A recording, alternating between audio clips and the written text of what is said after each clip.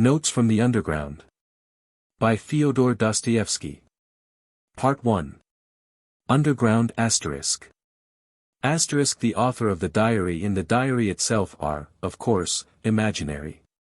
Nevertheless, it is clear that such persons as the writer of these notes not only may, but positively must, exist in our society, when we consider the circumstances in the midst of which our society is formed.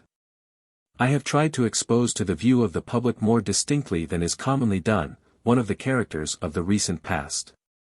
He is one of the representatives of a generation still living.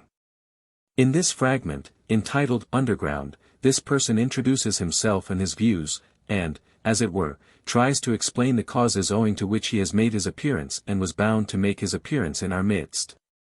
In the second fragment there are added the actual notes of this person concerning certain events in his life. Author's note. I am a sick man. I am a spiteful man. I am an unattractive man. I believe my liver is diseased. However, I know nothing at all about my disease, and do not know for certain what ails me. I don't consult a doctor for it, and never have, though I have a respect for medicine and doctors. Besides, I am extremely superstitious, sufficiently so to respect medicine. Anyway, I am well educated enough not to be superstitious, but I am superstitious. No, I refuse to consult a doctor from spite. That you probably will not understand. Well, I understand it, though. Of course, I can't explain who it is precisely that I am mortifying in this case by my spite. I am perfectly well aware that I cannot pay out the doctors by not consulting them. I know better than anyone that by all this I am only injuring myself and no one else. But still, if I don't consult a doctor it is from spite. My liver is bad, well, let it get worse. I have been going on like that for a long time, 20 years. Now I am 40. I used to be in the government service, but am no longer. I was a spiteful official. I was rude and took pleasure in being so. I did not take bribes, you see, so I was bound to find a recompense in that, at least. A poor jest, but I will not scratch it out. I wrote it thinking it would sound very witty, but now that I have seen myself that I only wanted to show off in a despicable way, I will not scratch it out on purpose. When petitioners used to come for information to the table at which I sat, I used to grind my teeth at them, and felt intense enjoyment when I succeeded in making anybody unhappy. I almost did succeed. For the most part they were all timid people, of course, they were petitioners. But of the uppish ones there was one officer in particular I could not endure. He simply would not be humble, and clanked his sword in a disgusting way. I carried on a feud with him for 18 months over that sword. At last I got the better of him. He left off clanking it. That happened in my youth, though. But do you know, gentlemen, what was the chief point about my spite? Why, the whole point, the real sting of it lay in the fact that continually, even in the moment of the acutest spleen, I was inwardly conscious with shame that I was not only not a spiteful but not even an embittered man. That I was simply scaring sparrows at random and amusing myself by it. I might foam at the mouth, but bring me a doll to play with, give me a cup of tea with sugar in it, and maybe I should be appeased. I might even be genuinely touched, though probably I should grind my teeth at myself afterwards and lie awake at night with shame for months after. That was my way. I was lying when I said just now that I was a spiteful official. I was lying from spite. I was simply amusing myself with the petitioners and with the officer, and in reality I never could become spiteful. I was conscious every moment in myself of many, very many elements absolutely opposite to that. I felt them positively swarming in me, these opposite elements. I knew that they had been swarming in me all my life and craving some outlet from me, but I would not let them, purposely would not let them come out. They tormented me till I was ashamed. They drove me to convulsions and sickened me, at last, how they sickened me. Now, are not you fancying, gentlemen, that I am expressing remorse for something now, that I am asking your forgiveness for something? I am sure you are fancying that. However, I assure you I do not care if you are. It was not only that I could not become spiteful, I did not know how to become anything. Neither spiteful nor kind, neither a rascal nor an honest man, neither a hero nor an insect. Now, I am living out my life in my corner, taunting myself with the spiteful and useless consolation that an intelligent man cannot become anything seriously, and it is only the fool who becomes anything. Yes, a man in the 19th century must and morally ought to be preeminently a characterless creature. A man of character, an active man is preeminently a limited creature. That is my conviction of 40 years. I am 40 years old now, and you know 40 years is a whole lifetime, you know it is extreme old age. To live longer than 40 years is bad manners, is vulgar, immoral. Who does live beyond 40? Answer that, sincerely and honestly I will tell you who do, fools and worthless fellows. I tell all old men that to their face, all these venerable old men, all these silver-haired and reverend seniors. I tell the whole world that to its face. I have a right to say so, for I shall go on living to 60 myself. To 70. To 80. Stay, let me take breath. You imagine no doubt, gentlemen, that I want to amuse you. You are mistaken in that, too. I am by no means such a mirthful person as you imagine, or as you may imagine, however, irritated by all this babble, and I feel that you are irritated, you think fit to ask me who I am, then my answer is, I am a collegiate assessor. I was in the service that I might have something to eat, and solely for that reason, and when last year a distant relation left me 6,000 rubles in his will I immediately retired from the service and settled down in my corner. I used to live in this corner before, but now I have settled down in it. My room is a wretched, horrid one in the outskirts of the town. My servant is an old country woman, ill-natured from stupidity, and, moreover, there is always a nasty smell about her. I am told that the Petersburg climate is bad for me, and that with my small means it is very expensive to live in Petersburg. I know all that better than all these sage and experienced counselors and monitors. But I am remaining in Petersburg, I am not going away from Petersburg. I am not going away because, Why, it is absolutely no matter whether I am going away or not going away. But what can a decent man speak of with most pleasure? Answer, of himself. Well, so I will talk about myself. 2. I want now to tell you, gentlemen, whether you care to hear it or not, why I could not even become an insect. I tell you solemnly, that I have many times tried to become an insect. But I was not equal even to that. I swear, gentlemen, that to be too conscious is an illness, a real thoroughgoing illness. For man's everyday needs, it would have been quite enough to have the ordinary human consciousness, that is, half or a quarter of the amount which falls to the lot of a cultivated man of our unhappy 19th century. Especially one who has the fatal ill luck to inhabit Petersburg, the most theoretical and intentional town on the whole terrestrial globe. There are intentional and unintentional towns. It would have been quite enough, for instance, to have the consciousness by which all so-called direct persons and men of action live. I bet you think I am writing all this from affectation, to be witty at the expense of men of action, and what is more, that from ill-bred affectation, I am clanking a sword like my officer. But, gentlemen, whoever can pride himself on his diseases and even swagger over them? Though, after all, everyone does do that, people do pride themselves on their diseases, and I do, maybe, more than anyone. We will not dispute it. My contention was absurd.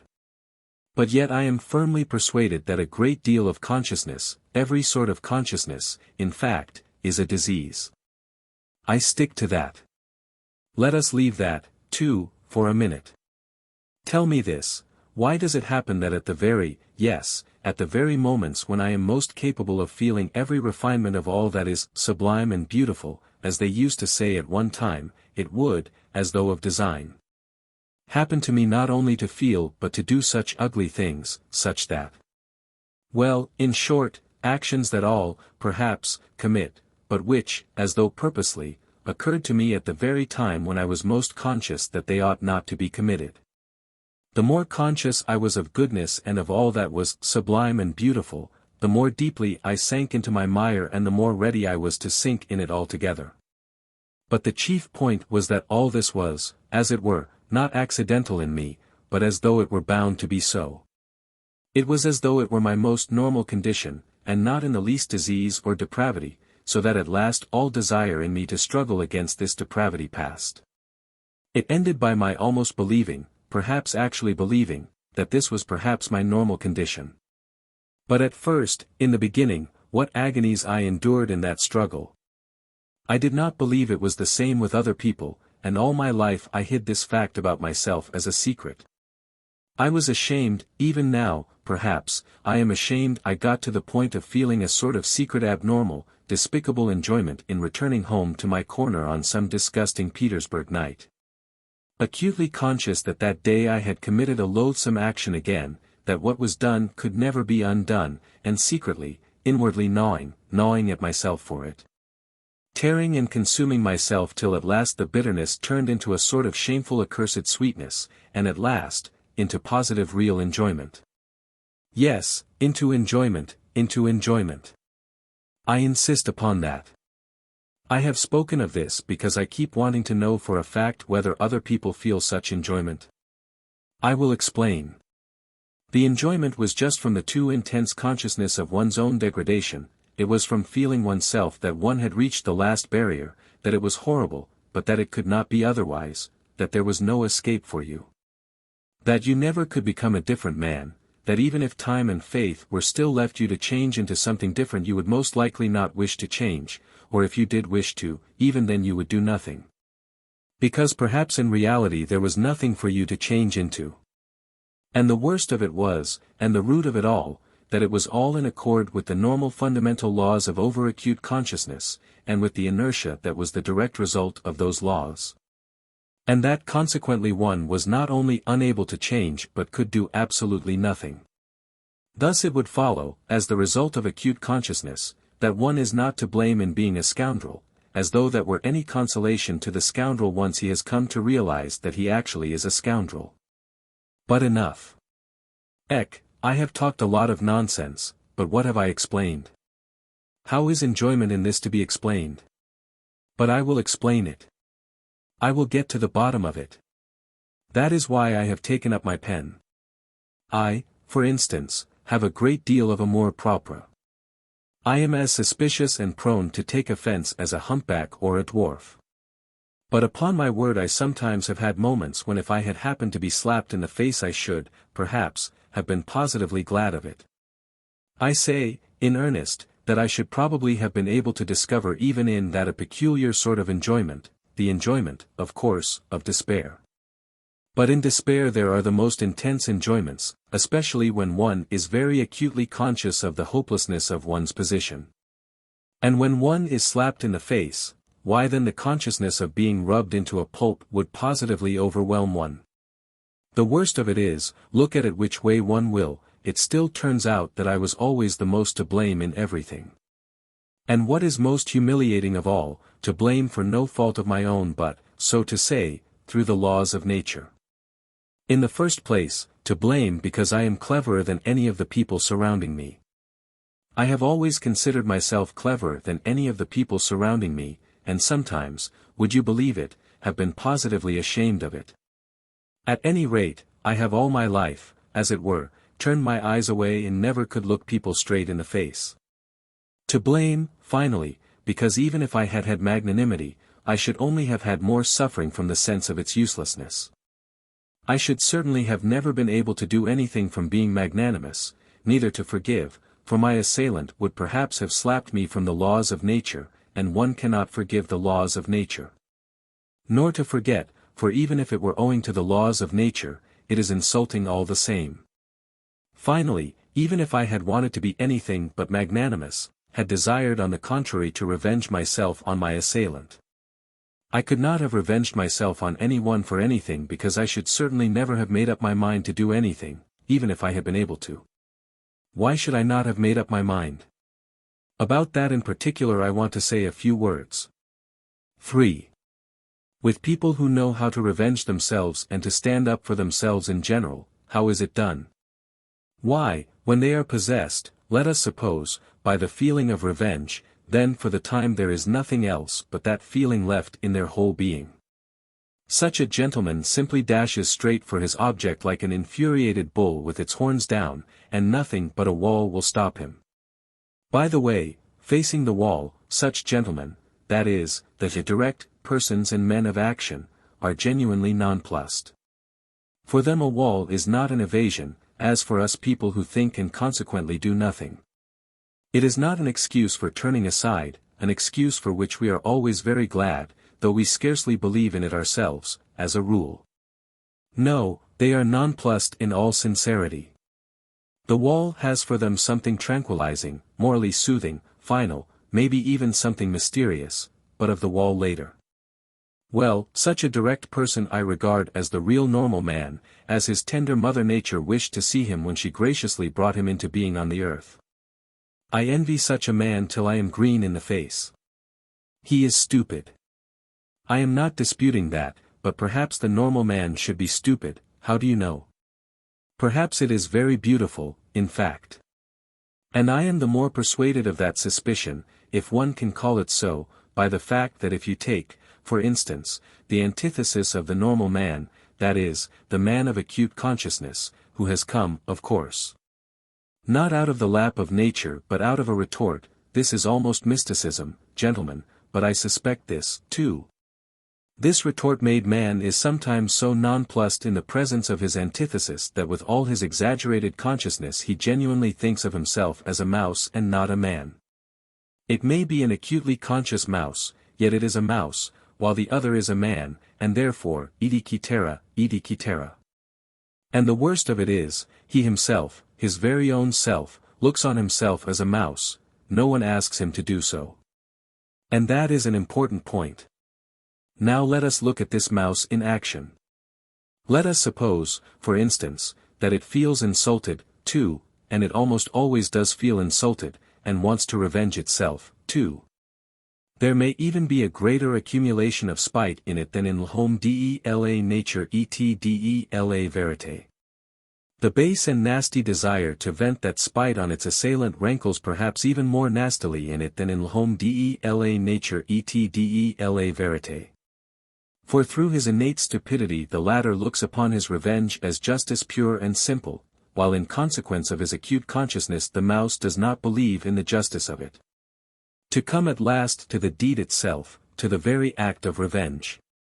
Apart from the one fundamental nastiness the luckless mouse succeeds in creating around it so many other nastinesses in the form of doubts and questions.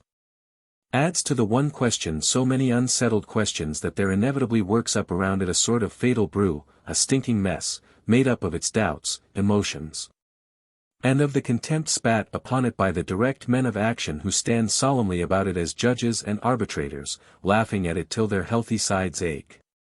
Of course the only thing left for it is to dismiss all that with a wave of its paw, and, with a smile of assumed contempt in which it does not even itself believe, creep ignominiously into its mouse-hole.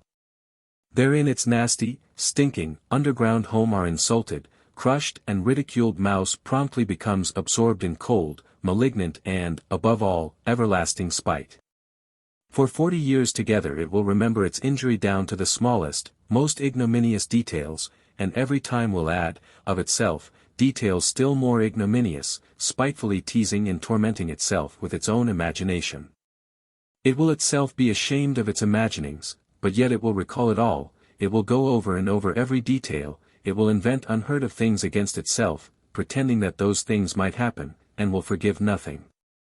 Maybe it will begin to revenge itself, too, but, as it were, piecemeal, in trivial ways, from behind the stove, incognito, without believing either in its own right to vengeance, or in the success of its revenge. Knowing that from all its efforts at revenge it will suffer 100 times more than he on whom it revenges itself, while he, I dare say, will not even scratch himself. On its deathbed it will recall it all over again, with interest accumulated over all the year's end. But it is just in that cold, abominable half-despair, half-belief, in that conscious burying oneself alive for grief in the underworld for 40 years, in that acutely recognized and yet partly doubtful hopelessness of one's position. In that hell of unsatisfied desires turned inward, in that fever of oscillations, of resolutions determined for ever and repented of again a minute later, that the savor of that strange enjoyment of which I have spoken lies. It is so subtle, so difficult of analysis, that persons who are a little limited, or even simply persons of strong nerves, will not understand a single atom of it. Possibly, you will add on your own account with a grin, people will not understand it either who have never received a slap in the face, and in that way you will politely hint to me that I, too, perhaps, have had the experience of a slap in the face in my life, and so I speak as one who knows. I bet that you are thinking that. But set your minds at rest, gentlemen, I have not received a slap in the face, though it is absolutely a matter of indifference to me what you may think about it. Possibly, I even regret, myself, that I have given so few slaps in the face during my life. But enough. Not another word on that subject of such extreme interest to you. I will continue calmly concerning persons with strong nerves who do not understand a certain refinement of enjoyment. Though in certain circumstances these gentlemen bellow their loudest like bulls, though this, let us suppose, does them the greatest credit, yet, as I have said already, confronted with the impossible they subside at once. The impossible means the stone wall. What stone wall? Why, of course, the laws of nature, the deductions of natural science, mathematics. As soon as they prove to you, for instance, that you are descended from a monkey, then it is no use scowling, accept it for a fact. When they prove to you that in reality one drop of your own fat must be dearer to you than 100,000 of your fellow creatures, and that this conclusion is the final solution of all so-called virtues and duties and all such prejudices and fancies, then you have just to accept it, there is no help for it, for twice two is a law of mathematics. Just try refuting it. Upon my word, they will shout at you, it is no use protesting, it is a case of twice two makes four.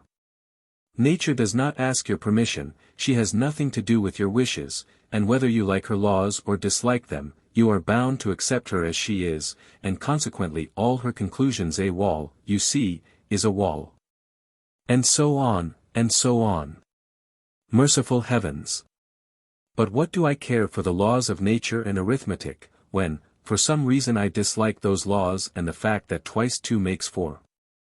Of course I cannot break through the wall by battering my head against it if I really have not the strength to knock it down, but I am not going to be reconciled to it simply because it is a stone wall and I have not the strength. As though such a stone wall really were a consolation, and really did contain some word of conciliation, simply because it is as true as twice two makes four. Oh, absurdity of absurdities! How much better it is to understand it all, to recognize it all the impossibilities and the stone wall, not to be reconciled to one of those impossibilities and stone walls if it disgusts you to be reconciled to it. By the way of the most inevitable, logical combinations to reach the most revolting conclusions on the everlasting theme, that even for the stone wall you are yourself somehow to blame. Though again it is as clear as day you are not to blame in the least, and therefore grinding your teeth in silent impotence to sink into luxurious inertia, brooding on the fact that there is no one even for you to feel vindictive against. That you have not, and perhaps never will have, an object for your spite, that it is a sleight of hand, a bit of juggling, a card sharper's trick, that it is simply a mess, no knowing what and no knowing who. But in spite of all these uncertainties and jugglings, still there is an ache in you, and the more you do not know, the worse the ache. 4. Ha, ha, ha. You will be finding enjoyment in toothache next, you cry, with a laugh. Well, even in toothache there is enjoyment, I answer. I had toothache for a whole month and I know there is. In that case, of course, people are not spiteful in silence, but moan, but they are not candid moans, they are malignant moans, and the malignancy is the whole point. The enjoyment of the sufferer finds expression in those moans. If he did not feel enjoyment in them he would not moan. It is a good example, gentlemen, and I will develop it. Those moans express in the first place all the aimlessness of your pain, which is so humiliating to your consciousness. The whole legal system of nature on which you spit disdainfully, of course, but from which you suffer all the same while she does not. They express the consciousness that you have no enemy to punish, but that you have pain. The consciousness that in spite of all possible Wagenheims you are in complete slavery to your teeth, that if someone wishes it, your teeth will leave off aching, and if he does not, they will go on aching another 3 months. And that finally if you are still contumacious and still protest, all that is left you for your own gratification is to thrash yourself or beat your wall with your fist as hard as you can, and absolutely nothing more. Well, these mortal insults, these jeers on the part of someone unknown, end at last in an enjoyment which sometimes reaches the highest degree of voluptuousness. I ask you, gentlemen, listen sometimes to the moans of an educated man of the 19th century suffering from toothache, on the 2nd or 3rd day of the attack, when he is beginning to moan, not as he moaned on the first day, that is. Not simply because he has toothache, not just as any coarse peasant, but as a man affected by progress and European civilization, a man who is divorced from the soil and the national elements, as they express it nowadays. His moans become nasty, disgustingly malignant, and go on for whole days and nights. And of course he knows himself that he is doing himself no sort of good with his moans. He knows better than anyone that he is only lacerating and harassing himself and others for nothing. He knows that even the audience before whom he is making his efforts, and his whole family, listen to him with loathing, do not put a ha'porth of faith in him, and inwardly understand that he might moan differently, more simply, without trills and flourishes, and that he is only amusing himself like that from ill humor, from malignancy. Well, in all these recognitions and disgraces it is that there lies a voluptuous pleasure. As though he would say, I am worrying you, I am lacerating your hearts, I am keeping everyone in the house awake.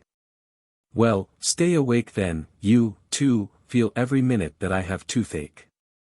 I am not a hero to you now, as I tried to seem before, but simply a nasty person, an impostor.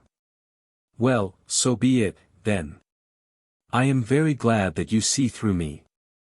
It is nasty for you to hear my despicable moans, well, let it be nasty, here I will let you have a nastier flourish in a minute.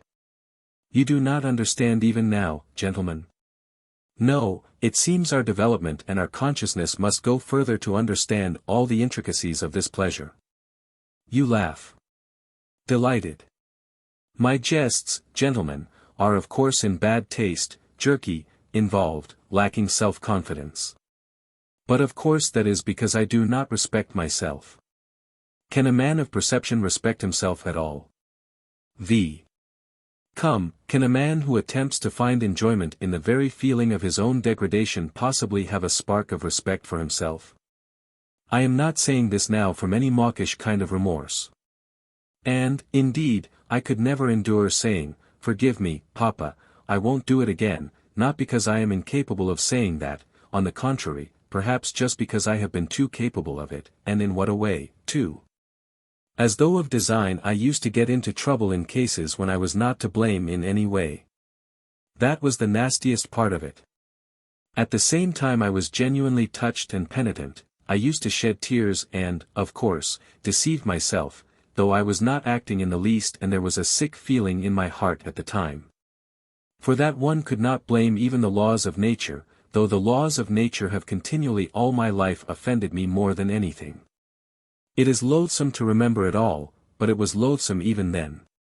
Of course, a minute or so later I would realize wrathfully that it was all a lie, a revolting lie, an affected lie, that is, all this penitence, this emotion, these vows of reform. You will ask why did I worry myself with such antics? Answer, because it was very dull to sit with one's hands folded, and so one began cutting capers. That is really it. Observe yourselves more carefully, gentlemen, then you will understand that it is so. I invented adventures for myself and made up a life, so as at least to live in some way. How many times it has happened to me, well, for instance, to take offense simply on purpose, for nothing, and one knows oneself, of course, that one is offended at nothing. That one is putting it on, but yet one brings oneself at last to the point of being really offended. All my life I have had an impulse to play such pranks, so that in the end I could not control it in myself. Another time, Twice, in fact, I tried hard to be in love. I suffered, too, gentlemen, I assure you. In the depth of my heart there was no faith in my suffering, only a faint stir of mockery, but yet I did suffer, and in the real, orthodox way. I was jealous, beside myself, and it was all from ennui, gentlemen, all from ennui, inertia overcame me. You know the direct, legitimate fruit of consciousness is inertia, that is, conscious sitting with the hands folded. I have referred to this already. I repeat with emphasis, all direct persons and men of action are active just because they are stupid and limited. How explain that? I will tell you, in consequence of their limitation they take immediate and secondary causes for primary ones. And in that way persuade themselves more quickly and easily than other people do that they have found an infallible foundation for their activity, and their minds are at ease, and you know that is the chief thing. To begin to act, you know, you must first have your mind completely at ease and no trace of doubt left in it. Why, how am I, for example, to set my mind at rest? Where are the primary causes on which I am to build? Where are my foundations? Where am I to get them from? I exercise myself in reflection, and consequently with me every primary cause at once draws after itself another still more primary, and so on to infinity. That is just the essence of every sort of consciousness and reflection. It must be a case of the laws of nature again. What is the result of it in the end? Why, just the same. Remember I spoke just now of vengeance. I am sure you did not take it in. I said that a man revenges himself because he sees justice in it. Therefore he has found a primary cause, that is, justice. And so he is at rest on all sides, and consequently he carries out his revenge calmly and successfully, being persuaded that he is doing a just and honest thing. But I see no justice in it, I find no sort of virtue in it either, and consequently if I attempt to revenge myself, it is only out of spite. Spite, of course, might overcome everything, all my doubts, and so might serve quite successfully in place of a primary cause, precisely because it is not a cause. But what is to be done if I have not even spite? I began with that just now, you know. In consequence again of those accursed laws of consciousness, anger in me is subject to chemical disintegration. You look into it, the object flies off into air, your reasons evaporate, the criminal is not to be found, the wrong becomes not a wrong but a phantom, something like the toothache, for which no one is to blame. And consequently there is only the same outlet left again, that is, to beat the wall as hard as you can. So you give it up with a wave of the hand because you have not found a fundamental cause. And try letting yourself be carried away by your feelings, blindly, without reflection, without a primary cause, repelling consciousness at least for a time. Hate or love, if only not to sit with your hands folded. The day after tomorrow, at the latest, you will begin despising yourself for having knowingly deceived yourself. Result, a soap bubble and inertia. Oh, gentlemen, do you know, perhaps I consider myself an intelligent man, only because all my life I have been able neither to begin nor to finish anything. Granted I am a babbler, a harmless vexatious babbler, like all of us.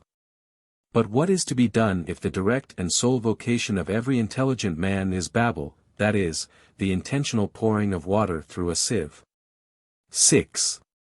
Oh, if I had done nothing simply from laziness. Heavens, how I should have respected myself, then. I should have respected myself because I should at least have been capable of being lazy. There would at least have been one quality, as it were, positive in me, in which I could have believed myself. Question, what is he? Answer, a sluggard. How very pleasant it would have been to hear that of oneself. It would mean that I was positively defined, it would mean that there was something to say about me. Sluggard, why, it is a calling and vocation, it is a career. Do not jest, it is so. I should then be a member of the best club by right, and should find my occupation in continually respecting myself. I knew a gentleman who prided himself all his life on being a connoisseur of Lafitte. He considered this as his positive virtue, and never doubted himself. He died, not simply with a tranquil, but with a triumphant conscience, and he was quite right, too. Then I should have chosen a career for myself, I should have been a sluggard and a glutton, not a simple one, but, for instance, one with sympathies for everything sublime and beautiful. How do you like that? I have long had visions of it. That, sublime and beautiful, weighs heavily on my mind at 40, but that is at 40, then it would have been different. I should have found for myself a form of activity in keeping with it, to be precise, drinking to the health of everything sublime and beautiful. I should have snatched at every opportunity to drop a tear into my glass and then to drain it to all that is sublime and beautiful. I should then have turned everything into the sublime and the beautiful. In the nastiest, unquestionable trash, I should have sought out the sublime and the beautiful. I should have exuded tears like a wet sponge. An artist, for instance, paints a picture worthy of Gay. At once I drink to the health of the artist who painted the picture worthy of Gay, because I love all that is sublime and beautiful. An author has written as you will, at once I drink to the health of anyone you will, because I love all that is sublime and beautiful. I should claim respect for doing so. I should persecute anyone who would not show me respect. I should live at ease, I should die with dignity. Why, it is charming, perfectly charming. And what a good round belly I should have grown, what a treble chin I should have established, what a ruby nose I should have colored for myself, so that everyone would have said, looking at me, here is an asset. Here is something real and solid. And, say what you like, it is very agreeable to hear such remarks about oneself in this negative age. 7. But these are all golden dreams. Oh, tell me, who was it first announced, who was it first proclaimed, that man only does nasty things because he does not know his own interests? And that if he were enlightened, if his eyes were open to his real normal interests, man would at once cease to do nasty things, would at once become good and noble because, being enlightened and understanding his real advantage, he would see his own advantage in the good and nothing else, and we all know that not one man can, consciously, act against his own interests, consequently, so to say, through necessity, he would begin doing good. Oh, the babe! Oh, the pure, innocent child! Why, in the first place, when in all these thousands of years has there been a time when man has acted only from his own interest?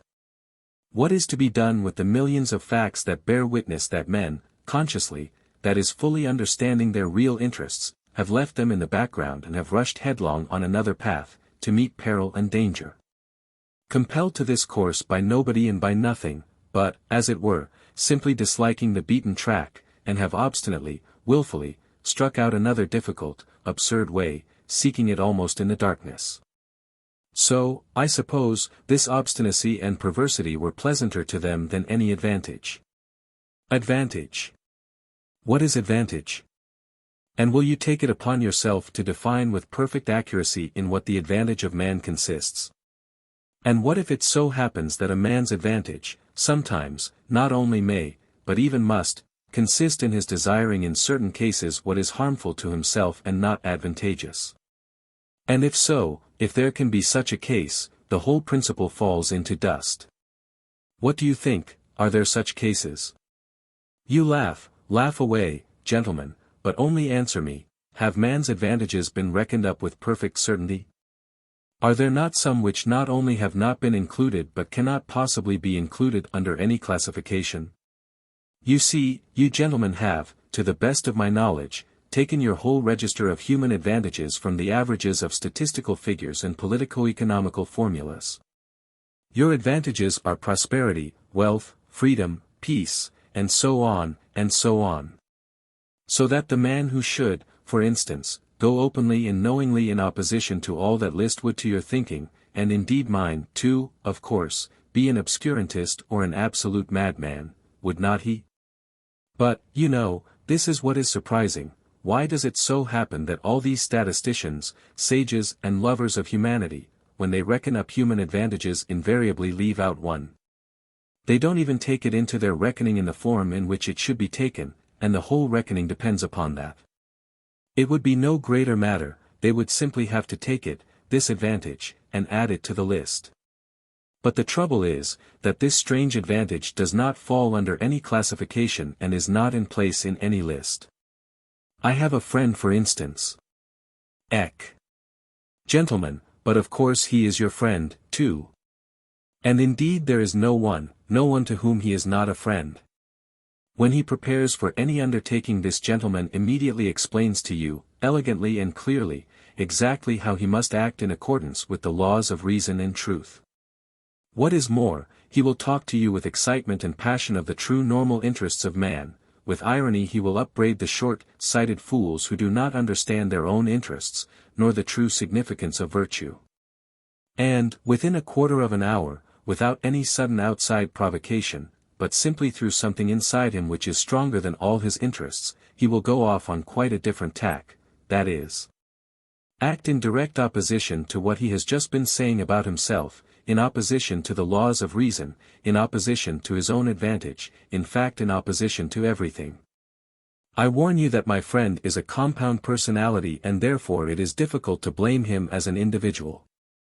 The fact is, gentlemen, it seems there must really exist something that is dearer to almost every man than his greatest advantages. Or, not to be illogical, there is a most advantageous advantage, the very one omitted of which we spoke just now, which is more important and more advantageous than all other advantages. For the sake of which a man if necessary is ready to act in opposition to all laws. That is, in opposition to reason, honor, peace, prosperity, in fact, in opposition to all those excellent and useful things if only he can attain that fundamental, most advantageous advantage which is dearer to him than all. Yes, but its advantage all the same, you will retort. But excuse me, I'll make the point clear, and it is not a case of playing upon words. What matters is, that this advantage is remarkable from the very fact that it breaks down all our classifications, and continually shatters every system constructed by lovers of mankind for the benefit of mankind. In fact, it upsets everything. But before I mention this advantage to you, I want to compromise myself personally, and therefore I boldly declare that all these fine systems, all these theories for explaining to mankind their real normal interests, in order that inevitably striving to pursue these interests they may at once become good and noble, are, in my opinion, so far, mere logical exercises. Yes, logical exercises. Why? To maintain this theory of the regeneration of mankind by means of the pursuit of his own advantage is to my mind almost the same thing as to affirm, for instance, following Buckle, that through civilization mankind becomes softer, and consequently less bloodthirsty and less fitted for warfare. Logically it does seem to follow from his arguments. But man has such a predilection for systems and abstract deductions that he is ready to distort the truth intentionally, he is ready to deny the evidence of his senses only to justify his logic. I take this example because it is the most glaring instance of it. Only look about you, blood is being spilt in streams, and in the merriest way, as though it were champagne. Take the whole of the 19th century in which Buckle lived. Take Napoleon, the great and also the present one. Take North America, the eternal Union. Take the farce of Schleswig-Holstein. And what is it that civilization softens in us? The only gain of civilization for mankind is the greater capacity for variety of sensations, and absolutely nothing more. And through the development of this many-sidedness man may come to finding enjoyment in bloodshed. In fact, this has already happened to him. Have you noticed that it is the most civilized gentlemen who have been the subtlest slaughterers, to whom the Attilas and Stenka Razins could not hold a candle? And if they are not so conspicuous as the Attilas and Stenka Razins, it is simply because they are so often met with, are so ordinary and have become so familiar to us. In any case civilization has made mankind if not more bloodthirsty, at least more vilely, more loathsomely bloodthirsty. In old days he saw justice in bloodshed and with his conscience at peace exterminated those he thought proper. Now we do think bloodshed abominable and yet we engage in this abomination, and with more energy than ever. Which is worse? Decide that for yourselves. They say that Cleopatra, excuse an instance from Roman history, was fond of sticking gold pins into her slave girls' breasts and derived gratification from their screams and writhings. You will say that that was in the comparatively barbarous times. That these are barbarous times too, because also, comparatively speaking, pins are stuck in even now. That though man has now learned to see more clearly than in barbarous ages, he is still far from having learnt to act as reason and science would dictate. But yet you are fully convinced that he will be sure to learn when he gets rid of certain old bad habits, and when common sense and science have completely re-educated human nature and turned it in a normal direction. You are confident that then man will cease from intentional error and will, so to say, be compelled not to want to set his will against his normal interests. That is not all. Then, you say, science itself will teach man, though to my mind it's a superfluous luxury, that he never has really had any caprice or will of his own, and that he himself is something of the nature of a piano key or the stop of an organ. And that there are, besides, things called the laws of nature. So that everything he does is not done by his willing it, but is done of itself, by the laws of nature. Consequently we have only to discover these laws of nature, and man will no longer have to answer for his actions and life will become exceedingly easy for him. All human actions will then, of course, be tabulated according to these laws, mathematically, like tables of logarithms up to 108,000, and entered in an index. Or, better still, there would be published certain edifying works of the nature of encyclopedic lexicons, in which everything will be so clearly calculated and explained that there will be no more incidents or adventures in the world. Then, this is all what you say, new economic relations will be established, all ready-made and worked out with mathematical exactitude, so that every possible question will vanish in the twinkling of an eye. Simply because every possible answer to it will be provided. Then the palace of crystal will be built. Then. In fact, those will be halcyon days. Of course there is no guaranteeing, this is my comment, that it will not be, for instance, frightfully dull then, for what will one have to do when everything will be calculated and tabulated? But on the other hand everything will be extraordinarily rational. Of course boredom may lead you to anything. It is boredom sets one sticking golden pins into people, but all that would not matter. What is bad, this is my comment again, is that I dare say people will be thankful for the gold pins then.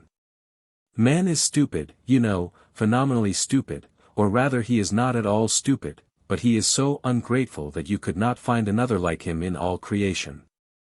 I, for instance, would not be in the least surprised if all of a sudden, apropos of nothing, in the midst of general prosperity a gentleman with an ignoble, or rather with a reactionary and ironical, countenance were to arise and, putting his arms akimbo, say to us all, I say, gentlemen, hadn't we better kick over the whole show and scatter rationalism to the winds, simply to send these logarithms to the devil?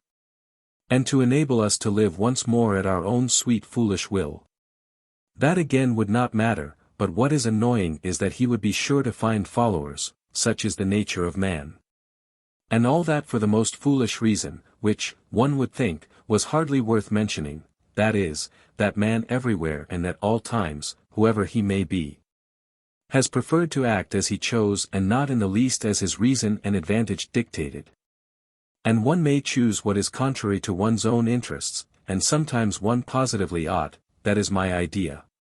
One's own free unfettered choice, one's own caprice, however wild it may be, one's own fancy worked up at times to frenzy, is that very most advantageous advantage, which we have overlooked.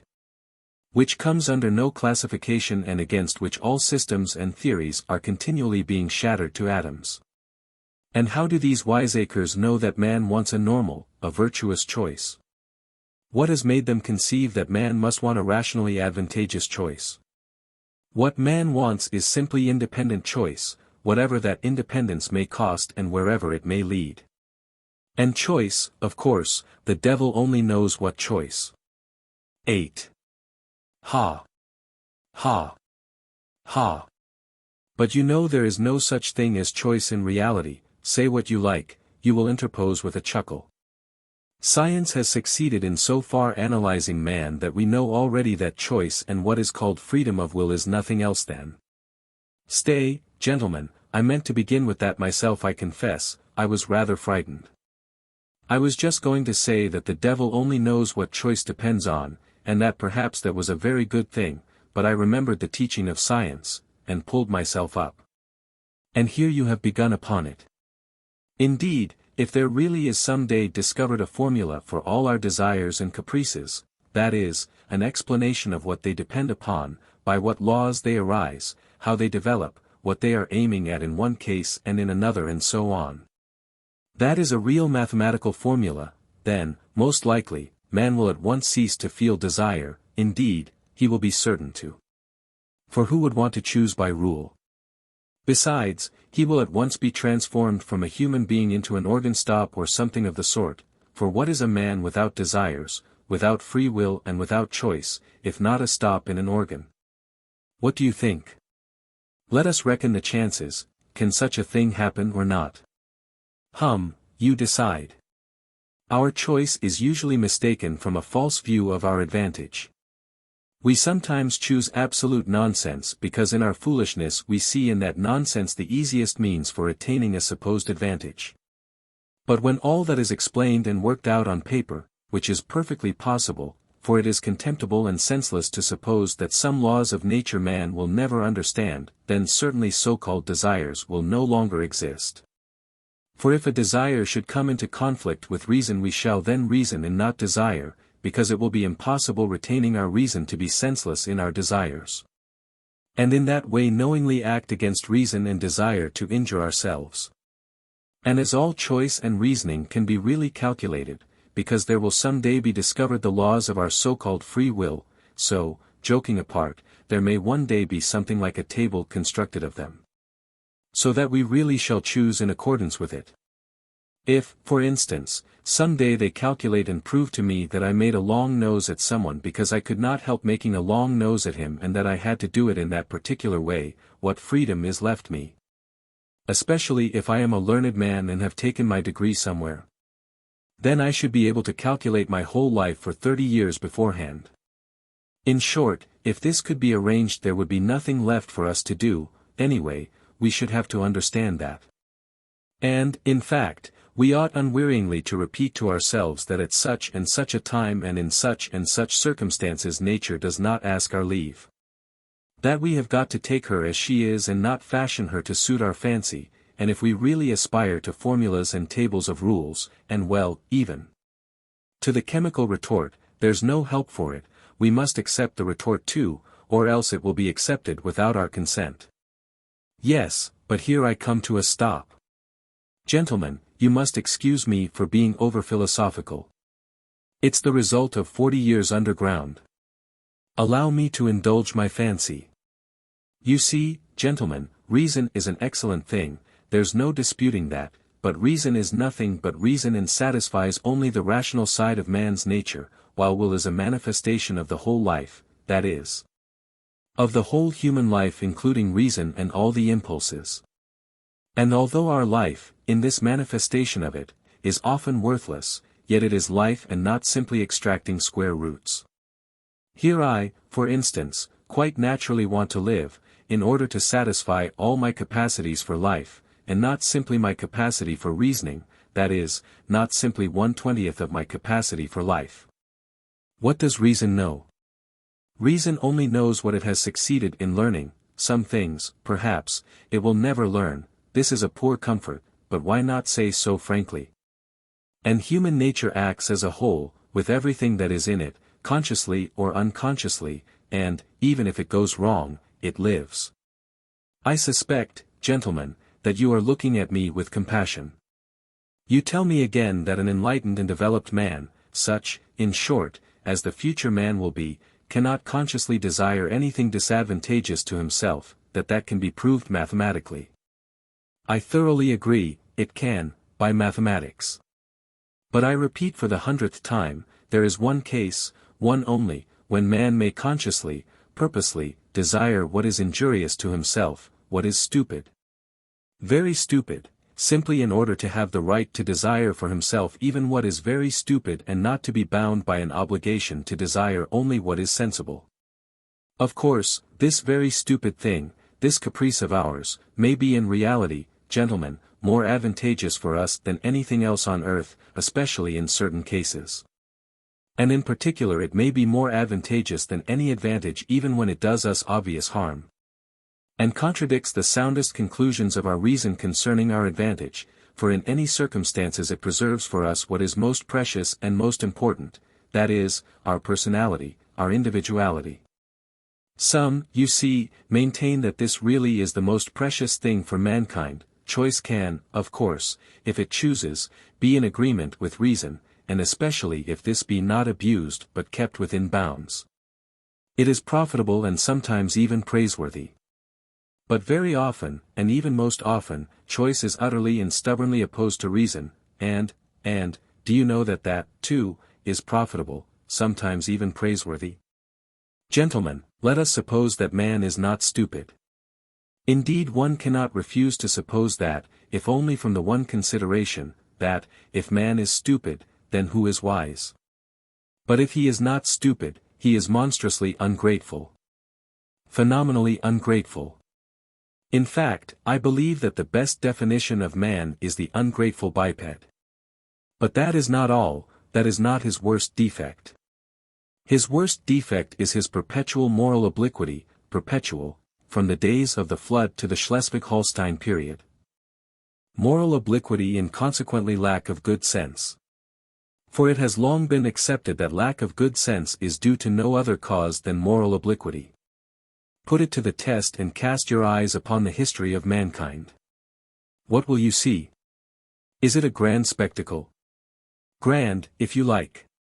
Take the Colossus of Rhodes, for instance, that's worth something.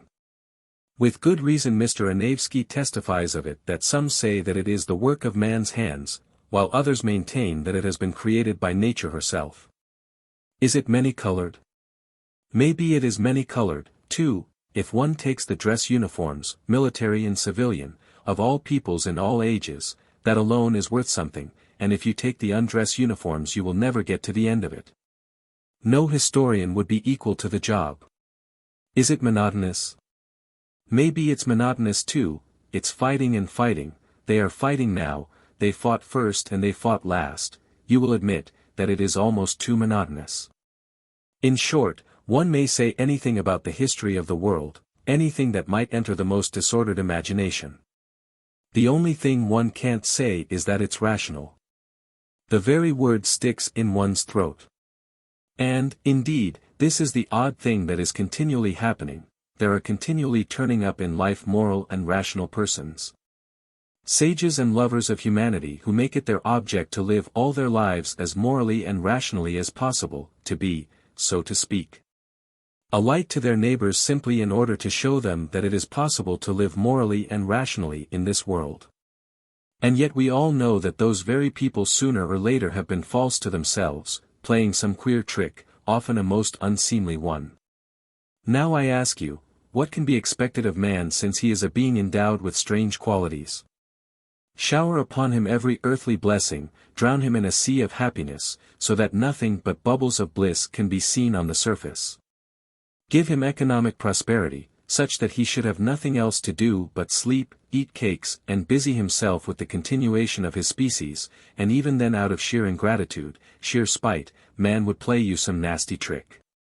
He would even risk his cakes and would deliberately desire the most fatal rubbish, the most uneconomical absurdity, simply to introduce into all this positive good sense his fatal fantastic element. It is just his fantastic dreams, his vulgar folly that he will desire to retain, simply in order to prove to himself, as though that were so necessary, that men still are men and not the keys of a piano, which the laws of nature threaten to control so completely that soon one will be able to desire nothing but by the calendar. And that is not all, even if man really were nothing but a piano key, even if this were proved to him by natural science and mathematics, even then he would not become reasonable, but would purposely do something perverse out of simple ingratitude, simply to gain his point. And if he does not find means he will contrive destruction and chaos, will contrive sufferings of all sorts, only to gain his point. He will launch a curse upon the world, and as only man can curse, it is his privilege, the primary distinction between him and other animals, may be by his curse alone he will attain his object, that is, convince himself that he is a man and not a piano key. If you say that all this, too, can be calculated and tabulated, chaos and darkness and curses, so that the mere possibility of calculating it all beforehand would stop it all, and reason would reassert itself, then man would purposely go mad in order to be rid of reason and gain his point. I believe in it, I answer for it, for the whole work of man really seems to consist in nothing but proving to himself every minute that he is a man and not a piano key. It may be at the cost of his skin, it may be by cannibalism. And this being so, can one help being tempted to rejoice that it has not yet come off, and that desire still depends on something we don't know? You will scream at me, that is, if you condescend to do so, that no one is touching my free will, that all they are concerned with is that my will should of itself, of its own free will, coincide with my own normal interests, with the laws of nature and arithmetic.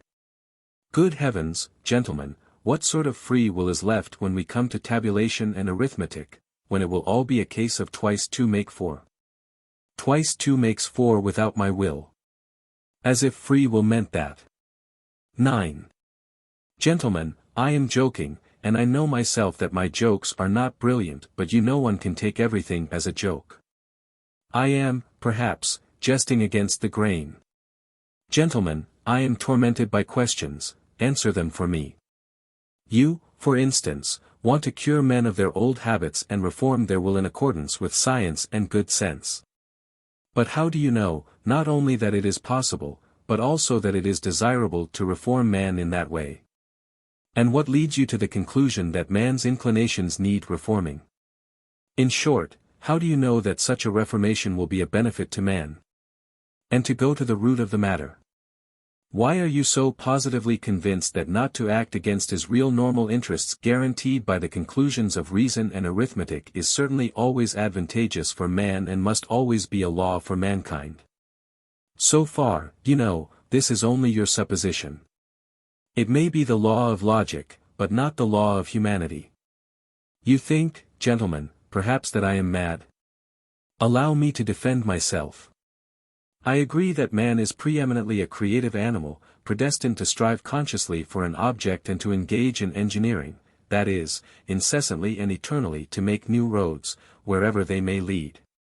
But the reason why he wants sometimes to go off at a tangent may just be that he is predestined to make the road, and perhaps, too, that however stupid the direct, practical man may be, the thought sometimes will occur to him that the road almost always does lead somewhere, and that the destination it leads to is less important than the process of making it. And that the chief thing is to save the well-conducted child from despising engineering, and so giving way to the fatal idleness, which, as we all know, is the mother of all the vices. Man likes to make roads and to create, that is a fact beyond dispute. But why has he such a passionate love for destruction and chaos also? Tell me that. But on that point I want to say a couple of words myself. May it not be that he loves chaos and destruction, there can be no disputing that he does sometimes love it, because he is instinctively afraid of attaining his object and completing the edifice he is constructing. Who knows, perhaps he only loves that edifice from a distance, and is by no means in love with it at close quarters. Perhaps he only loves building it and does not want to live in it, but will leave it, when completed, for the use of les animaux domestiques, such as the ants, the sheep, and so on. Now the ants have quite a different taste. They have a marvelous edifice of that pattern which endures forever, the ant heap. With the ant heap the respectable race of ants began, and with the ant heap they will probably end, which does the greatest credit to their perseverance and good sense. But man is a frivolous and incongruous creature, and perhaps, like a chess player, loves the process of the game, not the end of it. And who knows, there is no saying with certainty, perhaps the only goal on earth to which mankind is striving lies in this incessant process of attaining, in other words, in life itself, and not in the thing to be attained, which must always be expressed as a formula, as positive as twice 2 makes 4, and such positiveness is not life, gentlemen, but is the beginning of death. Anyway, man has always been afraid of this mathematical certainty, and I am afraid of it now. Granted that man does nothing but seek that mathematical certainty, he traverses oceans, sacrifices his life in the quest, but to succeed, really to find it, dreads, I assure you. He feels that when he has found it there will be nothing for him to look for. When workmen have finished their work they do at least receive their pay, they go to the tavern, then they are taken to the police station, and there is occupation for a week. But where can man go? Anyway, one can observe a certain awkwardness about him when he has attained such objects. He loves the process of attaining, but does not quite like to have attained, and that, of course, is very absurd. In fact, man is a comical creature. There seems to be a kind of jest in it all. But yet mathematical certainty is after all, something insufferable. Twice 2 makes 4 seems to me simply a piece of insolence. Twice 2 makes 4 is a pert coxcomb who stands with arms akimbo barring your path and spitting. I admit that twice 2 makes 4 is an excellent thing, but if we are to give everything its due, twice 2 makes 5 is sometimes a very charming thing too. And why are you so firmly, so triumphantly, convinced that only the normal and the positive, in other words, only what is conducive to welfare, is for the advantage of man? Is not reason in error as regards advantage? Does not man, perhaps, love something besides well-being? Perhaps he is just as fond of suffering. Perhaps suffering is just as great a benefit to him as well-being. Man is sometimes extraordinarily, passionately, in love with suffering, and that is a fact. There is no need to appeal to universal history to prove that, only ask yourself, if you are a man and have lived at all. As far as my personal opinion is concerned, to care only for well-being seems to me positively ill-bred. Whether it's good or bad, it is sometimes very pleasant, too, to smash things. I hold no brief for suffering nor for well-being either. I am standing for my caprice, and for its being guaranteed to me when necessary. Suffering would be out of place in vaudevilles, for instance, I know that. In the Palace of Crystal it is unthinkable. Suffering means doubt, negation, and what would be the good of a palace of crystal, if there could be any doubt about it? And yet I think man will never renounce real suffering, that is, destruction and chaos. Why, suffering is the sole origin of consciousness. Though I did lay it down at the beginning that consciousness is the greatest misfortune for man, yet I know man prizes it and would not give it up for any satisfaction. Consciousness, for instance, is infinitely superior to twice 2 makes 4. Once you have mathematical certainty there is nothing left to do or to understand. There will be nothing left but to bottle up your 5 senses and plunge into contemplation. While if you stick to consciousness, even though the same result is attained, you can at least flog yourself at times, and that will, at any rate, liven you up. Reactionary as it is, corporal punishment is better than nothing. X. You believe in a palace of crystal that can never be destroyed, a palace at which one will not be able to put out one's tongue or make a long nose on the sly. And perhaps that is just why I am afraid of this edifice, that it is of crystal and can never be destroyed and that one cannot put one's tongue out at it even on the sly. You see, if it were not a palace, but a henhouse, I might creep into it to avoid getting wet, and yet I would not call the henhouse a palace out of gratitude to it for keeping me dry. You laugh and say that in such circumstances a henhouse is as good as a mansion. Yes, I answer, if one had to live simply to keep out of the rain. But what is to be done if I have taken it into my head that that is not the only object in life, and that if one must live one had better live in a mansion? That is my choice, my desire. You will only eradicate it when you have changed my preference. Well, do change it, allure me with something else, give me another ideal. But meanwhile I will not take a henhouse for a mansion. The palace of crystal may be an idle dream, it may be that it is inconsistent with the laws of nature and that I have invented it only through my own stupidity, through the old-fashioned irrational habits of my generation. But what does it matter to me that it is inconsistent? That makes no difference since it exists in my desires, or rather exists as long as my desires exist. Perhaps you are laughing again. Laugh away. I will put up with any mockery rather than pretend that I am satisfied when I am hungry.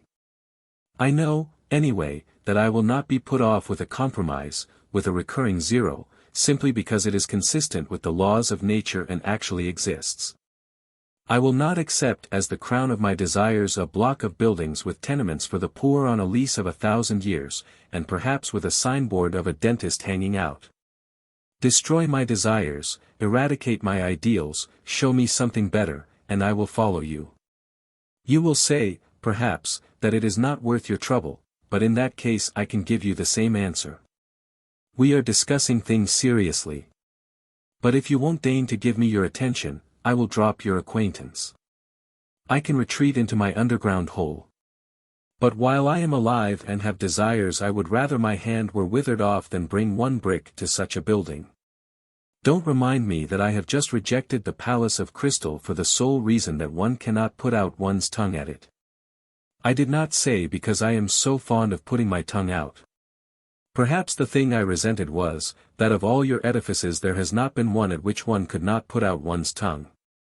On the contrary, I would let my tongue be cut off out of gratitude if things could be so arranged that I should lose all desire to put it out. It is not my fault that things cannot be so arranged, and that one must be satisfied with model flats. Then why am I made with such desires? Can I have been constructed simply in order to come to the conclusion that all my construction is a cheat? Can this be my whole purpose? I do not believe it. But do you know what? I am convinced that we underground folk ought to be kept on a curb. Though we may sit 40 years underground without speaking, when we do come out into the light of day and break out we talk and talk and talk. 11. The long and the short of it is, gentlemen, that it is better to do nothing. Better conscious inertia. And so hurrah for underground. Though I have said that I envy the normal man to the last drop of my bile, yet I should not care to be in his place such as he is now, though I shall not cease envying him. No, anyway the underground life is more advantageous. There, at any rate, one can. Oh, but even now I am lying. I am lying because I know myself that it is not underground that is better, but something different, quite different, for which I am thirsting, but which I cannot find. Damn underground! I will tell you another thing that would be better, and that is, if I myself believed in anything of what I have just written. I swear to you, gentlemen, there is not one thing, not one word of what I have written that I really believe. That is, I believe it, perhaps, but at the same time I feel and suspect that I am lying like a cobbler. Then why have you written all this, you will say to me. I ought to put you underground for 40 years without anything to do and then come to you in your cellar, to find out what stage you have reached. How can a man be left with nothing to do for 40 years? Isn't that shameful, isn't that humiliating, you will say, perhaps, wagging your heads contemptuously. You thirst for life and try to settle the problems of life by a logical tangle. And how persistent, how insolent are your sallies, and at the same time what a scare you are in. You talk nonsense and are pleased with it, you say impudent things and are in continual alarm and apologizing for them. You declare that you are afraid of nothing and at the same time try to ingratiate yourself in our good opinion. You declare that you are gnashing your teeth and at the same time you try to be witty so as to amuse us. You know that your witticisms are not witty, but you are evidently well satisfied with their literary value. You may, perhaps, have really suffered, but you have no respect for your own suffering. You may have sincerity, but you have no modesty. Out of the pettiest vanity you expose your sincerity to publicity and ignominy. You doubtlessly mean to say something, but hide your last word through fear, because you have not the resolution to utter it, and only have a cowardly impudence. You boast of consciousness, but you are not sure of your ground, for though your mind works, yet your heart is darkened and corrupt, and you cannot have a full, genuine consciousness without a pure heart. And how intrusive you are, how you insist and grimace. Lies, lies, lies. Of course I have myself made up all the things you say. That, too, is from underground. I have been for 40 years listening to you through a crack under the floor. I have invented them myself, there was nothing else I could invent. It is no wonder that I have learned it by heart and it has taken a literary form. But can you really be so credulous as to think that I will print all this and give it to you to read too? And another problem, why do I call you, gentlemen, why do I address you as though you really were my readers? Such confessions as I intend to make are never printed nor given to other people to read. Anyway, I am not strong-minded enough for that, and I don't see why I should be. But you see, a fancy has occurred to me and I want to realize it at all costs. Let me explain. Every man has reminiscences which he would not tell to everyone, but only to his friends. He has other matters in his mind which he would not reveal even to his friends, but only to himself, and that in secret. But there are other things which a man is afraid to tell even to himself, and every decent man has a number of such things stored away in his mind. The more decent he is, the greater the number of such things in his mind. Anyway, I have only lately determined to remember some of my early adventures. Till now I have always avoided them, even with a certain uneasiness. Now, when I am not only recalling them, but have actually decided to write an account of them, I want to try the experiment whether one can, even with oneself, be perfectly open and not take fright at the whole truth. I will observe, in parenthesis, that Heine says that a true autobiography is almost an impossibility, and that man is bound to lie about himself. He considers that Rousseau certainly told lies about himself in his Confessions, and even intentionally lied, out of vanity. I am convinced that Heine is right. I quite understand how sometimes one may, out of sheer vanity, attribute regular crimes to oneself, and indeed I can very well conceive that kind of vanity. But Heine judged of people who made their confessions to the public. I write only for myself, and I wish to declare once and for all that if I write as though I were addressing readers, that is simply because it is easier for me to write in that form. It is a form, an empty form, I shall never have readers. I have made this plain already. I don't wish to be hampered by any restrictions in the compilation of my notes. I shall not attempt any system or method. I will jot things down as I remember them. But here, perhaps, someone will catch at the word and ask me, if you really don't reckon on readers, why do you make such compacts with yourself, and on paper too, that is, that you won't attempt any system or method? That you jot things down as you remember them, and so on, and so on. Why are you explaining? Why do you apologize? Well, there it is, I answer. There is a whole psychology in all this, though. Perhaps it is simply that I am a coward. And perhaps that I purposely imagine an audience before me in order that I may be more dignified while I write. There are perhaps thousands of reasons. Again, what is my object precisely in writing? If it is not for the benefit of the public, why should I not simply recall these incidents in my own mind without putting them on paper? Quite so, but yet it is more imposing on paper. There is something more impressive in it. I shall be better able to criticize myself and improve my style. Besides, I shall perhaps obtain actual relief from writing. Today, for instance, I am particularly oppressed by one memory of a distant past. It came back vividly to my mind a few days ago, and has remained haunting me like an annoying tune that one cannot get rid of. And yet I must get rid of it somehow. I have hundreds of such reminiscences. But at times some one stands out from the hundred and oppresses me. For some reason I believe that if I write it down I should get rid of it. Why not try? Besides, I am bored, and I never have anything to do. Writing will be a sort of work. They say work makes man kind-hearted and honest. Well, here is a chance for me, anyway. Snow is falling today, yellow and dingy. It fell yesterday, too, and a few days ago. I fancy it is the wet snow that has reminded me of that incident which I cannot shake off now. And so let it be a story à propos of the falling snow. Part 2. A propos of the wet snow. When from dark error's subjugation my words of passionate exhortation had wrenched thy fainting spirit free, And writhing prone in thine affliction, thou didst recall with malediction the vice that had encompassed thee. And when thy slumbering conscience, fretting by recollection's torturing flame, thou didst reveal the hideous setting of thy life's current air, I came. When suddenly I saw thee sicken, and weeping, hide thine anguished face. Revolted, maddened, horror-stricken at memories of foul disgrace. Nekrasov. Translated by Juliet Soskis. At that time I was only 24. My life was even then gloomy, ill-regulated, and as solitary as that of a savage. I made friends with no one and positively avoided talking, and buried myself more and more in my hole. At work in the office I never looked at anyone, and was perfectly well aware that my companions looked upon me, not only as a queer fellow, but even looked upon me, I always fancied this, with a sort of loathing. I sometimes wondered why it was that nobody except me fancied that he was looked upon with aversion.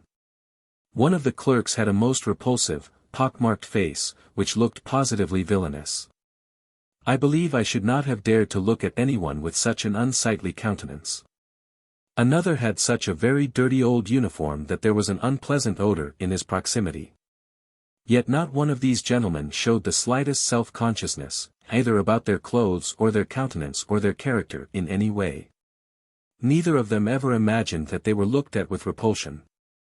If they had imagined it they would not have minded, so long as their superiors did not look at them in that way.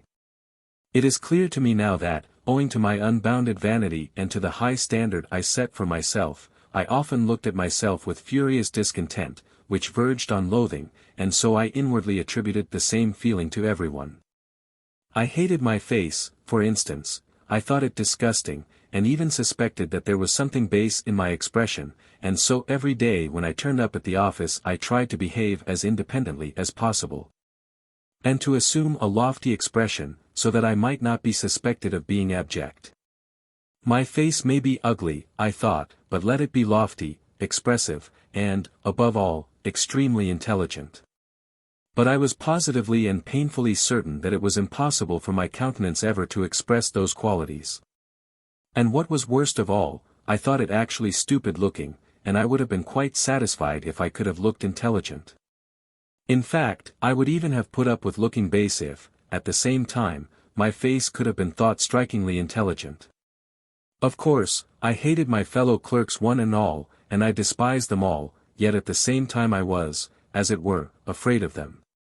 In fact, it happened at times that I thought more highly of them than of myself. It somehow happened quite suddenly that I alternated between despising them and thinking them superior to myself. A cultivated and decent man cannot be vain without setting a fearfully high standard for himself, and without despising and almost hating himself at certain moments. But whether I despised them or thought them superior, I dropped my eyes almost every time I met anyone. I even made experiments whether I could face so-and-so's looking at me, and I was always the first to drop my eyes. This worried me to distraction. I had a sickly dread, too, of being ridiculous, and so had a slavish passion for the conventional in everything external. I loved to fall into the common rut, and had a wholehearted terror of any kind of eccentricity in myself. But how could I live up to it? I was morbidly sensitive as a man of our age should be. They were all stupid, and as like one another as so many sheep. Perhaps I was the only one in the office who fancied that I was a coward and a slave, and I fancied it just because I was more highly developed. But it was not only that I fancied it, it really was so. I was a coward and a slave. I say this without the slightest embarrassment. Every decent man of our age must be a coward and a slave. That is his normal condition. Of that I am firmly persuaded.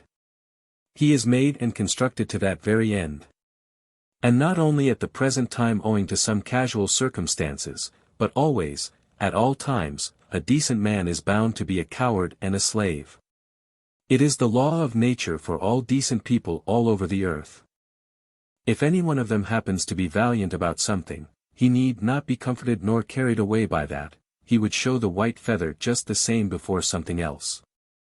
That is how it invariably and inevitably ends. Only donkeys and mules are valiant, and they only till they are pushed up to the wall. It is not worth while to pay attention to them, for they really are of no consequence. Another circumstance, too, worried me in those days, that there was no one like me and I was unlike anyone else. I am alone and they are everyone, I thought, and pondered. From that it is evident that I was still a youngster. The very opposite sometimes happened. It was loathsome sometimes to go to the office, things reached such a point that I often came home ill. But all at once, apropos of nothing, there would come a phase of skepticism and indifference. Everything happened in phases to me, and I would laugh myself at my intolerance and fastidiousness. I would reproach myself with being romantic. At one time I was unwilling to speak to anyone, while at other times I would not only talk, but go to the length of contemplating making friends with them. All my fastidiousness would suddenly, for no rhyme or reason, vanish. Who knows, perhaps I never had really had it, and it had simply been affected, and got out of books. I have not decided that question even now. Once I quite made friends with them, visited their homes, played preference, drank vodka, talked of promotions. But here let me make a digression. We Russians, speaking generally, have never had those foolish transcendental romantics, German, and still more French, on whom nothing produces any effect. If there were an earthquake, if all France perished at the barricades, they would still be the same. They would not even have the decency to effect a change, but would still go on singing their transcendental songs to the hour of their death. Because they are fools. We, in Russia, have no fools, that is well known. That is what distinguishes us from foreign lands. Consequently these transcendental natures are not found amongst us in their pure form. The idea that they are is due to our realistic journalists and critics of that day, always on the lookout for Konstanz-Hoglos and Uncle Pyotr Ivaniches and foolishly accepting them as our ideal. They have slandered our romantics, taking them for the same transcendental sort as in Germany or France. On the contrary, the characteristics of our romantics are absolutely and directly opposed to the transcendental European type, and no European standard can be applied to them. Allow me to make use of this word romantic, an old-fashioned and much respected word which has done good service and is familiar to all. The characteristics of our romantic are to understand everything, to see everything and to see it often incomparably more clearly than our most realistic minds see it. To refuse to accept anyone or anything, but at the same time not to despise anything, to give way, to yield, from policy. Never to lose sight of a useful practical object, such as rent-free quarters at the government expense, pensions, decorations, to keep their eye on that object through all the enthusiasms and volumes of lyrical poems. And at the same time to preserve the sublime and the beautiful inviolate within them to the hour of their death, and to preserve themselves also, incidentally. Like some precious jewel wrapped in cotton wool, if only for the benefit of the sublime and the beautiful. Our romantic is a man of great breadth and the greatest rogue of all our rogues, I assure you. I can assure you from experience, indeed. Of course, that is, if he is intelligent. But what am I saying? The romantic is always intelligent, and I only meant to observe that although we have had foolish romantics they don't count, and they were only so because in the flower of their youth they degenerated into Germans. And to preserve their precious jewel more comfortably, settled somewhere out there, by preference in Weimar or the Black Forest. I, for instance, genuinely despised my official work and did not openly abuse it simply because I was in it myself and got a salary for it. Anyway, take note, I did not openly abuse it. Our romantic would rather go out of his mind, a thing, however, which very rarely happens, than take to open abuse, unless he had some other career in view, and he is never kicked out. At most, they would take him to the lunatic asylum as the King of Spain, if he should go very mad. But it is only the thin, fair people who go out of their minds in Russia. Innumerable romantics attain later in life to considerable rank in the service.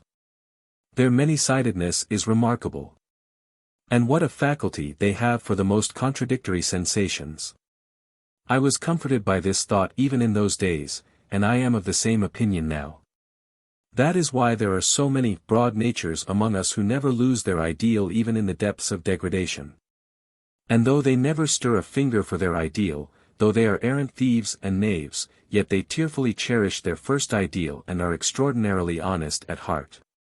Yes, it is only among us that the most incorrigible rogue can be absolutely and loftily honest at heart without in the least ceasing to be a rogue. I repeat, our romantics, frequently, become such accomplished rascals, I use the term rascals affectionately. Suddenly display such a sense of reality and practical knowledge that their bewildered superiors and the public generally can only ejaculate in amazement. Their many-sidedness is really amazing, and goodness knows what it may develop into later on, and what the future has in store for us. It is not a poor material. I do not say this from any foolish or boastful patriotism. But I feel sure that you are again imagining that I am joking. Or perhaps it's just the contrary and you are convinced that I really think so. Anyway, gentlemen, I shall welcome both views as an honor and a special favor. And do forgive my digression. I did not, of course, maintain friendly relations with my comrades and soon was at loggerheads with them, and in my youth and inexperience I even gave up bowing to them, as though I had cut off all relations. That, however, only happened to me once. As a rule, I was always alone. In the first place I spent most of my time at home, reading. I tried to stifle all that was continually seething within me by means of external impressions. And the only external means I had was reading. Reading, of course, was a great help, exciting me, giving me pleasure and pain. But at times it bored me fearfully. One longed for movement in spite of everything, and I plunged all at once into dark, underground, loathsome vice of the pettiest kind. My wretched passions were acute, smarting, from my continual, sickly irritability I had hysterical impulses, with tears and convulsions. I had no resource except reading, that is, there was nothing in my surroundings which I could respect and which attracted me. I was overwhelmed with depression, too. I had an hysterical craving for incongruity and for contrast, and so I took to vice. I have not said all this to justify myself. But, no. I am lying. I did want to justify myself. I make that little observation for my own benefit, gentlemen. I don't want to lie. I vowed to myself I would not. And so, furtively, timidly, in solitude, at night, I indulged in filthy vice, with a feeling of shame which never deserted me, even at the most loathsome moments, and which at such moments nearly made me curse. Already even then I had my underground world in my soul. I was fearfully afraid of being seen, of being met, of being recognized. I visited various obscure haunts. One night as I was passing a tavern I saw through a lighted window some gentlemen fighting with billiard cues, and saw one of them thrown out of the window. At other times I should have felt very much disgusted, but I was in such a mood at the time, that I actually envied the gentleman thrown out of the window, and I envied him so much that I even went into the tavern and into the billiard room. Perhaps, I thought, I'll have a fight, too, and they'll throw me out of the window. I was not drunk, but what is one to do? Depression will drive a man to such a pitch of hysteria. But nothing happened. It seemed that I was not even equal to being thrown out of the window and I went away without having my fight. An officer put me in my place from the first moment. I was standing by the billiard table and in my ignorance blocking up the way, and he wanted to pass. He took me by the shoulders and without a word, without a warning or explanation, moved me from where I was standing to another spot and passed by as though he had not noticed me. I could have forgiven blows, but I could not forgive his having moved me without noticing me. Devil knows what I would have given for a real regular quarrel, a more decent, a more literary one, so to speak. I had been treated like a fly. This officer was over 6 foot, while I was a spindly little fellow. But the quarrel was in my hands. I had only to protest and I certainly would have been thrown out of the window. But I changed my mind and preferred to beat a resentful retreat. I went out of the tavern straight home, confused and troubled, and the next night I went out again with the same lewd intentions, still more furtively, abjectly and miserably than before, as it were. With tears in my eyes, but still I did go out again. Don't imagine, though, it was cowardice made me slink away from the officer. I never have been a coward at heart, though I have always been a coward in action. Don't be in a hurry to laugh, I assure you I can explain it all. Oh, if only that officer had been one of the sort who would consent to fight a duel. But no, he was one of those gentlemen, alas, long extinct, who preferred fighting with cues or, like Gogol's Lieutenant Pirogov, appealing to the police. They did not fight duels and would have thought a duel with a civilian like me an utterly unseemly procedure in any case, and they looked upon the duel altogether as something impossible, something free-thinking in French. But they were quite ready to bully, especially when they were over 6 foot. I did not slink away through cowardice, but through an unbounded vanity. I was afraid not of his 6 foot, not of getting a sound thrashing and being thrown out of the window. I should have had physical courage enough, I assure you, but I had not the moral courage. What I was afraid of was that everyone present, from the insolent marker down to the lowest little stinking, pimply clerk in a greasy collar, would jeer at me and fail to understand when I began to protest and to address them in literary language. For of the point of honor, not of honor, but of the point of honor, point d'honneur, one cannot speak among us except in literary language. You can't allude to the point of honor in ordinary language. I was fully convinced, the sense of reality, in spite of all my romanticism. That they would all simply split their sides with laughter, and that the officer would not simply beat me, that is, without insulting me, but would certainly prod me in the back with his knee, kick me round the billiard table. And only then perhaps have pity and drop me out of the window. Of course, this trivial incident could not with me end in that. I often met that officer afterwards in the street and noticed him very carefully. I am not quite sure whether he recognized me, I imagine not, I judge from certain signs. But I stared at him with spite and hatred, and so it went on, for several years. My resentment grew even deeper with years. At first I began making stealthy inquiries about this officer. It was difficult for me to do so, for I knew no one. But one day I heard someone shout his surname in the street as I was following him at a distance, as though I were tied to him, and so I learnt his surname. Another time I followed him to his flat, and for 10 kopecks learned from the porter where he lived, on which story, whether he lived alone or with others, and so on, in fact, everything one could learn from a porter.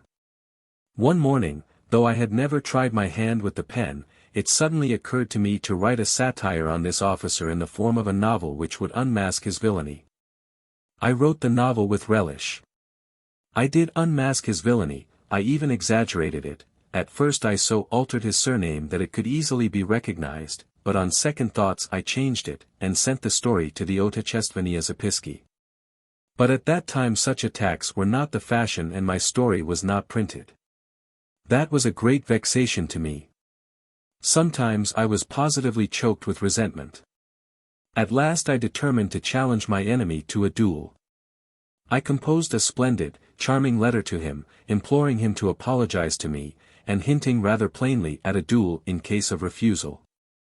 The letter was so composed that if the officer had had the least understanding of the sublime and the beautiful he would certainly have flung himself on my neck and have offered me his friendship. And how fine that would have been! How we should have got on together!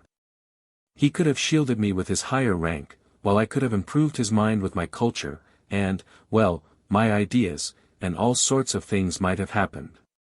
Only fancy, this was 2 years after his insult to me, and my challenge would have been a ridiculous anachronism, in spite of all the ingenuity of my letter in disguising and explaining away the anachronism. But, thank God, to this day I thank the Almighty with tears in my eyes, I did not send the letter to him. Cold shivers run down my back when I think of what might have happened if I had sent it. And all at once I revenged myself in the simplest way, by a stroke of genius. A brilliant thought suddenly dawned upon me. Sometimes on holidays I used to stroll along the sunny side of the Nevsky about 4 o'clock in the afternoon. Though it was hardly a stroll so much as a series of innumerable miseries, humiliations and resentments, but no doubt that was just what I wanted. I used to wriggle along in a most unseemly fashion, like an eel, continually moving aside to make way for generals, for officers of the guards and the hussars, or for ladies. At such minutes there used to be a convulsive twinge at my heart, and I used to feel hot all down my back at the mere thought of the wretchedness of my attire, of the wretchedness and abjectness of my little scurrying figure. This was a regular martyrdom, a continual, intolerable humiliation at the thought, which passed into an incessant and direct sensation, that I was a mere fly in the eyes of all this world, a nasty, disgusting fly, more intelligent, more highly developed, more refined in feeling than any of them, of course, but a fly that was continually making way for everyone, insulted and injured by everyone. Why I inflicted this torture upon myself, why I went to the Nevsky, I don't know. I felt simply drawn there at every possible opportunity. Already then I began to experience a rush of the enjoyment of which I spoke in the first chapter. After my affair with the officer I felt even more drawn there than before. It was on the Nevsky that I met him most frequently, there I could admire him. He, too, went there chiefly on holidays, he, too, turned out of his path for generals and persons of high rank, and he too, wriggled between them like an eel, but people, like me, or even better dressed than me, he simply walked over. He made straight for them as though there was nothing but empty space before him, and never, under any circumstances, turned aside. I gloated over my resentment watching him and, always resentfully made way for him. It exasperated me that even in the street I could not be on an even footing with him. Why must you invariably be the first to move aside? I kept asking myself in hysterical rage, waking up sometimes at 3 o'clock in the morning. Why is it you and not he? There's no regulation about it, there's no written law. Let the making way be equal as it usually is when refined people meet, he moves halfway and you move halfway, you pass with mutual respect. But that never happened, and I always moved aside, while he did not even notice my making way for him. And lo and behold a bright idea dawned upon me. What, I thought, if I meet him and don't move on one side? What if I don't move aside on purpose, even if I knock up against him? How would that be? This audacious idea took such a hold on me that it gave me no peace. I was dreaming of it continually, horribly, and I purposely went more frequently to the Nevsky in order to picture more vividly how I should do it when I did do it. I was delighted. This intention seemed to me more and more practical and possible. Of course I shall not really push him, I thought, already more good-natured in my joy. I will simply not turn aside, will run up against him, not very violently, but just shouldering each other, just as much as decency permits. I will push against him just as much as he pushes against me. At last I made up my mind completely. But my preparations took a great deal of time. To begin with, when I carried out my plan I should need to be looking rather more decent, and so I had to think of my get-up. In case of emergency, if, for instance, there were any sort of public scandal, and the public there is of the most recherché, the Countess walks there, Prince D. walks there, all the literary world is there, I must be well dressed. That inspires respect and of itself puts us on an equal footing in the eyes of the society. With this object I asked for some of my salary in advance, and bought at Churkin's a pair of black gloves and a decent hat. Black gloves seemed to me both more dignified and bon ton than the lemon-colored ones which I had contemplated at first. The color is too gaudy, it looks as though one were trying to be conspicuous, and I did not take the lemon-colored ones. I had got ready long beforehand a good shirt, with white bone studs, my overcoat was the only thing that held me back. The coat in itself was a very good one, it kept me warm. But it was wadded and it had a raccoon collar which was the height of vulgarity. I had to change the collar at any sacrifice, and to have a beaver one like an officer's. For this purpose I began visiting the Gostiny Dvor and after several attempts I pitched upon a piece of cheap German beaver. Though these German beavers soon grow shabby and look wretched, yet at first they look exceedingly well, and I only needed it for the occasion. I asked the price, even so, it was too expensive. After thinking it over thoroughly, I decided to sell my raccoon collar. The rest of the money, a considerable sum for me, I decided to borrow from Anton Antonich Syatochkin, my immediate superior, an unassuming person, though grave and judicious. He never lent money to anyone, but I had, on entering the service, been specially recommended to him by an important personage who had got me my berth. I was horribly worried. To borrow from Anton Antonich seemed to me monstrous and shameful. I did not sleep for 2 or 3 nights. Indeed, I did not sleep well at that time. I was in a fever, I had a vague sinking at my heart or else a sudden throbbing. Anton Antonich was surprised at first, then he frowned, then he reflected, and did after all lend me the money, receiving from me a written authorization to take from my salary a fortnight later the sum that he had lent me. In this way everything was at last ready. The handsome beaver replaced the mean-looking raccoon, and I began by degrees to get to work. It would never have done to act offhand, at random. The plan had to be carried out skillfully, by degrees. But I must confess that after many efforts I began to despair. We simply could not run into each other. I made every preparation, I was quite determined, it seemed as though we should run into one another directly, and before I knew what I was doing I had stepped aside for him again and he had passed without noticing me. I even prayed as I approached him that God would grant me determination. One time I had made up my mind thoroughly, but it ended in my stumbling and falling at his feet because at the very last instant when I was 6 inches from him my courage failed me. He very calmly stepped over me, while I flew on one side like a ball. That night I was ill again, feverish and delirious. And suddenly it ended most happily. The night before I had made up my mind not to carry out my fatal plan and to abandon it all, and with that object I went to the Nevsky for the last time, just to see how I would abandon it all.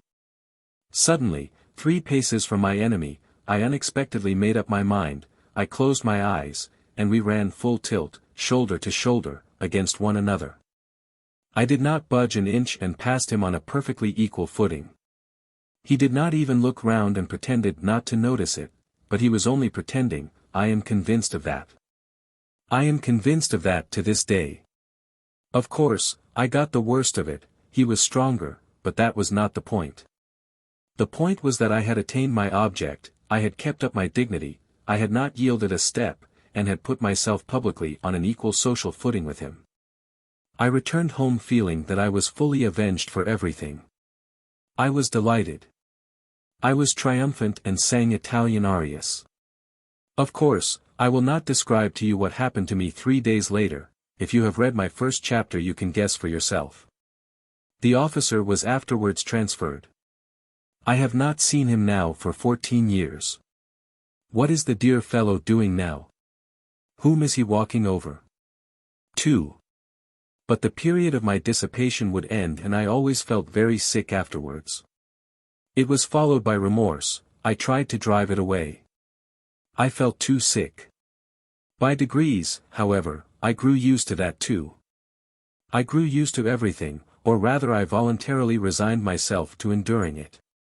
But I had a means of escape that reconciled everything, that was to find refuge in the sublime and the beautiful, in dreams, of course.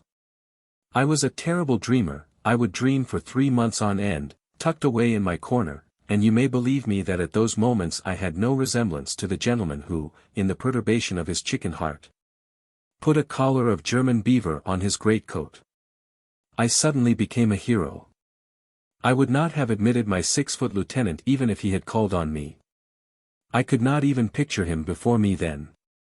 What were my dreams and how I could satisfy myself with them, it is hard to say now, but at the time I was satisfied with them. Though, indeed, even now, I am to some extent satisfied with them. Dreams were particularly sweet and vivid after a spell of dissipation. They came with remorse and with tears, with curses and transports. There were moments of such positive intoxication, of such happiness, that there was not the faintest trace of irony within me, on my honor. I had faith, hope, love. I believed blindly at such times that by some miracle, by some external circumstance, all this would suddenly open out, expand. That suddenly a vista of suitable activity, beneficent, good, and, above all, ready-made. What sort of activity I had no idea. But the great thing was that it should be all ready for me, would rise up before me, and I should come out into the light of day, almost riding a white horse and crowned with laurel. Anything but the foremost place I could not conceive for myself, and for that very reason I quite contentedly occupied the lowest in reality. Either to be a hero or to grovel in the mud, there was nothing between. That was my ruin, for when I was in the mud I comforted myself with the thought that at other times I was a hero, and the hero was a cloak for the mud. For an ordinary man it was shameful to defile himself. But a hero was too lofty to be utterly defiled, and so he might defile himself.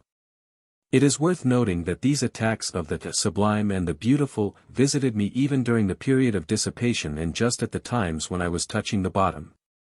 They came in separate spurts, as though reminding me of themselves, but did not banish the dissipation by their appearance.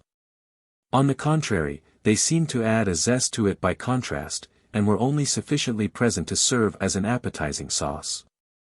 That sauce was made up of contradictions and sufferings, of agonizing inward analysis, and all these pangs and pinpricks gave a certain piquancy, even a significance to my dissipation, in fact, completely answered the purpose of an appetizing sauce. There was a certain depth of meaning in it. And I could hardly have resigned myself to the simple, vulgar, direct debauchery of a clerk and have endured all the filthiness of it. What could have allured me about it then and have drawn me at night into the street? No, I had a lofty way of getting out of it all. And what loving kindness, O Lord, what loving kindness I felt at times in those dreams of mine. In those flights into the sublime and the beautiful. Though it was fantastic love, though it was never applied to anything human in reality, yet there was so much of this love that one did not feel afterwards even the impulse to apply it in reality. That would have been superfluous. Everything, however, passed satisfactorily by a lazy and fascinating transition into the sphere of art, that is, into the beautiful forms of life, lying ready, largely stolen from the poets and novelists and adapted to all sorts of needs and uses.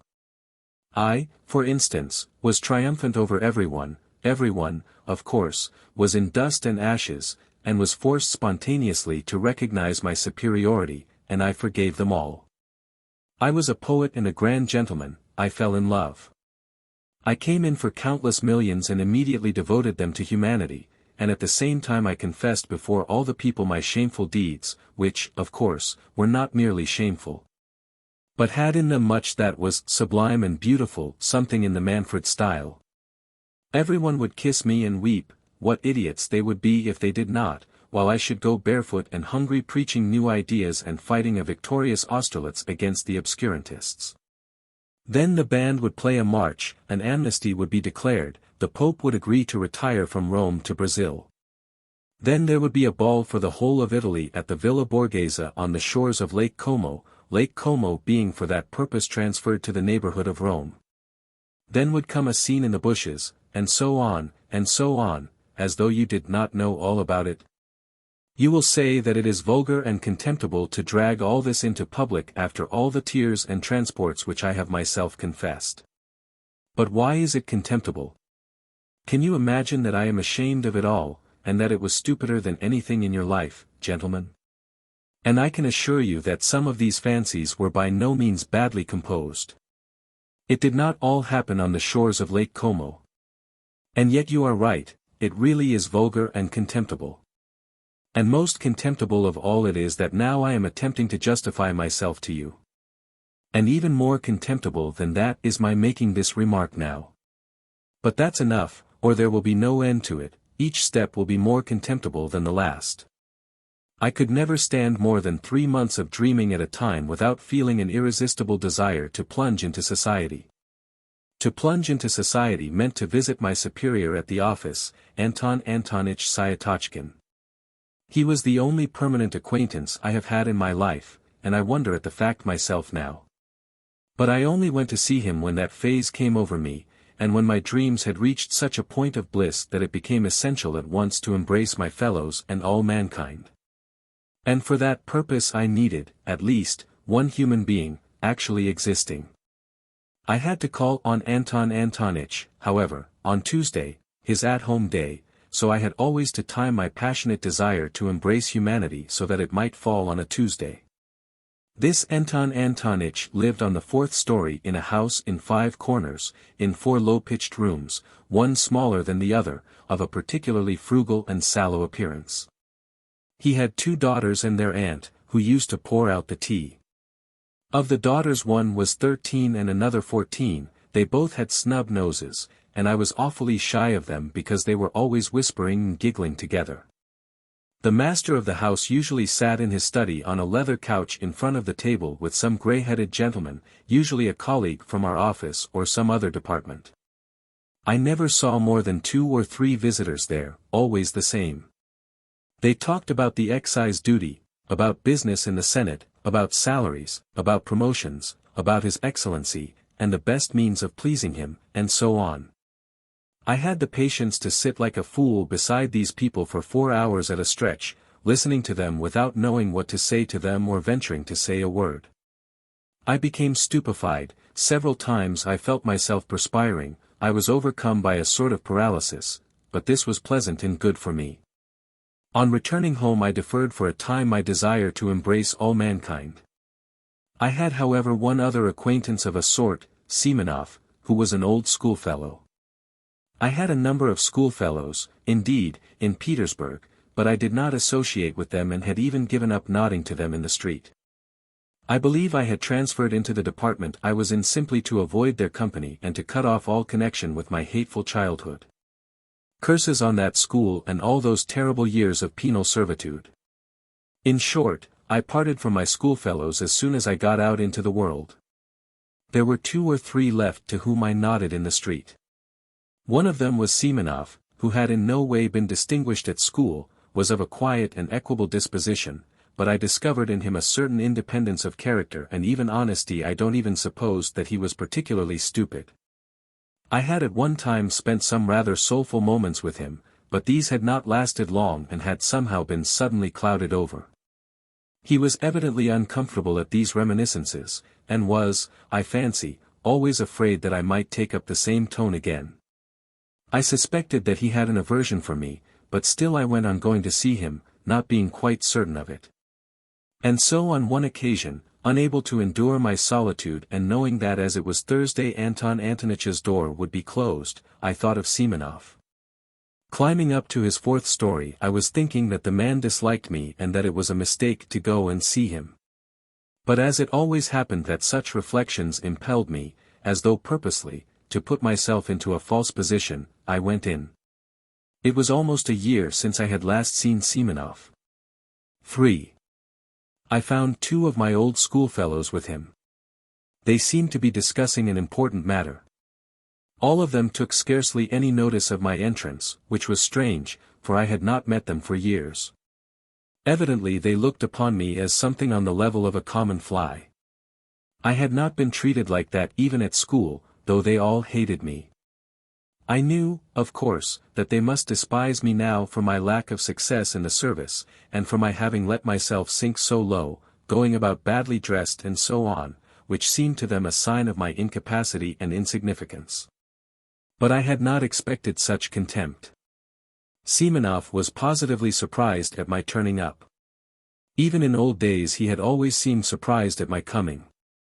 All this disconcerted me. I sat down, feeling rather miserable, and began listening to what they were saying. They were engaged in warm and earnest conversation about a farewell dinner which they wanted to arrange for the next day to a comrade of theirs called Zverkov, an officer in the army, who was going away to a distant province. This Zverkov had been all the time at school with me too. I had begun to hate him particularly in the upper forms. In the lower forms he had simply been a pretty, playful boy whom everybody liked. I had hated him, however, even in the lower forms, just because he was a pretty and playful boy. He was always bad at his lessons and got worse and worse as he went on. However, he left with a good certificate, as he had powerful interests. During his last year at school he came in for an estate of 200 serfs, and as almost all of us were poor he took up a swaggering tone among us. He was vulgar in the extreme, but at the same time he was a good-natured fellow, even in his swaggering. In spite of superficial, fantastic and sham notions of honor and dignity, all but very few of us positively grovelled before Zverkov, and the more so the more he swaggered. And it was not from any interested motive that they grovelled, but simply because he had been favoured by the gifts of nature. Moreover, it was, as it were, an accepted idea among us that Zverkov was a specialist in regard to tact and the social graces. This last fact particularly infuriated me. I hated the abrupt self-confident tone of his voice, his admiration of his own witticisms, which were often frightfully stupid, though he was bold in his language. I hated his handsome, but stupid face, for which I would, however, have gladly exchanged my intelligent one, and the free and easy military manners in fashion in the 40s. I hated the way in which he used to talk of his future conquests of women. He did not venture to begin his attack upon women until he had the epaulets of an officer, and was looking forward to them with impatience. And boasted of the duels he would constantly be fighting. I remember how I, invariably so taciturn, suddenly fastened upon Zverkov, when one day talking at a leisure moment with his schoolfellows of his future relations with the fair sex, and growing as sportive as a puppy in the sun. He all at once declared that he would not leave a single village girl on his estate unnoticed, that was his droit de seigneur, and that if the peasants dared to protest he would have them all flogged and double the tax on them. The bearded rascals. Our servile rabble applauded, but I attacked him, not from compassion for the girls and their fathers, but simply because they were applauding such an insect. I got the better of him on that occasion, but though Zverkov was stupid he was lively and impudent, and so laughed it off, and in such a way that my victory was not really complete, the laugh was on his side. He got the better of me on several occasions afterwards, but without malice, jestingly, casually. I remained angrily and contemptuously silent and would not answer him. When we left school he made advances to me. I did not rebuff them, for I was flattered, but we soon parted and quite naturally. Afterwards I heard of his barrack-room success as a lieutenant, and of the fast life he was leading. Then there came other rumors, of his successes in the service. By then he had taken to cutting me in the street, and I suspected that he was afraid of compromising himself by greeting a personage as insignificant as me. I saw him once in the theatre, in the third tier of boxes. By then he was wearing shoulder straps. He was twisting and twirling about, ingratiating himself with the daughters of an ancient general. In 3 years he had gone off considerably, though he was still rather handsome and adroit. One could see that by the time he was 30 he would be corpulent. So it was to this Zverkov that my schoolfellows were going to give a dinner on his departure. They had kept up with him for those 3 years, though privately they did not consider themselves on an equal footing with him, I am convinced of that. Of Semenov's 2 visitors, one was Ferfitchkin, a Russianized German, a little fellow with the face of a monkey, a blockhead who was always deriding everyone, a very bitter enemy of mine from our days in the lower forms, a vulgar, impudent, swaggering fellow, who affected a most sensitive feeling of personal honor, though, of course, he was a wretched little coward at heart. He was one of those worshippers of Zverkov who made up to the latter from interested motives, and often borrowed money from him. Semenov's other visitor, Tridolyubov, was a person in no way remarkable, a tall young fellow, in the army, with a cold face, fairly honest, though he worshipped success of every sort, and was only capable of thinking of promotion. He was some sort of distant relation of Zverkov's, and this, foolish as it seems, gave him a certain importance among us. He always thought me of no consequence whatever. His behavior to me, though not quite courteous, was tolerable. Well, with 7 rubles each, said Tridolyubov, 21 rubles between the 3 of us, we ought to be able to get a good dinner. Zverkov, of course, won't pay. Of course not, since we are inviting him, Semenov decided. Can you imagine, Ferfitchkin interrupted hotly and conceitedly, like some insolent flunky boasting of his master the general's decorations, can you imagine that Zverkov will let us pay alone? He will accept from delicacy, but he will order half a dozen bottles of champagne. Do we want half a dozen for the 4 of us, observed Tridolyubov, taking notice only of the half dozen. So the three of us, with Zverkov for the fourth, 21 rubles, at the Hotel de Paris at 5 o'clock tomorrow, Semenov, who had been asked to make the arrangements, concluded finally. How 21 rubles? I asked in some agitation, with a show of being offended. If you count me it will not be 21, but 28 rubles. It seemed to me that to invite myself so suddenly and unexpectedly would be positively graceful, and that they would all be conquered at once and would look at me with respect. Do you want to join, too? Semenov observed, with no appearance of pleasure, seeming to avoid looking at me. He knew me through and through. It infuriated me that he knew me so thoroughly. Why not? I am an old schoolfellow of his, too, I believe, and I must own I feel hurt that you have left me out, I said, boiling over again. And where were we to find you? Ferfitchkin put in roughly.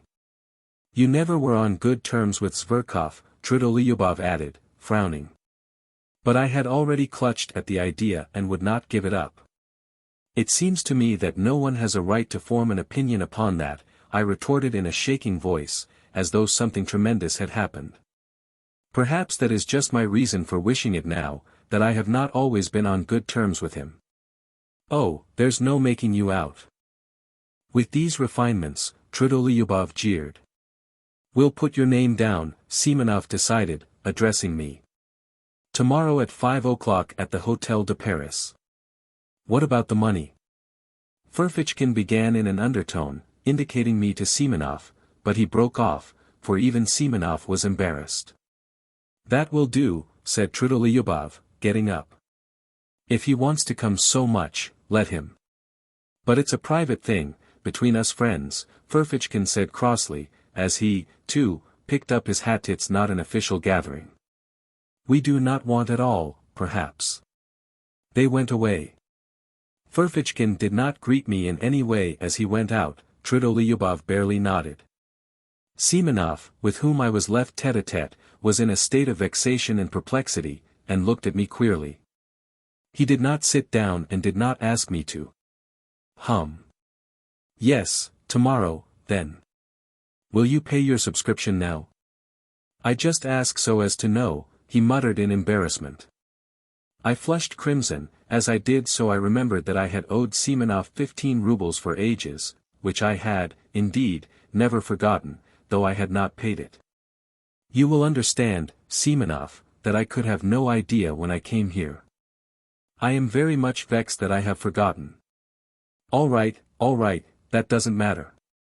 You can pay tomorrow after the dinner. I simply wanted to know. Please don't. He broke off and began pacing the room still more vexed. As he walked he began to stamp with his heels. Am I keeping you? I asked, after 2 minutes of silence. Oh, he said, starting, that is, to be truthful, yes. I have to go and see someone. Not far from here, he added in an apologetic voice, somewhat abashed. My goodness, why didn't you say so? I cried, seizing my cap, with an astonishingly free and easy air, which was the last thing I should have expected of myself. It's close by, not 2 paces away, Semenov repeated, accompanying me to the front door with a fussy air which did not suit him at all. So 5 o'clock, punctually, tomorrow, he called down the stairs after me. He was very glad to get rid of me. I was in a fury. What possessed me to force myself upon them? I wondered, grinding my teeth as I strode along the street, for a scoundrel, a pig like that Zverkov. Of course I had better not go, of course, I must just snap my fingers at them. I am not bound in any way. I'll send Semenov a note by tomorrow's post. But what made me furious was that I knew for certain that I should go, that I should make a point of going, and the more tactless, the more unseemly my going would be, the more certainly I would go. And there was a positive obstacle to my going, I had no money. All I had was 9 rubles, I had to give 7 of that to my servant, Apollon, for his monthly wages. That was all I paid him, he had to keep himself. Not to pay him was impossible, considering his character. But I will talk about that fellow, about that plague of mine, another time. However, I knew I should go and should not pay him his wages. That night I had the most hideous dreams. No wonder. All the evening I had been oppressed by memories of my miserable days at school, and I could not shake them off. I was sent to the school by distant relations, upon whom I was dependent and of whom I have heard nothing since. They sent me there a forlorn, silent boy, already crushed by their reproaches, already troubled by doubt, and looking with savage distrust at everyone. My schoolfellows met me with spiteful and merciless jibes because I was not like any of them. But I could not endure their taunts, I could not give in to them with the ignoble readiness with which they gave in to one another. I hated them from the first, and shut myself away from everyone in timid, wounded and disproportionate pride. Their coarseness revolted me. They laughed cynically at my face, at my clumsy figure, and yet what stupid faces they had themselves. In our school the boys' faces seemed in a special way to degenerate and grow stupider. How many fine-looking boys came to us! In a few years they became repulsive. Even at 16 I wondered at them morosely. Even then I was struck by the pettiness of their thoughts, the stupidity of their pursuits, their games, their conversations. They had no understanding of such essential things, they took no interest in such striking, impressive subjects, that I could not help considering them inferior to myself. It was not wounded vanity that drove me to it, and for God's sake do not thrust upon me your hackneyed remarks, repeated to nausea, that I was only a dreamer, while they even then had an understanding of life. They understood nothing, they had no idea of real life, and I swear that that was what made me most indignant with them. On the contrary, the most obvious, striking reality they accepted with fantastic stupidity and even at that time were accustomed to respect success. Everything that was just, but oppressed and looked down upon, they laughed at heartlessly and shamefully. They took rank for intelligence. Even at 16 they were already talking about a snug berth. Of course, a great deal of it was due to their stupidity, to the bad examples with which they had always been surrounded in their childhood and boyhood. They were monstrously depraved. Of course a great deal of that, too, was superficial and an assumption of cynicism. Of course there were glimpses of youth and freshness even in their depravity, but even that freshness was not attractive, and showed itself in a certain rakishness. I hated them horribly, though perhaps I was worse than any of them. They repaid me in the same way, and did not conceal their aversion for me. But by then I did not desire their affection, on the contrary, I continually longed for their humiliation. To escape from their derision I purposely began to make all the progress I could with my studies and forced my way to the very top. This impressed them. Moreover, they all began by degrees to grasp that I had already read books none of them could read, and understood things, not forming part of our school curriculum, of which they had not even heard. They took a savage and sarcastic view of it, but were morally impressed, especially as the teachers began to notice me on those grounds. The mockery ceased, but the hostility remained, and cold and strained relations became permanent between us. In the end I could not put up with it. With years a craving for society, for friends, developed in me. I attempted to get on friendly terms with some of my schoolfellows. But somehow or other my intimacy with them was always strained and soon ended of itself. Once, indeed, I did have a friend. But I was already a tyrant at heart, I wanted to exercise unbounded sway over him. I tried to instill into him a contempt for his surroundings. I required of him a disdainful and complete break with those surroundings. I frightened him with my passionate affection, I reduced him to tears, to hysterics. He was a simple and devoted soul, but when he devoted himself to me entirely I began to hate him immediately and repulsed him, as though all I needed him for was to win a victory over him, to subjugate him and nothing else. But I could not subjugate all of them, my friend was not at all like them either, he was, in fact, a rare exception. The first thing I did on leaving school was to give up the special job for which I had been destined so as to break all ties, to curse my past and shake the dust from off my feet. And goodness knows why, after all that, I should go trudging off to Semenov's. Early next morning I roused myself and jumped out of bed with excitement, as though it were all about to happen at once. But I believed that some radical change in my life was coming, and would inevitably come that day. Owing to its rarity, perhaps, any external event, however trivial, always made me feel as though some radical change in my life were at hand.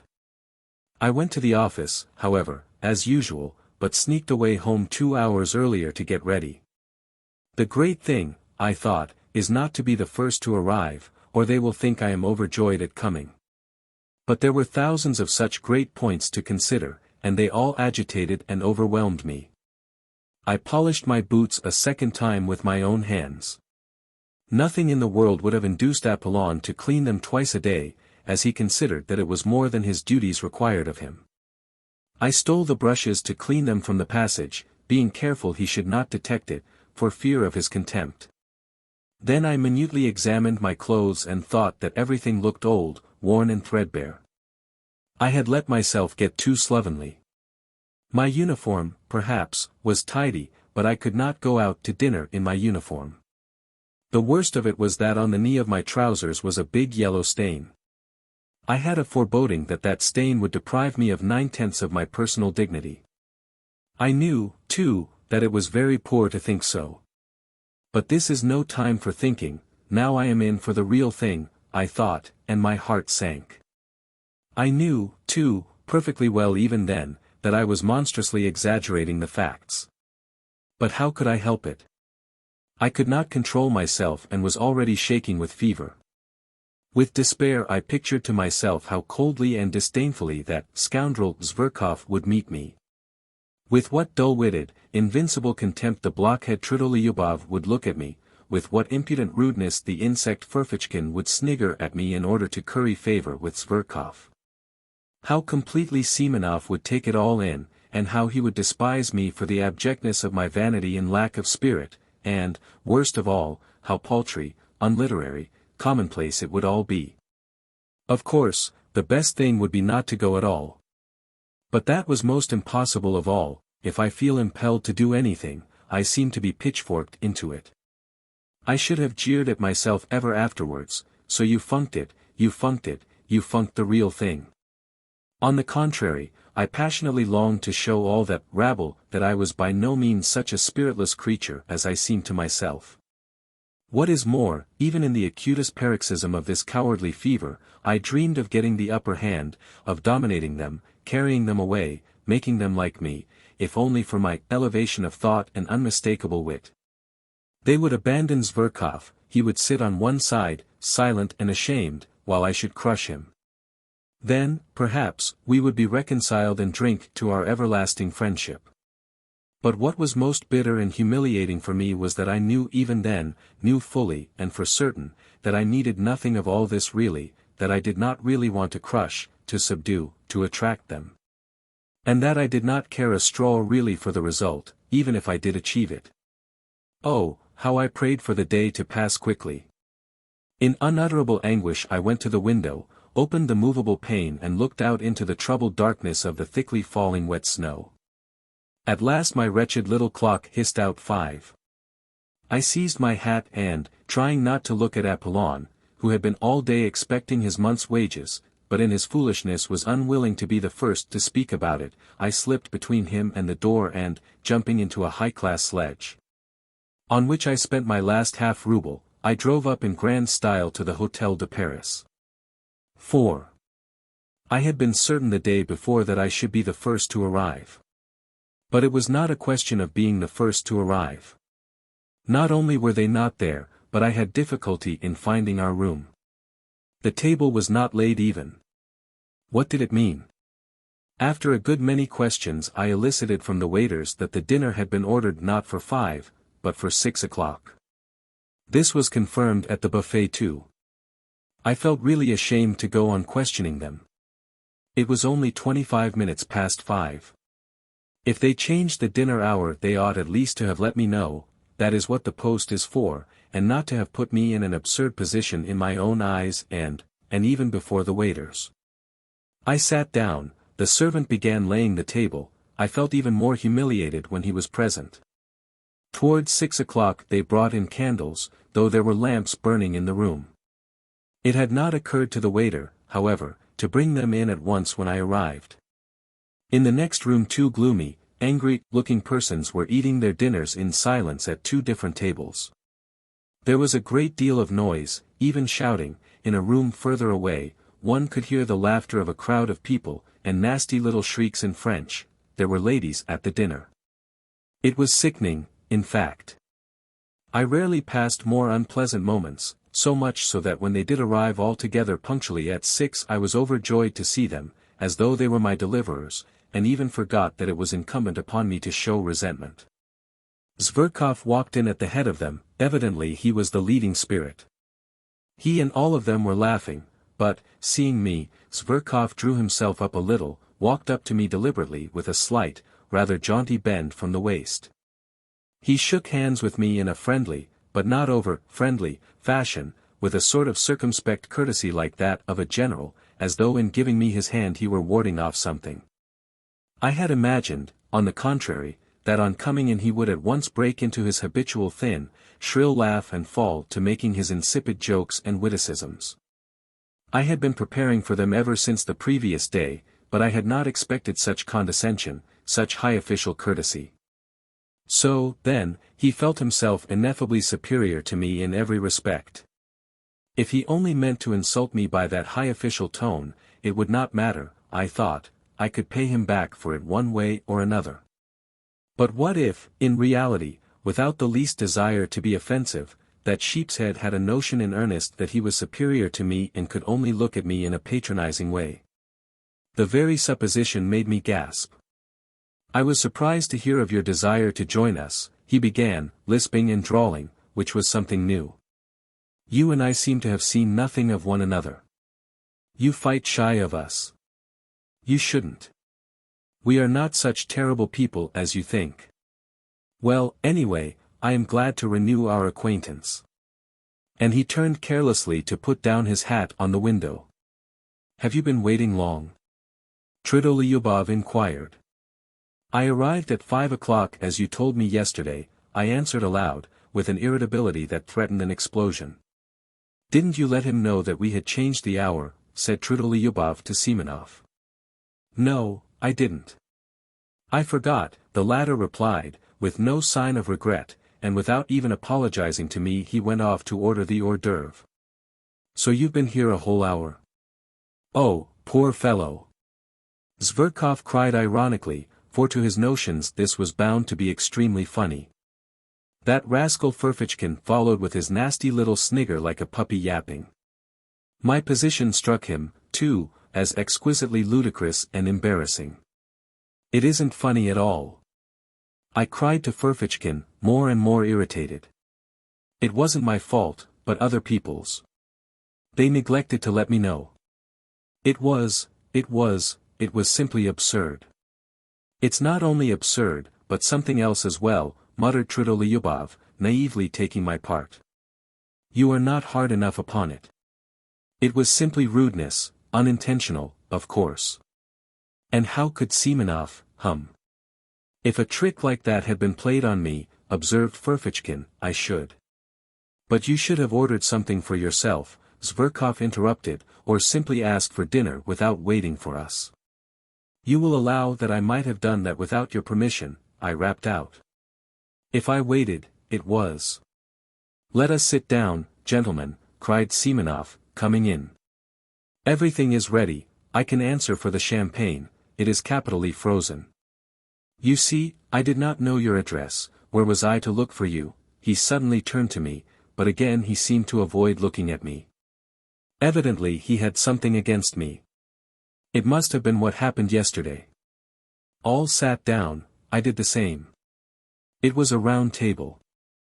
Tridolyubov was on my left, Semenov on my right, Zverkov was sitting opposite, Ferfitchkin next to him, between him and Tridolyubov. Tell me, are you, in a government office? Zverkov went on attending to me. Seeing that I was embarrassed he seriously thought that he ought to be friendly to me, and, so to speak, cheer me up. Does he want me to throw a bottle at his head?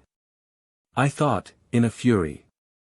In my novel surroundings I was unnaturally ready to be irritated. In the office, I answered jerkily, with my eyes on my plate. And have you a go-ody berth? I say, what made you leave your original job?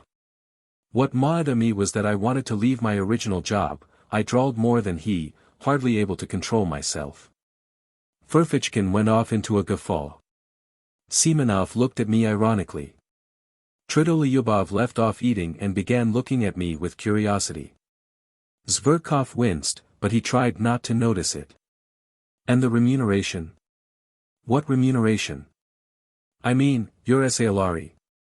Why are you cross-examining me? However, I told him at once what my salary was. I turned horribly red. It is not very handsome, Zverkov observed majestically.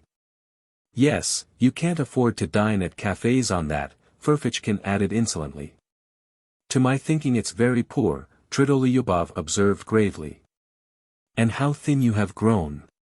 How you have changed, added Zverkov, with a shade of venom in his voice, scanning me and my attire with a sort of insolent compassion. Oh, spare his blushes, cried Ferfitchkin, sniggering. My dear sir, allow me to tell you I am not blushing, I broke out at last, do you hear?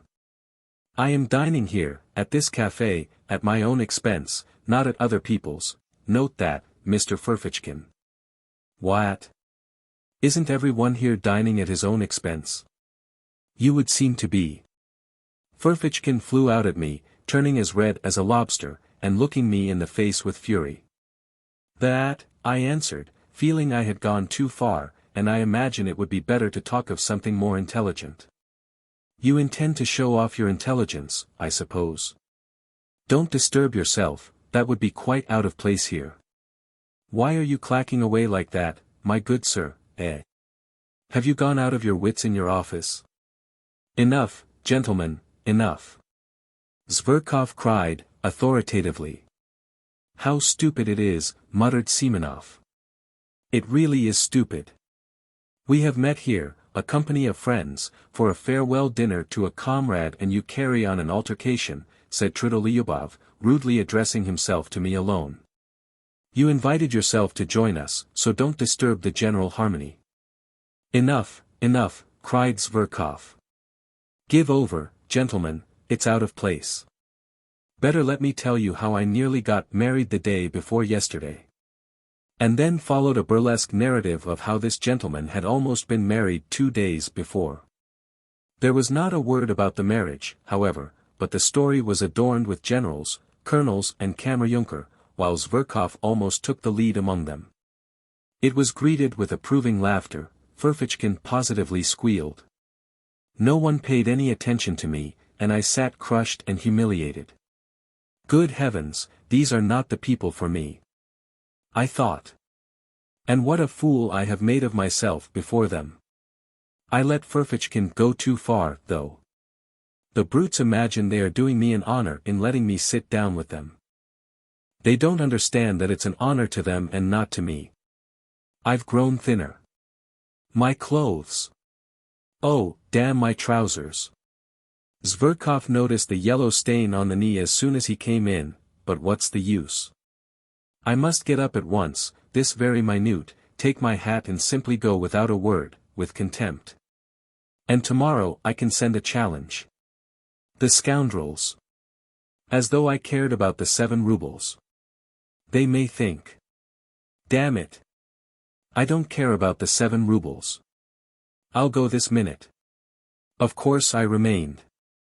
I drank sherry and Lafitte by the glassful in my discomfiture. Being unaccustomed to it, I was quickly affected. My annoyance increased as the wine went to my head.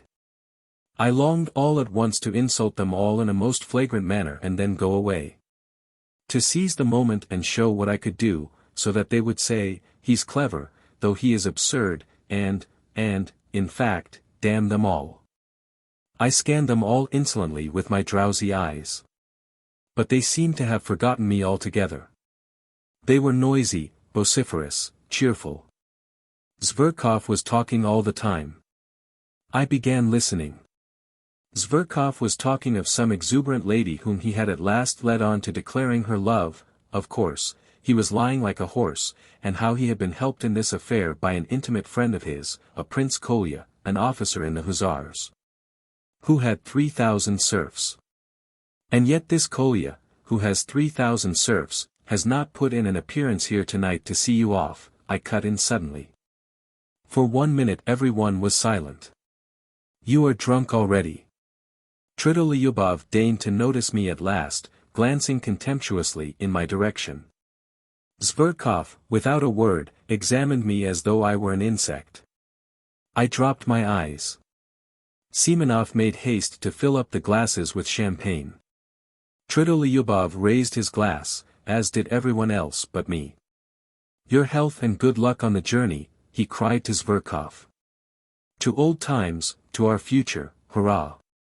They all tossed off their glasses, and crowded round Zverkov to kiss him. I did not move, my full glass stood untouched before me.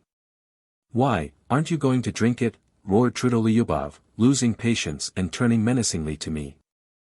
I want to make a speech separately, on my own account, and then I'll drink it, Mr. Tridolyubov. Spiteful brute, muttered Semenov.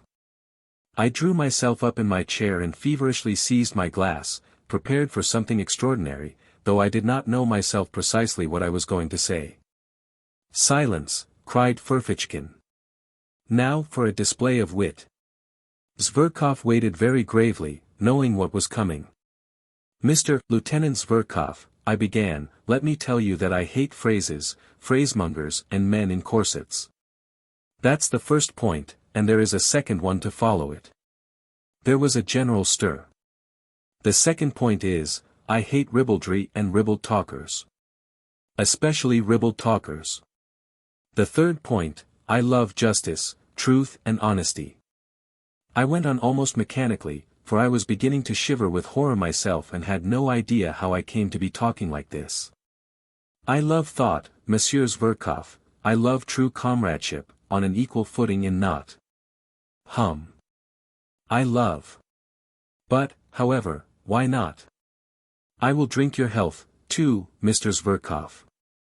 Seduce the Circassian girls, shoot the enemies of the fatherland and, to your health, Monsieur Zverkov. Zverkov got up from his seat, bowed to me and said. I am very much obliged to you. He was frightfully offended and turned pale. Damn the fellow, roared Tridolyubov, bringing his fist down on the table. Well, he wants a punch in the face for that, squealed Ferfitchkin. We ought to turn him out, muttered Semenov. Not a word, gentlemen, not a movement, cried Zverkov solemnly, checking the general indignation. I thank you all, but I can show him for myself how much value I attach to his words. Mr. Ferfitchkin, you will give me satisfaction tomorrow for your words just now. I said aloud, turning with dignity to Ferfitchkin. A duel, you mean? Certainly, he answered. But probably I was so ridiculous as I challenged him, and it was so out of keeping with my appearance that everyone including Ferfitchkin was prostrate with laughter. Yes, let him alone, of course. He is quite drunk, Tridolyubov said with disgust. I shall never forgive myself for letting him join us, Semenov muttered again. Now is the time to throw a bottle at their heads, I thought to myself. I picked up the bottle. And filled my glass. No, I'd better sit on to the end, I went on thinking, you would be pleased, my friends, if I went away. Nothing will induce me to go. I'll go on sitting here and drinking to the end, on purpose, as a sign that I don't think you of the slightest consequence. I will go on sitting and drinking, because this is a public house and I paid my entrance money. I'll sit here and drink, for I look upon you as so many pawns, as inanimate pawns. I'll sit here and drink, and sing if I want to, yes, sing, for I have the right to sing. But I did not sing. I simply tried not to look at any of them. I assumed most unconcerned attitudes and waited with impatience for them to speak first. But alas, they did not address me. And oh, how I wished at that moment to be reconciled to them. It struck 8, at last 9. They moved from the table to the sofa. Zverkov stretched himself on a lounge and put one foot on a round table. Wine was brought there. He did, as a fact, order 3 bottles on his own account. I, of course, was not invited to join them. They all sat round him on the sofa. They listened to him, almost with reverence. It was evident that they were fond of him. What for? What for? I wondered. From time to time they were moved to drunken enthusiasm and kissed each other. They talked of the Caucasus, of the nature of true passion, of snug berths in the service, of the income of an hussar called Podharzhevsky, whom none of them knew personally, and rejoiced in the largeness of it. Of the extraordinary grace and beauty of a Princess D. whom none of them had ever seen. Then it came to Shakespeare's being immortal. I smiled contemptuously and walked up and down the other side of the room, opposite the sofa, from the table to the stove and back again. I tried my very utmost to show them that I could do without them, and yet I purposely made a noise with my boots, thumping with my heels. But it was all in vain. They paid no attention. I had the patience to walk up and down in front of them from 8 o'clock till 11, in the same place, from the table to the stove and back again. I walk up and down to please myself and no one can prevent me. The waiter who came into the room stopped, from time to time, to look at me. I was somewhat giddy from turning round so often. At moments it seemed to me that I was in delirium. During those 3 hours I was 3 times soaked with sweat and dry again. At times, with an intense, acute pang I was stabbed to the heart by the thought that 10 years, 20 years, 40 years would pass, and that even in 40 years I would remember with loathing and humiliation those filthiest, most ludicrous, and most awful moments of my life. No one could have gone out of his way to degrade himself more shamelessly, and I fully realized it, and yet I went on pacing up and down from the table to the stove. Oh, if you only knew what thoughts and feelings I am capable of, how cultured I am. I thought at moments, mentally addressing the sofa on which my enemies were sitting. But my enemies behaved as though I were not in the room. Once, only once, they turned towards me, just when Zverkov was talking about Shakespeare, and I suddenly gave a contemptuous laugh. I laughed in such an affected and disgusting way that they all at once broke off their conversation, and silently and gravely for 2 minutes watched me walking up and down from the table to the stove, taking no notice of them. But nothing came of it, they said nothing, and 2 minutes later they ceased to notice me again. It struck 11. "Friends," cried Zverkov getting up from the sofa, "let us all be off now, there." Of course, the others assented. I turned sharply to Zverkov. I was so harassed, so exhausted, that I would have cut my throat to put an end to it. I was in a fever, my hair, soaked with perspiration, stuck to my forehead and temples. "Zverkov, I beg your pardon," I said abruptly and resolutely. "Ferfitchkin, yours too, and everyone's, I have insulted you all." "Aha! A duel is not in your line, old man," Ferfitchkin hissed venomously.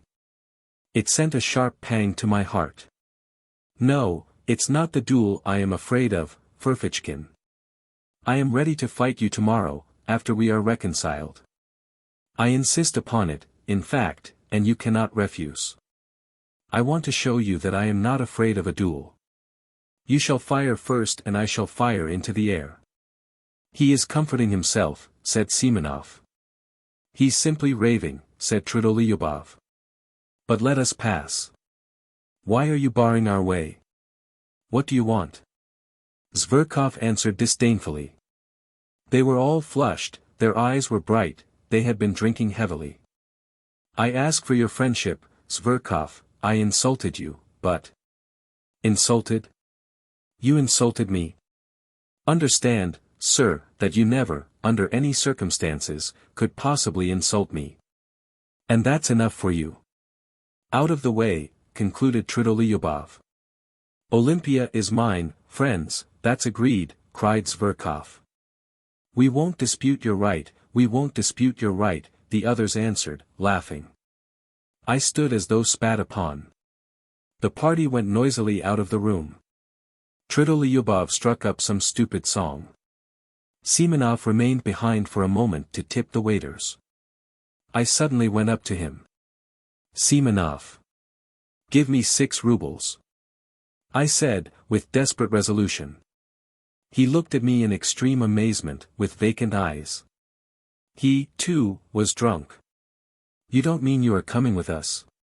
Yes. I've no money, he snapped out, and with a scornful laugh he went out of the room. I clutched at his overcoat. It was a nightmare. Semenov, I saw you had money. Why do you refuse me? Am I a scoundrel? Beware of refusing me, if you knew why I am asking. My whole future, my whole plans depend upon it. Semenov pulled out the money and almost flung it at me. Take it, if you have no sense of shame. He pronounced pitilessly, and ran to overtake them. I was left for a moment alone. Disorder, the remains of dinner, a broken wineglass on the floor, spilt wine, cigarette ends, fumes of drink and delirium in my brain, an agonizing misery in my heart, and finally the waiter, who had seen and heard all and was looking inquisitively into my face.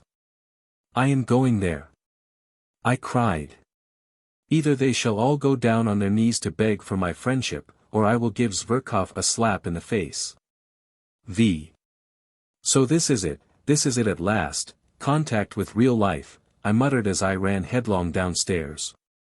This is very different from the Pope's leaving Rome and going to Brazil, very different from the ball on Lake Como. You are a scoundrel, a thought flashed through my mind, if you laugh at this now. No matter. I cried, answering myself. Now everything is lost. There was no trace to be seen of them, but that made no difference, I knew where they had gone. At the steps was standing a solitary night sledge driver in a rough peasant coat, powdered over with the still falling, wet, and as it were warm, snow. It was hot and steamy. The little shaggy piebald horse was also covered with snow and coughing, I remember that very well. I made a rush for the roughly made sledge. But as soon as I raised my foot to get into it, the recollection of how Semenov had just given me 6 rubles seemed to double me up, and I tumbled into the sledge like a sack. No, I must do a great deal to make up for all that, I cried. But I will make up for it or perish on the spot this very night. Start. We set off. There was a perfect whirl in my head. They won't go down on their knees to beg for my friendship. That is a mirage, cheap mirage, revolting, romantic and fantastical, that's another ball on Lake Como. And so I am bound to slap Zverkov's face. It is my duty to. And so it is settled, I am flying to give him a slap in the face. Hurry up. The driver tugged at the reins. As soon as I go in I'll give it him. Ought I before giving him the slap to say a few words by way of preface? No. I'll simply go in and give it him. They will all be sitting in the drawing room, and he with Olympia on the sofa. That damned Olympia. She laughed at my looks on one occasion and refused me. I'll pull Olympia's hair, pull Zverkov's ears. No, better one ear, and pull him by it round the room. Maybe they will all begin beating me and will kick me out. That's most likely, indeed. No matter. Anyway, I shall first slap him, the initiative will be mine. And by the laws of honor that is everything, he will be branded and cannot wipe off the slap by any blows, by nothing but a duel. He will be forced to fight. And let them beat me now. Let them, the ungrateful wretches. Tridolyubov will beat me hardest, he is so strong, Ferfitchkin will be sure to catch hold sideways and tug at my hair. But no matter, no matter. That's what I am going for. The blockheads will be forced at last to see the tragedy of it all. When they drag me to the door I shall call out to them that in reality they are not worth my little finger. Get on, driver, get on. I cried to the driver. He started and flicked his whip, I shouted so savagely. We shall fight at daybreak, that's a settled thing. I've done with the office. Ferfitchkin made a joke about it just now, But where can I get pistols? Nonsense. I'll get my salary in advance and buy them. And powder, and bullets. That's the second's business. And how can it all be done by daybreak? And where am I to get a second? I have no friends. Nonsense.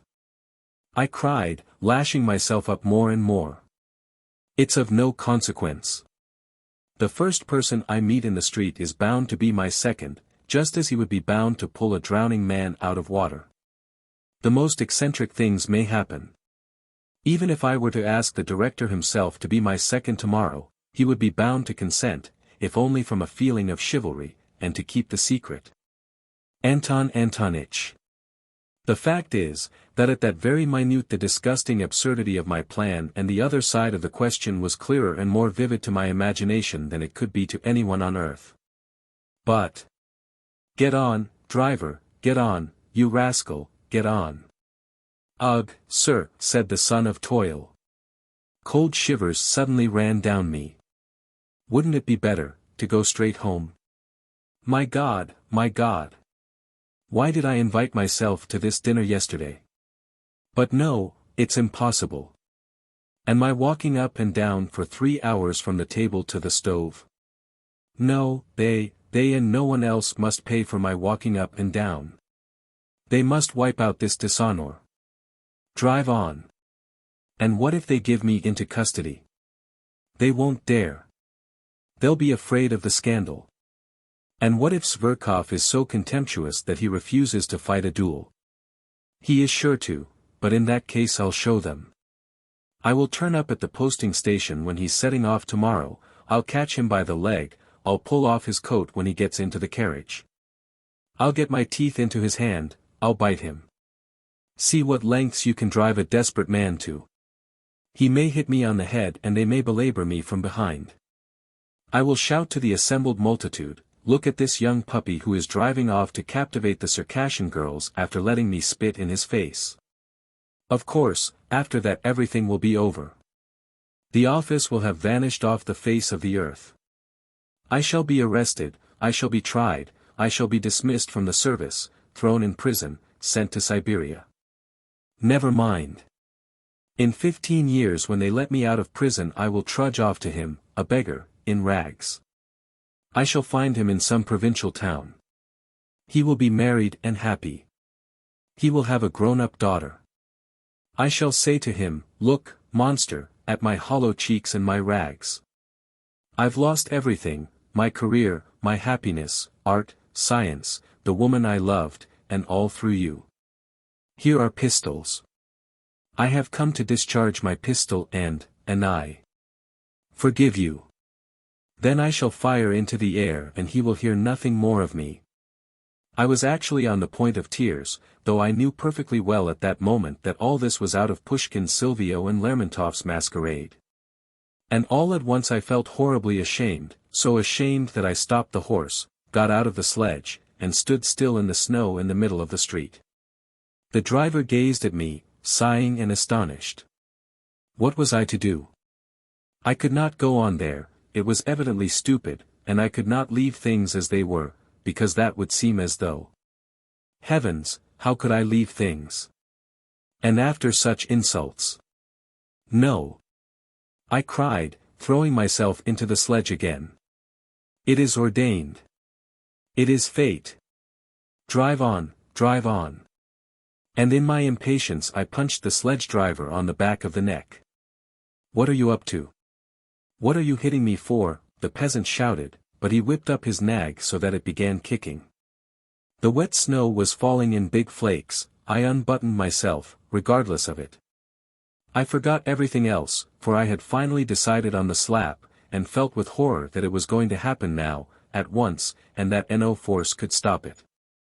The deserted street lamps gleamed sullenly in the snowy darkness like torches at a funeral. The snow drifted under my greatcoat, under my coat, under my cravat, and melted there. I did not wrap myself up, all was lost, anyway. At last we arrived. I jumped out, almost unconscious, ran up the steps and began knocking and kicking at the door. I felt fearfully weak, particularly in my legs and knees. The door was opened quickly as though they knew I was coming. As a fact, Semenov had warned them that perhaps another gentleman would arrive, and this was a place in which one had to give notice and to observe certain precautions. It was one of those millinery establishments which were abolished by the police a good time ago. By day it really was a shop, but at night, if one had an introduction, one might visit it for other purposes. I walked rapidly through the dark shop into the familiar drawing room, where there was only one candle burning, and stood still in amazement. There was no one there. "Where are they?" I asked somebody. But by now, of course, they had separated. Before me was standing a person with a stupid smile, the madam herself, who had seen me before. A minute later a door opened and another person came in. Taking no notice of anything I strode about the room, and, I believe, I talked to myself. I felt as though I had been saved from death and was conscious of this, joyfully, all over. I should have given that slap, I should certainly have given it. But now they were not here and, everything had vanished and changed. I looked round. I could not realize my condition yet. I looked mechanically at the girl who had come in, and had a glimpse of a fresh, young, rather pale face, with straight, dark eyebrows, and with grave, as it were wondering, eyes that attracted me at once. I should have hated her if she had been smiling. I began looking at her more intently and, as it were, with effort. I had not fully collected my thoughts. There was something simple and good-natured in her face, but something strangely grave.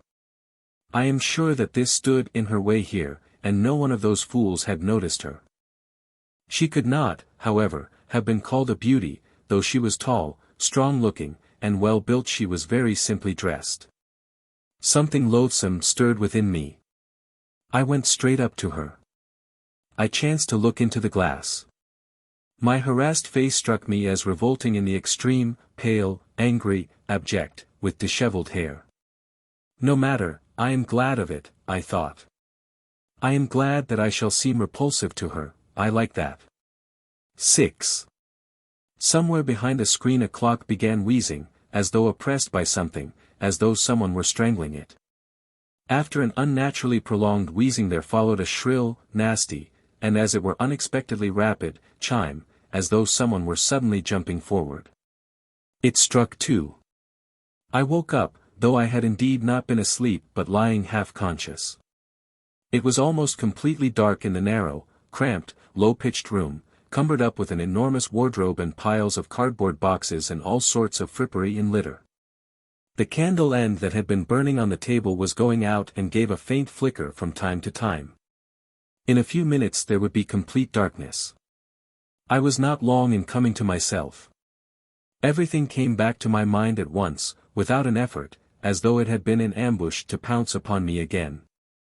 And, indeed, even while I was unconscious a point seemed continually to remain in my memory unforgotten, and round it my dreams moved drearily. But strange to say, everything that had happened to me in that day seemed to me now, on waking, to be in the far, far away past, as though I had long, long ago lived all that down. My head was full of fumes. Something seemed to be hovering over me, rousing me, exciting me, and making me restless. Misery and spite seemed surging up in me again and seeking an outlet. Suddenly I saw beside me 2 wide-open eyes scrutinizing me curiously and persistently. The look in those eyes was coldly detached, sullen, as it were utterly remote. It weighed upon me. A grim idea came into my brain and passed all over my body, as a horrible sensation, such as one feels when one goes into a damp and moldy cellar. There was something unnatural in those 2 eyes, beginning to look at me only now. I recalled, too, that during those 2 hours I had not said a single word to this creature, and had, in fact, considered it utterly superfluous. In fact, the silence had for some reason gratified me. Now I suddenly realized vividly the hideous idea, revolting as a spider, of vice, which, without love, grossly and shamelessly begins with that in which true love finds its consummation. For a long time we gazed at each other like that, but she did not drop her eyes before mine and her expression did not change, so that at last I felt uncomfortable. "What is your name?"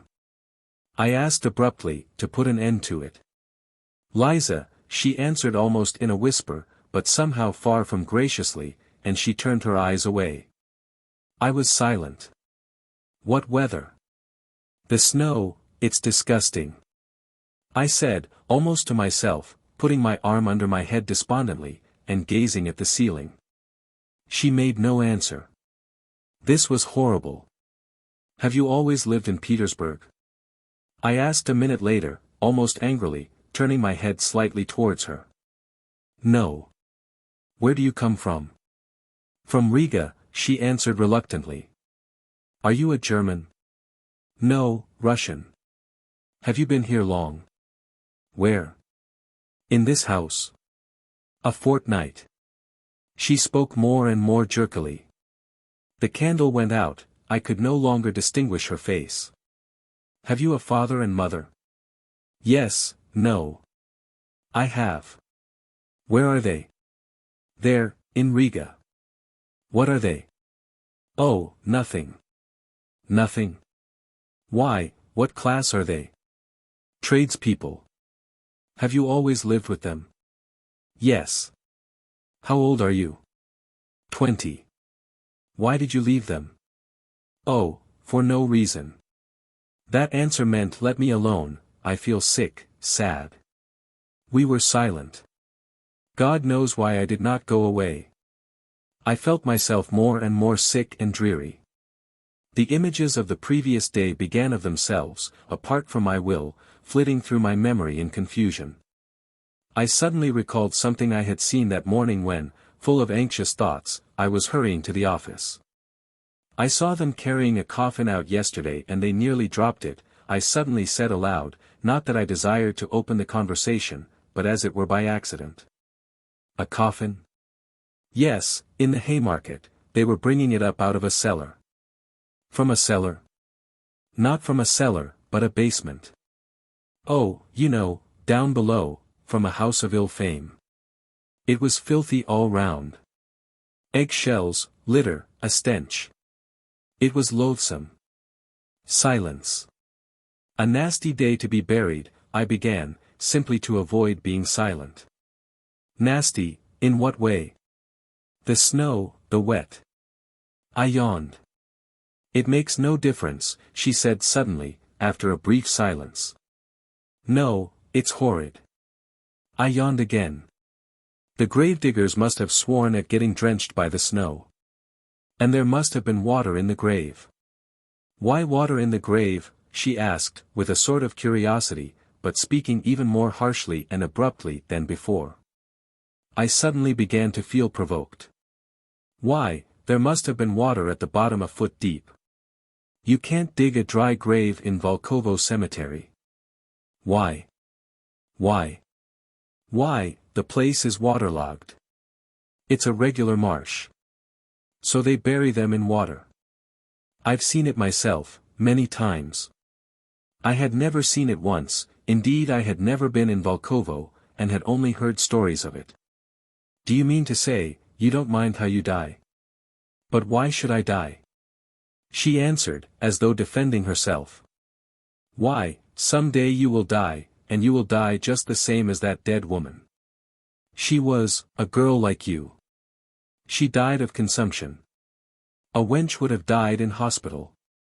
She knows all about it already," she said, "wench, not girl."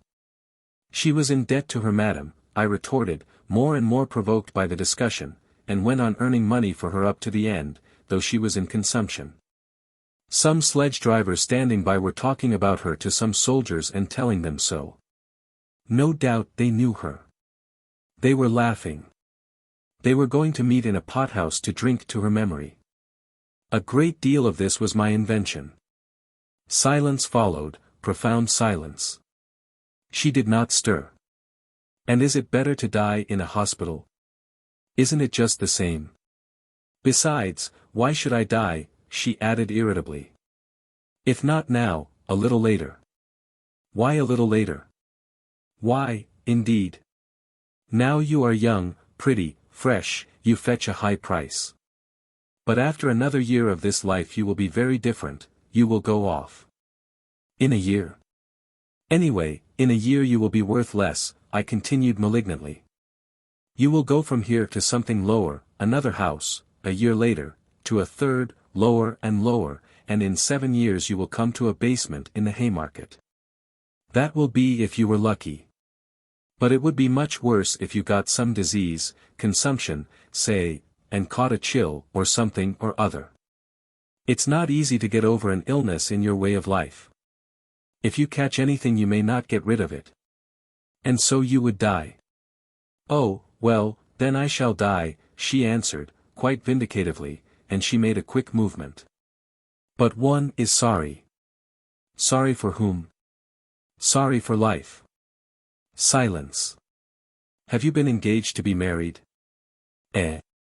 What's that to you? Oh, I am not cross-examining you. It's nothing to me. Why are you so cross? Of course you may have had your own troubles. What is it to me? It's simply that I felt sorry.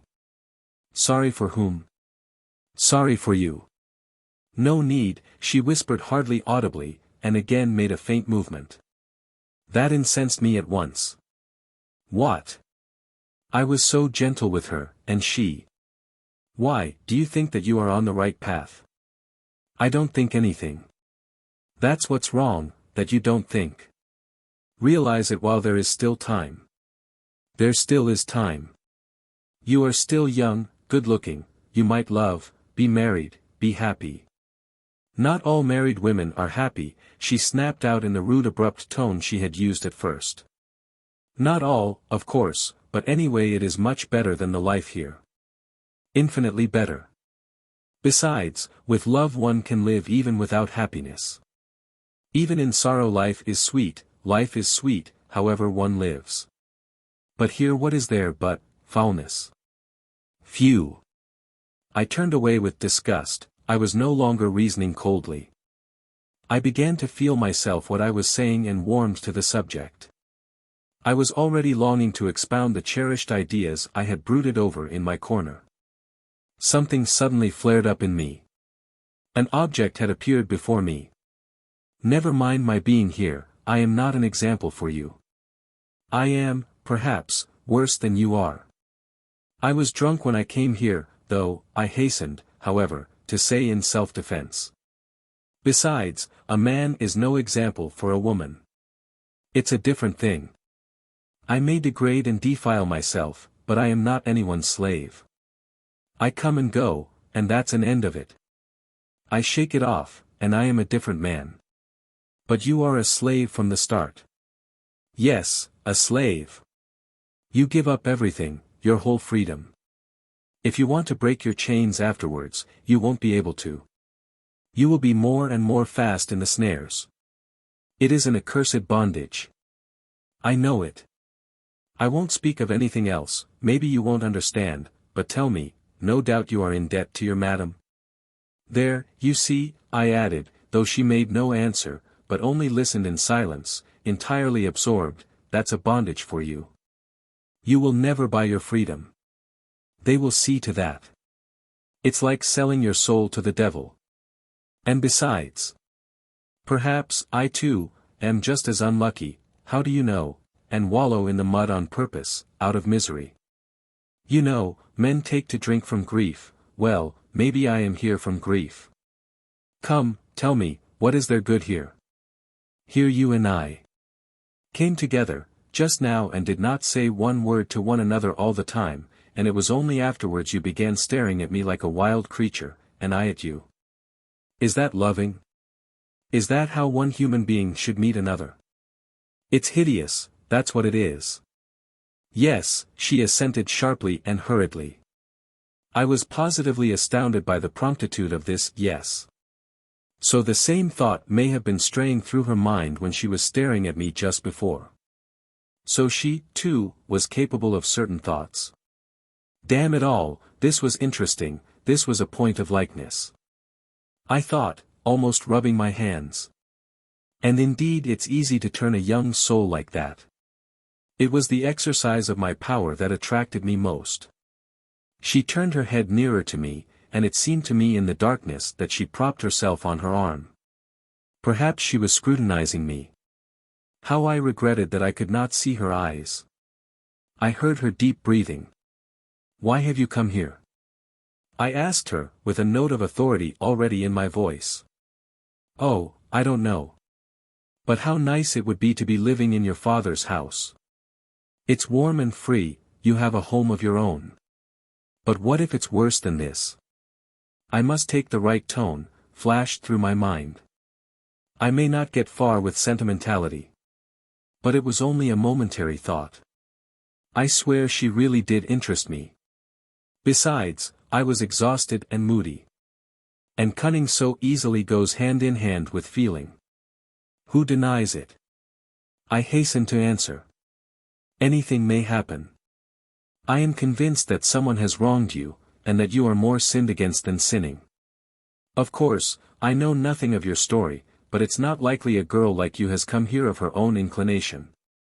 A girl like me, she whispered, hardly audibly, but I heard it. Damn it all, I was flattering her. That was horrid. But perhaps it was a good thing. She was silent. "See, Liza, I will tell you about myself. If I had had a home from childhood, I shouldn't be what I am now. I often think that. However bad it may be at home, anyway they are your father and mother, and not enemies, strangers. Once a year at least, they'll show their love of you. Anyway, you know you are at home. I grew up without a home. And perhaps that's why I've turned so unfeeling." I waited again. Perhaps she doesn't understand, I thought, and, indeed, it is absurd, it's moralizing. If I were a father and had a daughter, I believe I should love my daughter more than my sons. Really, I began indirectly, as though talking of something else, to distract her attention.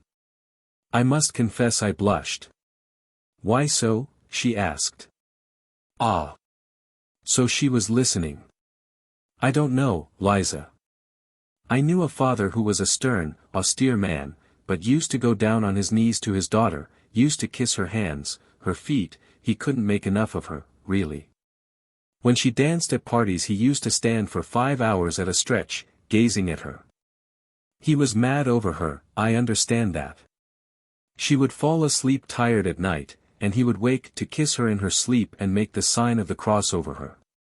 He would go about in a dirty old coat, he was stingy to everyone else, but would spend his last penny for her, giving her expensive presents, and it was his greatest delight when she was pleased with what he gave her. Fathers always love their daughters more than the mothers do. Some girls live happily at home. And I believe I should never let my daughters marry." "What next?" she said, with a faint smile. "I should be jealous, I really should. To think that she should kiss anyone else. That she should love a stranger more than her father. It's painful to imagine it. Of course, that's all nonsense, of course every father would be reasonable at last. But I believe before I should let her marry, I should worry myself to death, I should find fault with all her suitors. But I should end by letting her marry whom she herself loved. The one whom the daughter loves always seems the worst to the father, you know. That is always so. So many family troubles come from that. Some are glad to sell their daughters, rather than marrying them honorably." Ah, so that was it. "Such a thing, Liza, happens in those accursed families in which there is neither love nor God," I retorted warmly, "and where there is no love, there is no sense either. There are such families, it's true, but I am not speaking of them. You must have seen wickedness in your own family, if you talk like that.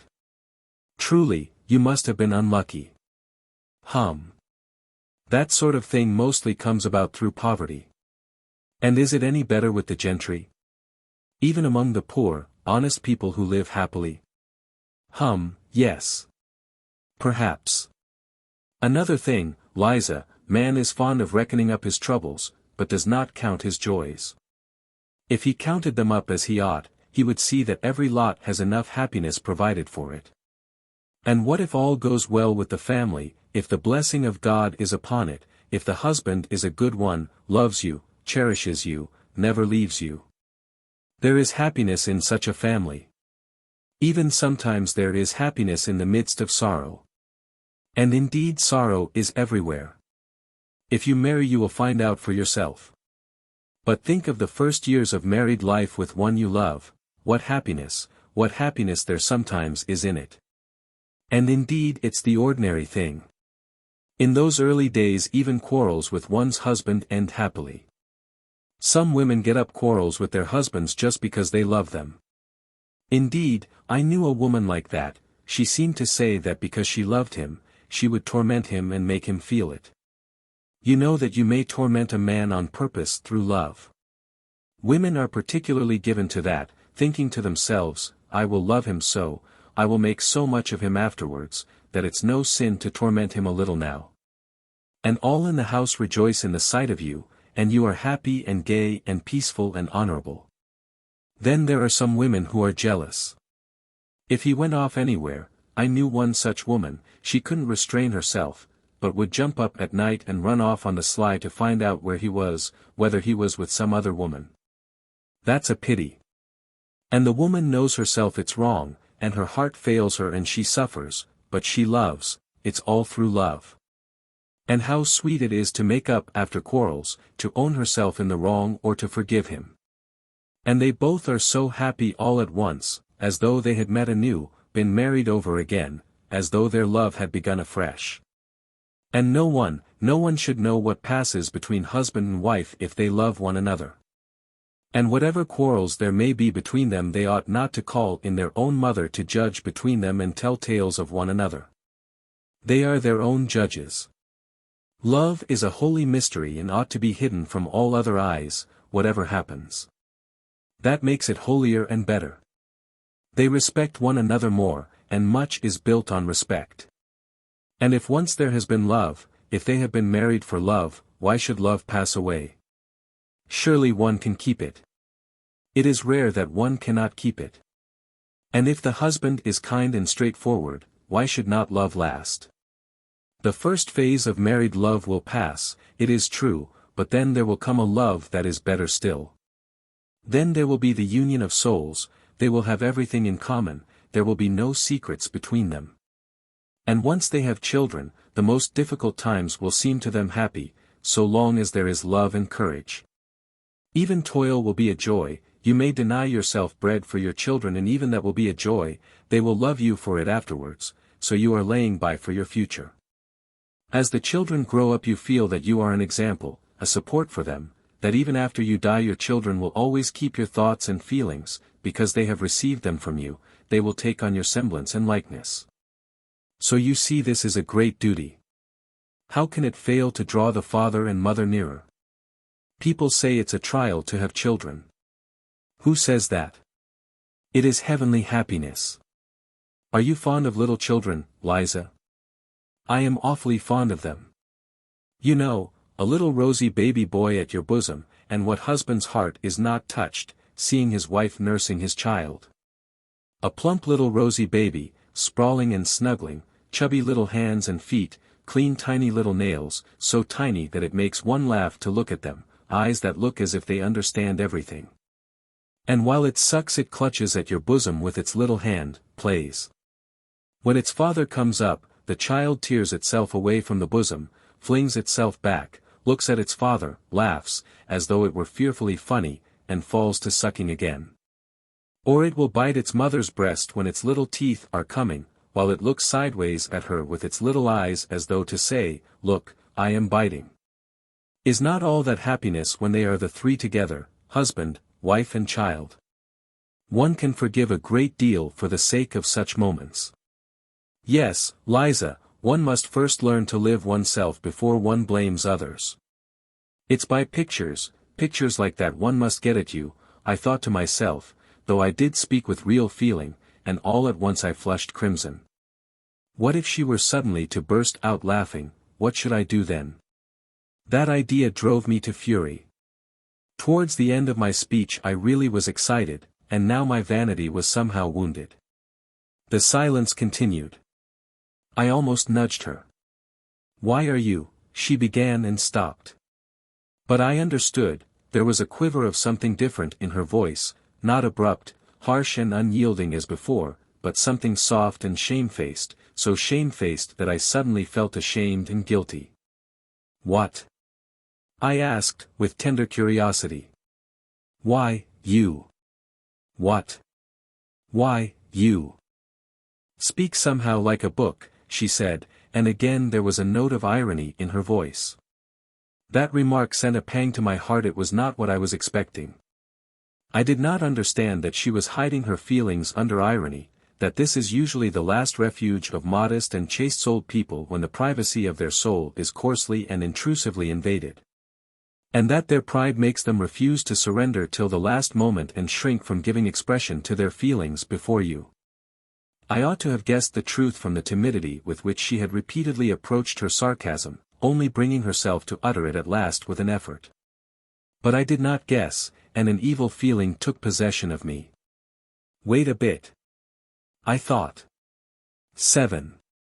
Oh, hush, Liza. How can you talk about being like a book, when it makes even me, an outsider, feel sick? Though I don't look at it as an outsider, for, indeed, it touches me to the heart. Is it possible that you do not feel sick at being here yourself? Evidently habit does wonders. God knows what habit can do with anyone. Can you seriously think that you will never grow old, that you will always be good looking, and that they will keep you here forever and ever?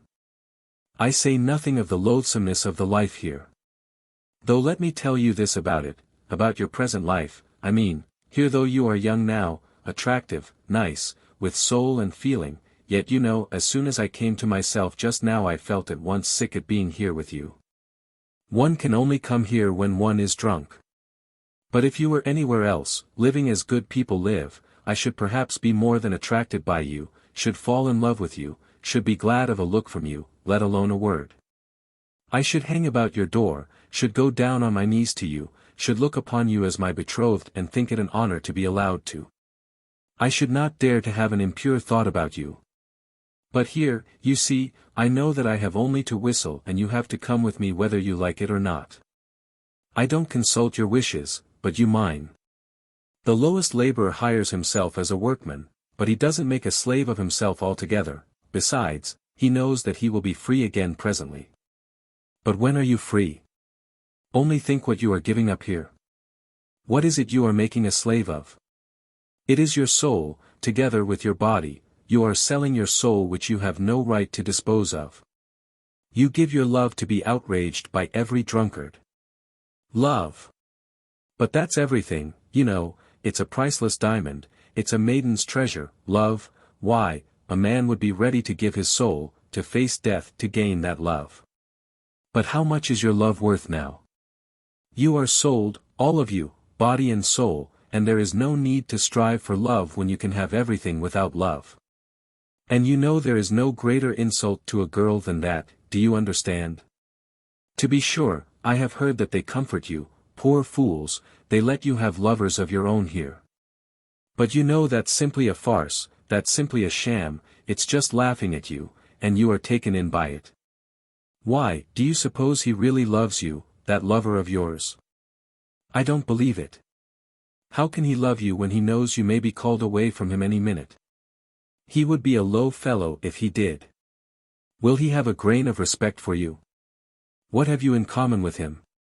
He laughs at you and robs you, that is all his love amounts to. You are lucky if he does not beat you. Very likely he does beat you, too. Ask him, if you have got one, whether he will marry you. He will laugh in your face, if he doesn't spit in it or give you a blow, though maybe he is not worth a bad halfpenny himself. And for what have you ruined your life, if you come to think of it? For the coffee they give you to drink and the plentiful meals. But with what object are they feeding you up? An honest girl couldn't swallow the food, for she would know what she was being fed for. You are in debt here, and, of course, you will always be in debt, and you will go on in debt to the end, till the visitors here begin to scorn you.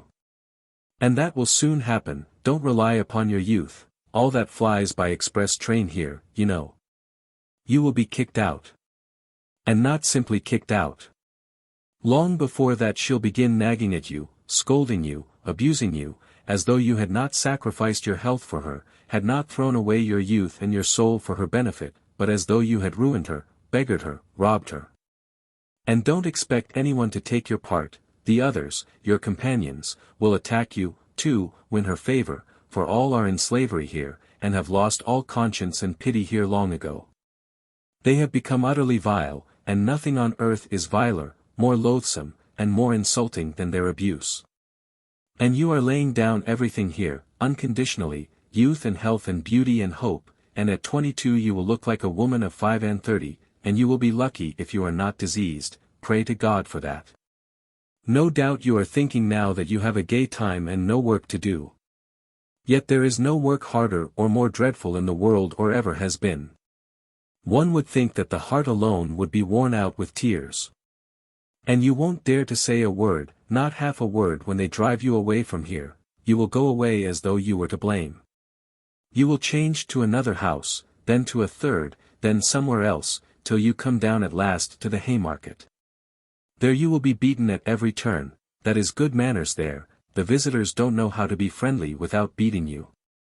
You don't believe that it is so hateful there. Go and look for yourself some time, you can see with your own eyes. Once, one New Year's Day, I saw a woman at a door. They had turned her out as a joke, to give her a taste of the frost because she had been crying so much, and they shut the door behind her.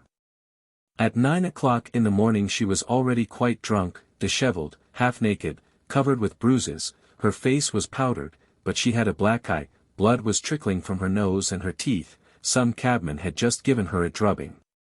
She was sitting on the stone steps, a salt fish of some sort was in her hand, she was crying, wailing something about her luck and beating with the fish on the steps, and cabmen and drunken soldiers were crowding in the doorway taunting her.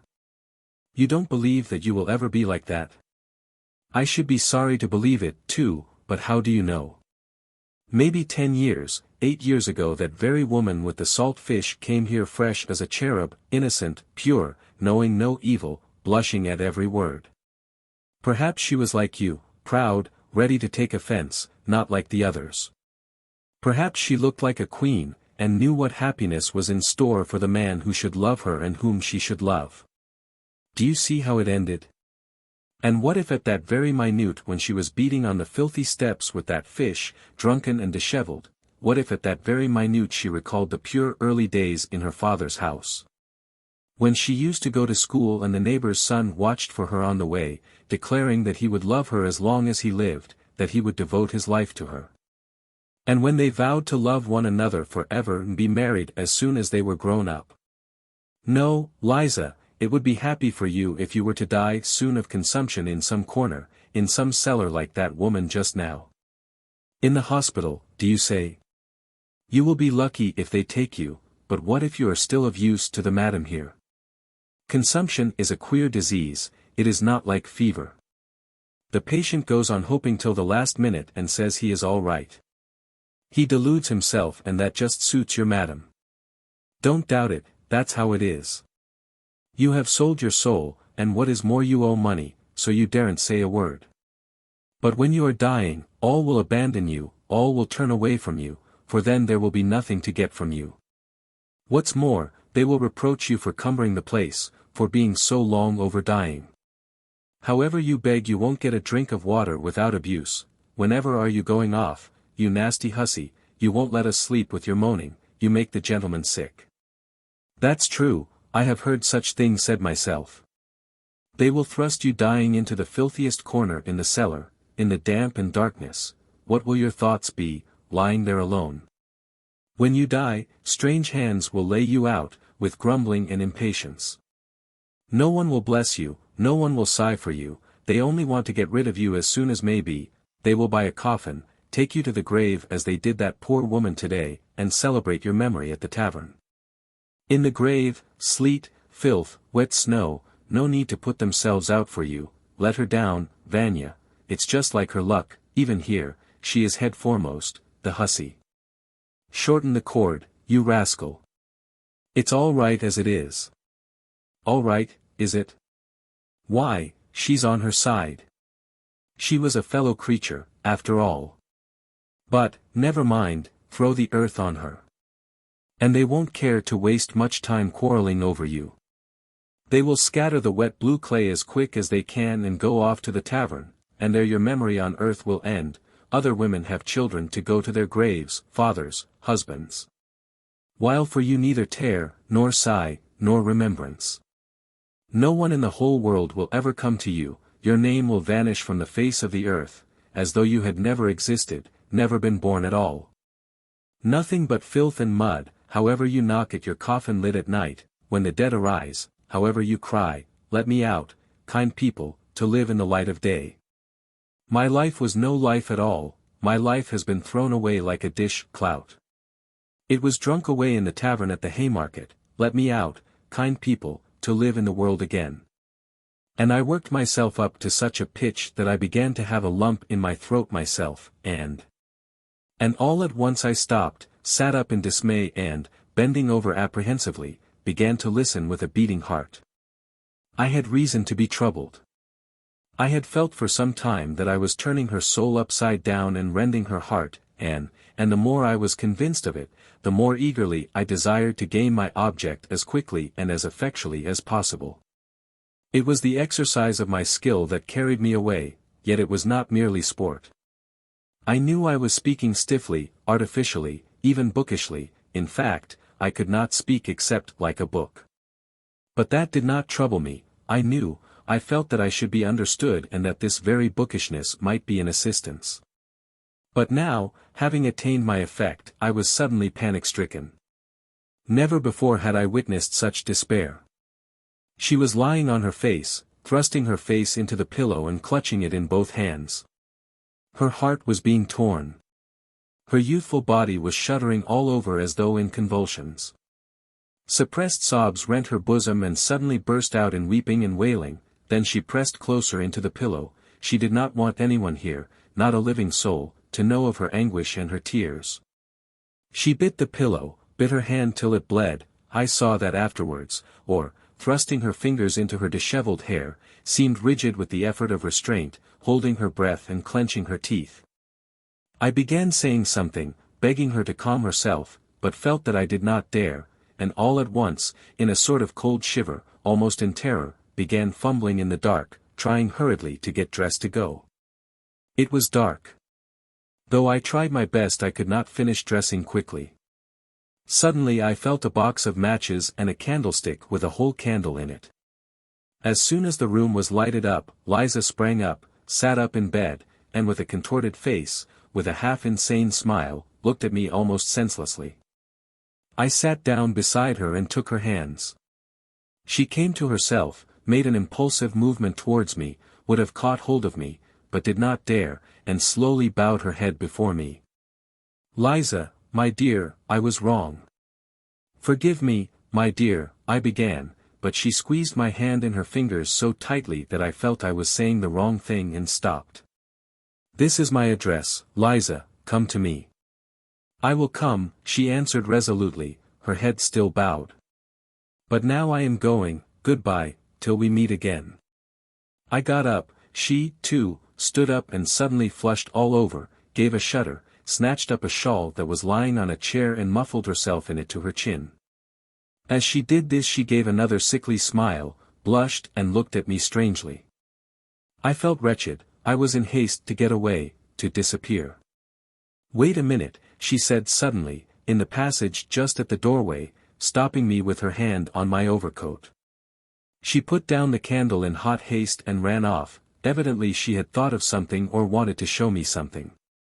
As she ran away she flushed, her eyes shone, and there was a smile on her lips. What was the meaning of it?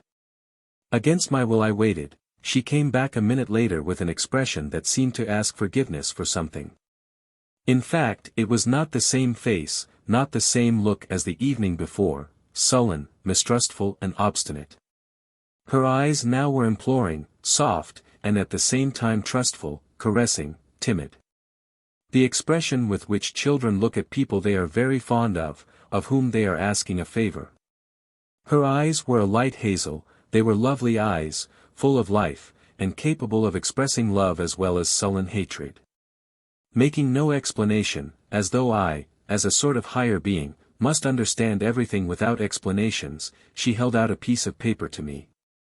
Her whole face was positively beaming at that instant with naive, almost childish, triumph. I unfolded it. It was a letter to her from a medical student or someone of that sort, a very high-flown and flowery, but extremely respectful, love letter.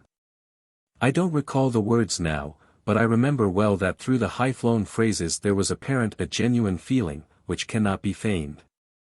When I had finished reading it I met her glowing, questioning, and childishly impatient eyes fixed upon me. She fastened her eyes upon my face and waited impatiently for what I should say. In a few words, hurriedly, but with a sort of joy and pride, she explained to me that she had been to a dance somewhere in a private house, a family of very nice people, who knew nothing, absolutely nothing. For she had only come here so lately and it had all happened. And she hadn't made up her mind to stay and was certainly going away as soon as she had paid her debt. And at that party there had been the student who had danced with her all the evening. He had talked to her, and it turned out that he had known her in old days at Riga when he was a child. They had played together, but a very long time ago, and he knew her parents, but about this he knew nothing, nothing whatever. And had no suspicion. And the day after the dance, 3 days ago, he had sent her that letter through the friend with whom she had gone to the party, and, well, that was all. She dropped her shining eyes with a sort of bashfulness as she finished. The poor girl was keeping that student's letter as a precious treasure, and had run to fetch it, her only treasure, because she did not want me to go away without knowing that she, too, was honestly and genuinely loved. That she, too, was addressed respectfully. No doubt that letter was destined to lie in her box and lead to nothing. But nonetheless, I am certain that she would keep it all her life as a precious treasure, as her pride and justification. And now at such a minute she had thought of that letter and brought it with naive pride to raise herself in my eyes that I might see, that I, too, might think well of her. I said nothing, pressed her hand and went out. I so longed to get away. I walked all the way home, in spite of the fact that the melting snow was still falling in heavy flakes. I was exhausted, shattered, in bewilderment. But behind the bewilderment the truth was already gleaming. The loathsome truth. 8. It was some time, however, before I consented to recognize that truth. Waking up in the morning after some hours of heavy, leaden sleep, and immediately realizing all that had happened on the previous day, I was positively amazed at my last night's sentimentality with Liza, at all those outcries of horror and pity. To think of having such an attack of womanish hysteria, pah! I concluded.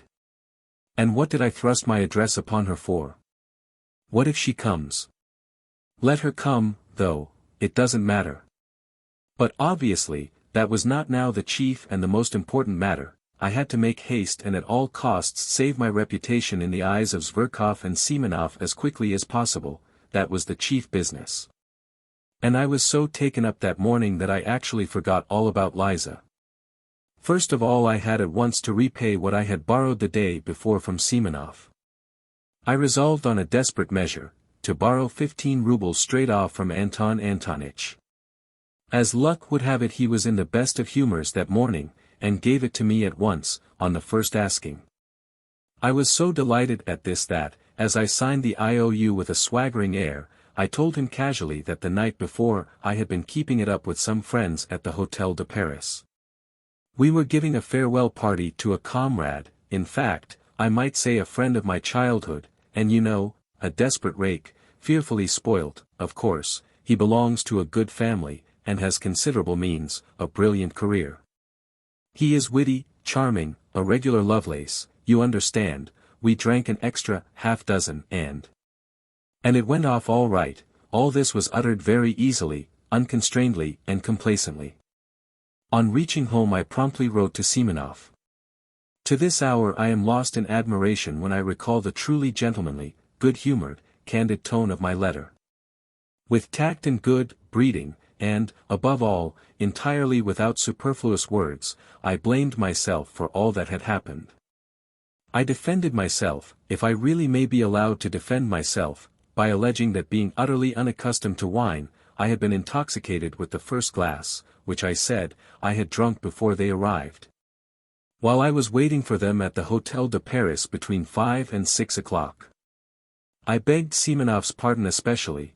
I asked him to convey my explanations to all the others, especially to Zverkov, whom, I seem to remember as though in a dream, I had insulted. I added that I would have called upon all of them myself, but my head ached, and besides I had not the face to. I was particularly pleased with a certain lightness, almost carelessness, strictly within the bounds of politeness, however, which was apparent in my style, and better than any possible arguments. Gave them at once to understand that I took rather an independent view of all that unpleasantness last night. That I was by no means so utterly crushed as you, my friends, probably imagine, but on the contrary, looked upon it as a gentleman serenely respecting himself should look upon it. On a young hero's past no censure is cast. There is actually an aristocratic playfulness about it. I thought admiringly, as I read over the letter. And it's all because I am an intellectual and cultivated man. Another man in my place would not have known how to extricate himself, but here I have got out of it and am as jolly as ever again, and all because I am a cultivated and educated man of our day. And, indeed, perhaps, everything was due to the wine yesterday. No, it was not the wine.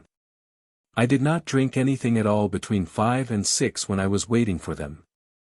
I had lied to Semenov, I had lied shamelessly. And indeed I wasn't ashamed now. Hang it all though, the great thing was that I was rid of it. I put 6 rubles in the letter, sealed it up, and asked Apollon to take it to Semenov.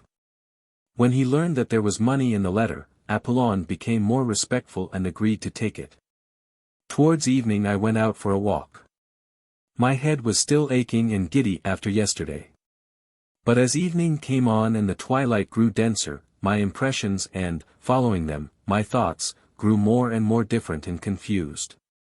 Something was not dead within me, in the depths of my heart and conscience it would not die, and it showed itself in acute depression. For the most part one jostled my way through the most crowded business streets, along Myeshchansky Street, along Sadovy Street and in Yusupov Garden. I always liked particularly sauntering along these streets in the dusk, just when there were crowds of working people of all sorts going home from their daily work, with faces looking cross with anxiety. What I liked was just that cheap bustle, that bare prose. On this occasion the jostling of the streets irritated me more than ever. I could not make out what was wrong with me, I could not find the clue, something seemed rising up continually in my soul, painfully, and refusing to be appeased. I returned home completely upset, it was just as though some crime were lying on my conscience. The thought that Liza was coming worried me continually.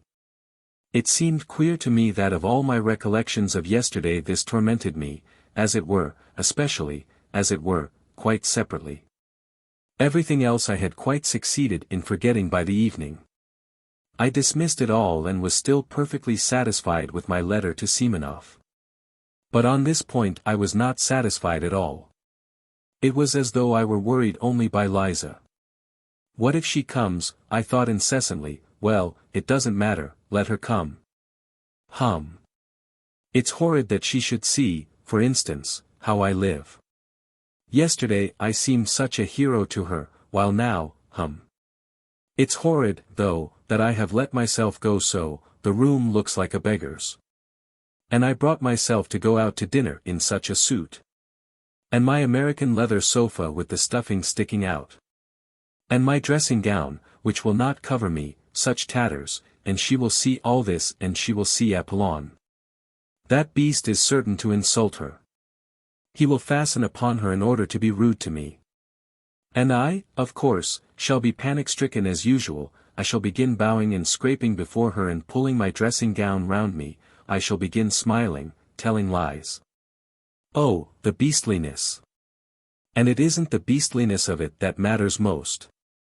There is something more important, more loathsome, viler. Yes, viler. And to put on that dishonest lying mask again. When I reached that thought I fired up all at once. Why dishonest? How dishonest? I was speaking sincerely last night. I remember there was real feeling in me, too. What I wanted was to excite an honorable feeling in her. Her crying was a good thing, it will have a good effect. Yet I could not feel at ease. All that evening, even when I had come back home, even after 9 o'clock, when I calculated that Liza could not possibly come, still she haunted me, and what was worse, she came back to my mind always in the same position. One moment out of all that had happened last night stood vividly before my imagination, the moment when I struck a match and saw her pale, distorted face, with its look of torture. And what a pitiful, what an unnatural, what a distorted smile she had at that moment. But I did not know then, that 15 years later I should still in my imagination see Liza, always with the pitiful, distorted, inappropriate smile which was on her face at that minute. Next day I was ready again to look upon it all as nonsense, due to over-excited nerves, and, above all, as exaggerated. I was always conscious of that weak point of mine, and sometimes very much afraid of it. I exaggerate everything, that is where I go wrong, I repeated to myself every hour. But, however, Liza will very likely come all the same, was the refrain with which all my reflections ended. I was so uneasy that I sometimes flew into a fury, she'll come, she is certain to come. I cried, running about the room, if not today, she will come tomorrow, she'll find me out. The damnable romanticism of these pure hearts.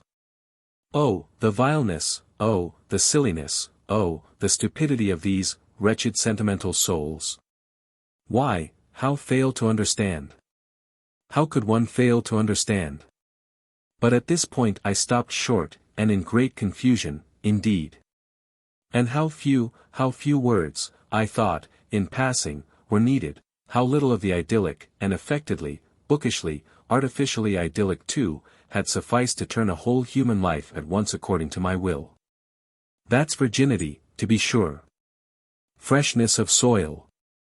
At times a thought occurred to me, to go to her, to tell her all, and beg her not to come to me.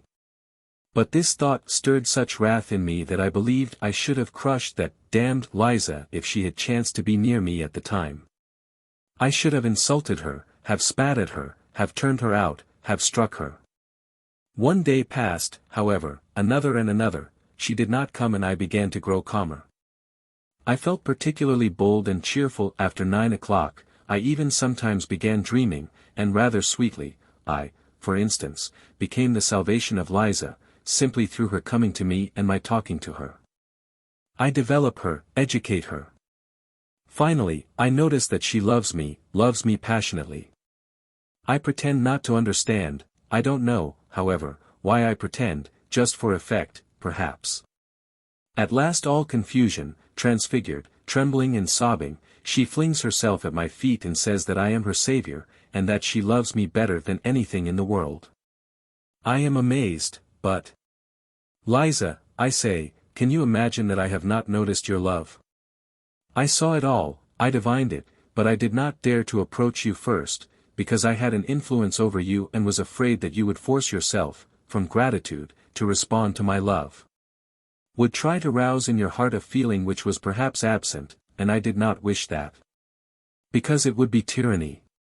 It would be indelicate, in short, I launch off at that point into European, inexplicably lofty subtleties a la George Sand, but now you are mine, you are my creation, you are pure, you are good, you are my noble wife. Into my house come bold and free. Its rightful mistress there to be, ... Then we begin living together, go abroad and so on, and so on. In fact, in the end it seemed vulgar to me myself, and I began putting out my tongue at myself. Besides, they won't let her out, the hussy. I thought. They don't let them go out very readily, especially in the evening, for some reason I fancied she would come in the evening, and at 7 o'clock precisely. Though she did say she was not altogether a slave there yet, and had certain rights, so, Damn it all, she will come, she is sure to come. It was a good thing, in fact, that Apollon distracted my attention at that time by his rudeness. He drove me beyond all patience. He was the bane of my life, the curse laid upon me by Providence. We had been squabbling continually for years, and I hated him. My God, how I hated him! I believe I had never hated anyone in my life as I hated him, especially at some moments. He was an elderly, dignified man, who worked part of his time as a tailor. But for some unknown reason he despised me beyond all measure, and looked down upon me insufferably. Though, indeed, he looked down upon everyone.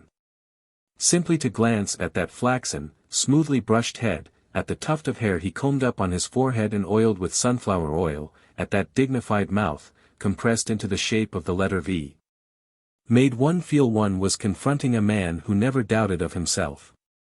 He was a pedant, to the most extreme point, the greatest pedant I had met on earth, and with that had a vanity only befitting Alexander of Macedon. He was in love with every button on his coat, every nail on his fingers, absolutely in love with them, and he looked it. In his behavior to me he was a perfect tyrant, he spoke very little to me, and if he chanced to glance at me he gave me a firm, majestically self-confident and invariably ironical look that drove me sometimes to fury. He did his work with the air of doing me the greatest favor, though he did scarcely anything for me, and did not, indeed, consider himself bound to do anything. There could be no doubt that he looked upon me as the greatest fool on earth, and that he did not get rid of me was simply that he could get wages from me every month. He consented to do nothing for me for 7 rubles a month. Many sins should be forgiven me for what I suffered from him. My hatred reached such a point that sometimes his very step almost threw me into convulsions. What I loathed particularly was his lisp. His tongue must have been a little too long or something of that sort, for he continually lisped, and seemed to be very proud of it, imagining that it greatly added to his dignity. He spoke in a slow, measured tone, with his hands behind his back and his eyes fixed on the ground. He maddened me particularly when he read aloud the Psalms to himself behind his partition. Many a battle I waged over that reading. But he was awfully fond of reading aloud in the evenings, in a slow, even, sing-song voice, as though over the dead.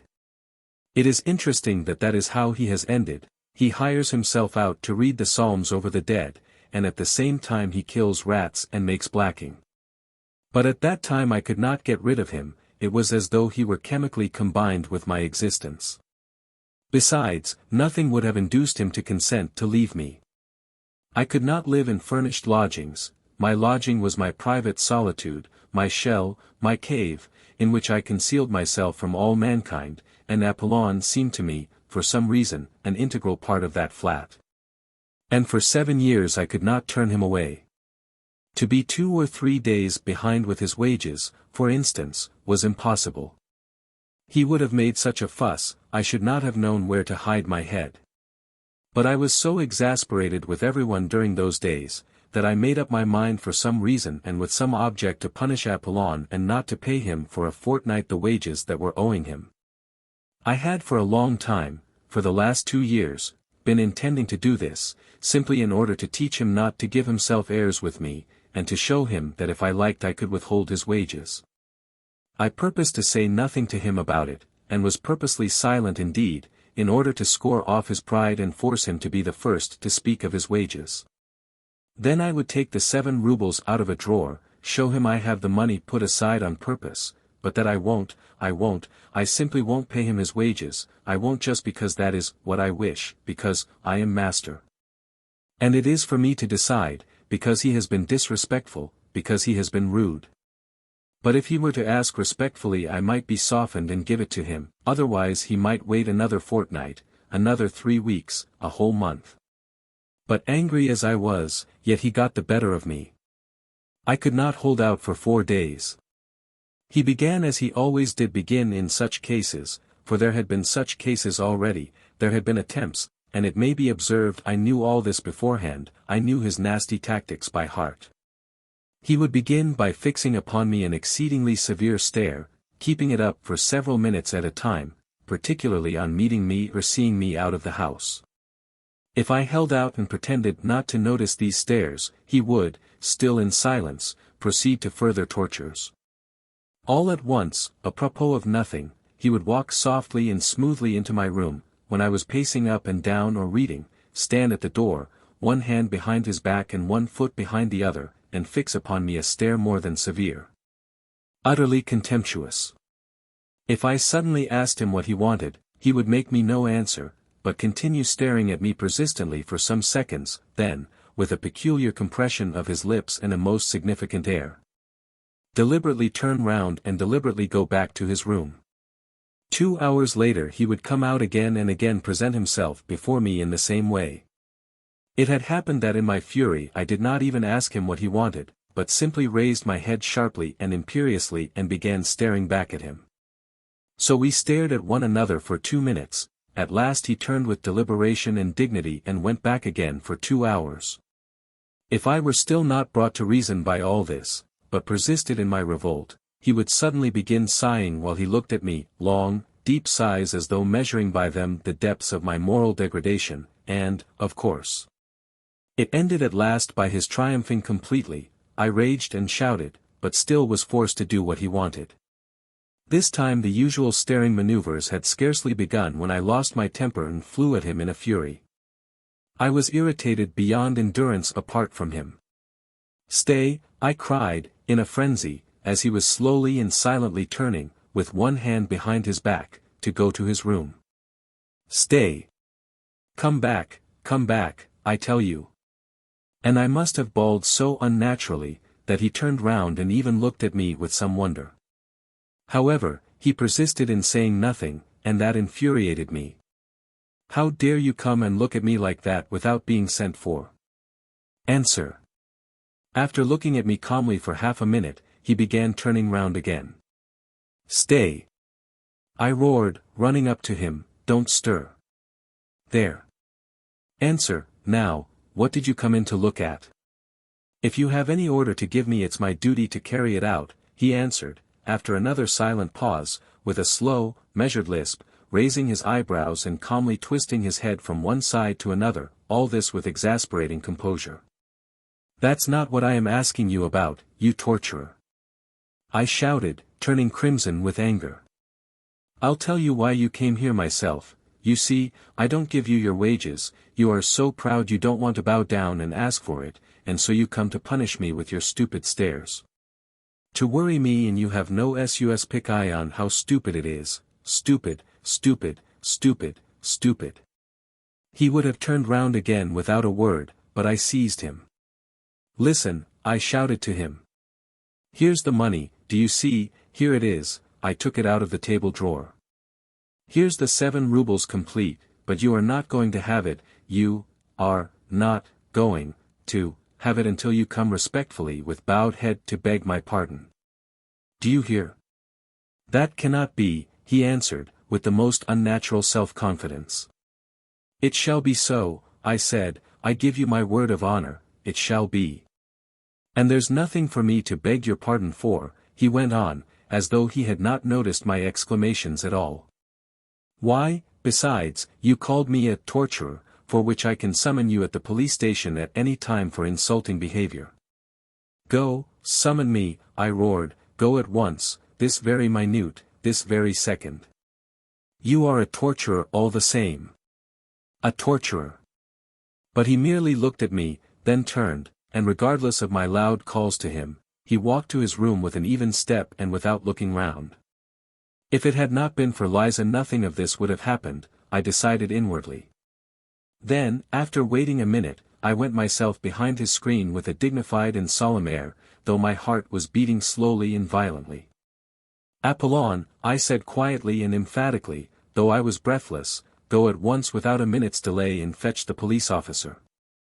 He had meanwhile settled himself at his table, put on his spectacles and taken up some sewing. But, hearing my order, he burst into a guffaw. "At once, go this minute. Go on, or else you can't imagine what will happen." "You are certainly out of your mind," he observed, without even raising his head, lisping as deliberately as ever and threading his needle. "Whoever heard of a man sending for the police against himself? And as for being frightened, you are upsetting yourself about nothing, for nothing will come of it. Go!" I shrieked, clutching him by the shoulder. I felt I should strike him in a minute.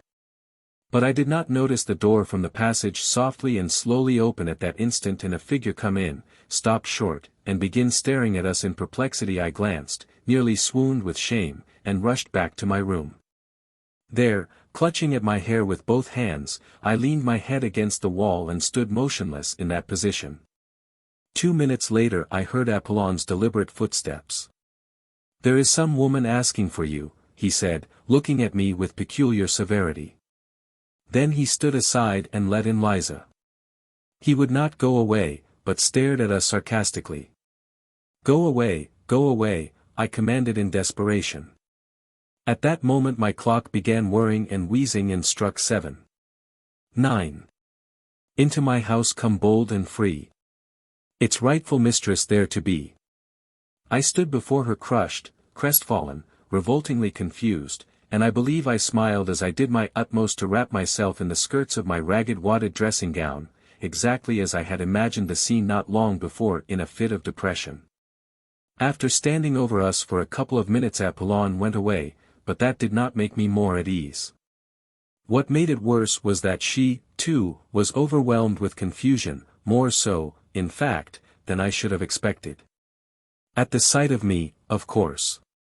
"Sit down," I said mechanically, moving a chair up to the table, and I sat down on the sofa. She obediently sat down at once and gazed at me open-eyed, evidently expecting something from me at once. This naivete of expectation drove me to fury, but I restrained myself. She ought to have tried not to notice, as though everything had been as usual, while instead of that, and I dimly felt that I should make her pay dearly for all this. "You have found me in a strange position, Liza," I began, stammering and knowing that this was the wrong way to begin. No, don't imagine anything," I cried, seeing that she had suddenly flushed. "I am not ashamed of my poverty. On the contrary, I look with pride on my poverty. I am poor but honorable." "One can be poor and honorable," I muttered. "However, would you like tea?" "No," she was beginning. "Wait a minute." I leapt up and ran to Apollon. I had to get out of the room somehow. "Apollon," I whispered in feverish haste, flinging down before him the 7 rubles which had remained all the time in my clenched fist, "here are your wages, you see I give them to you. But for that you must come to my rescue, bring me tea and a dozen rusks from the restaurant. If you won't go, you'll make me a miserable man. You don't know what this woman is. This is everything. You may be imagining something. But you don't know what that woman is." Apollon, who had already sat down to his work and put on his spectacles again, at first glanced askance at the money without speaking or putting down his needle. Then, without paying the slightest attention to me or making any answer, he went on busying himself with his needle, which he had not yet threaded. I waited before him for 3 minutes with my arms crossed à la Napoleon. My temples were moist with sweat. I was pale, I felt it. But, thank God, he must have been moved to pity, looking at me. Having threaded his needle he deliberately got up from his seat, deliberately moved back his chair, deliberately took off his spectacles, deliberately counted the money, and finally asking me over his shoulder, "Shall I get a whole portion?" deliberately walked out of the room. As I was going back to Liza, the thought occurred to me on the way, shouldn't I run away just as I was in my dressing gown, no matter where, and then let happen what would? I sat down again. She looked at me uneasily. For some minutes we were silent. "I will kill him," I shouted suddenly, striking the table with my fist so that the ink spurted out of the inkstand. "What are you saying?" she cried, starting. "I will kill him. Kill him!" I shrieked, suddenly striking the table in absolute frenzy, and at the same time fully understanding how stupid it was to be in such a frenzy. "You don't know, Liza, what that torturer is to me. He is my torturer. He has gone now to fetch some rusks, And suddenly I burst into tears. It was an hysterical attack. How ashamed I felt in the midst of my sobs, but still I could not restrain them. She was frightened. "What is the matter? What is wrong?" she cried, fussing about me. Water, give me water, over there. I muttered in a faint voice, though I was inwardly conscious that I could have got on very well without water and without muttering in a faint voice. But I was, what is called, putting it on, to save appearances, though the attack was a genuine one. She gave me water, looking at me in bewilderment.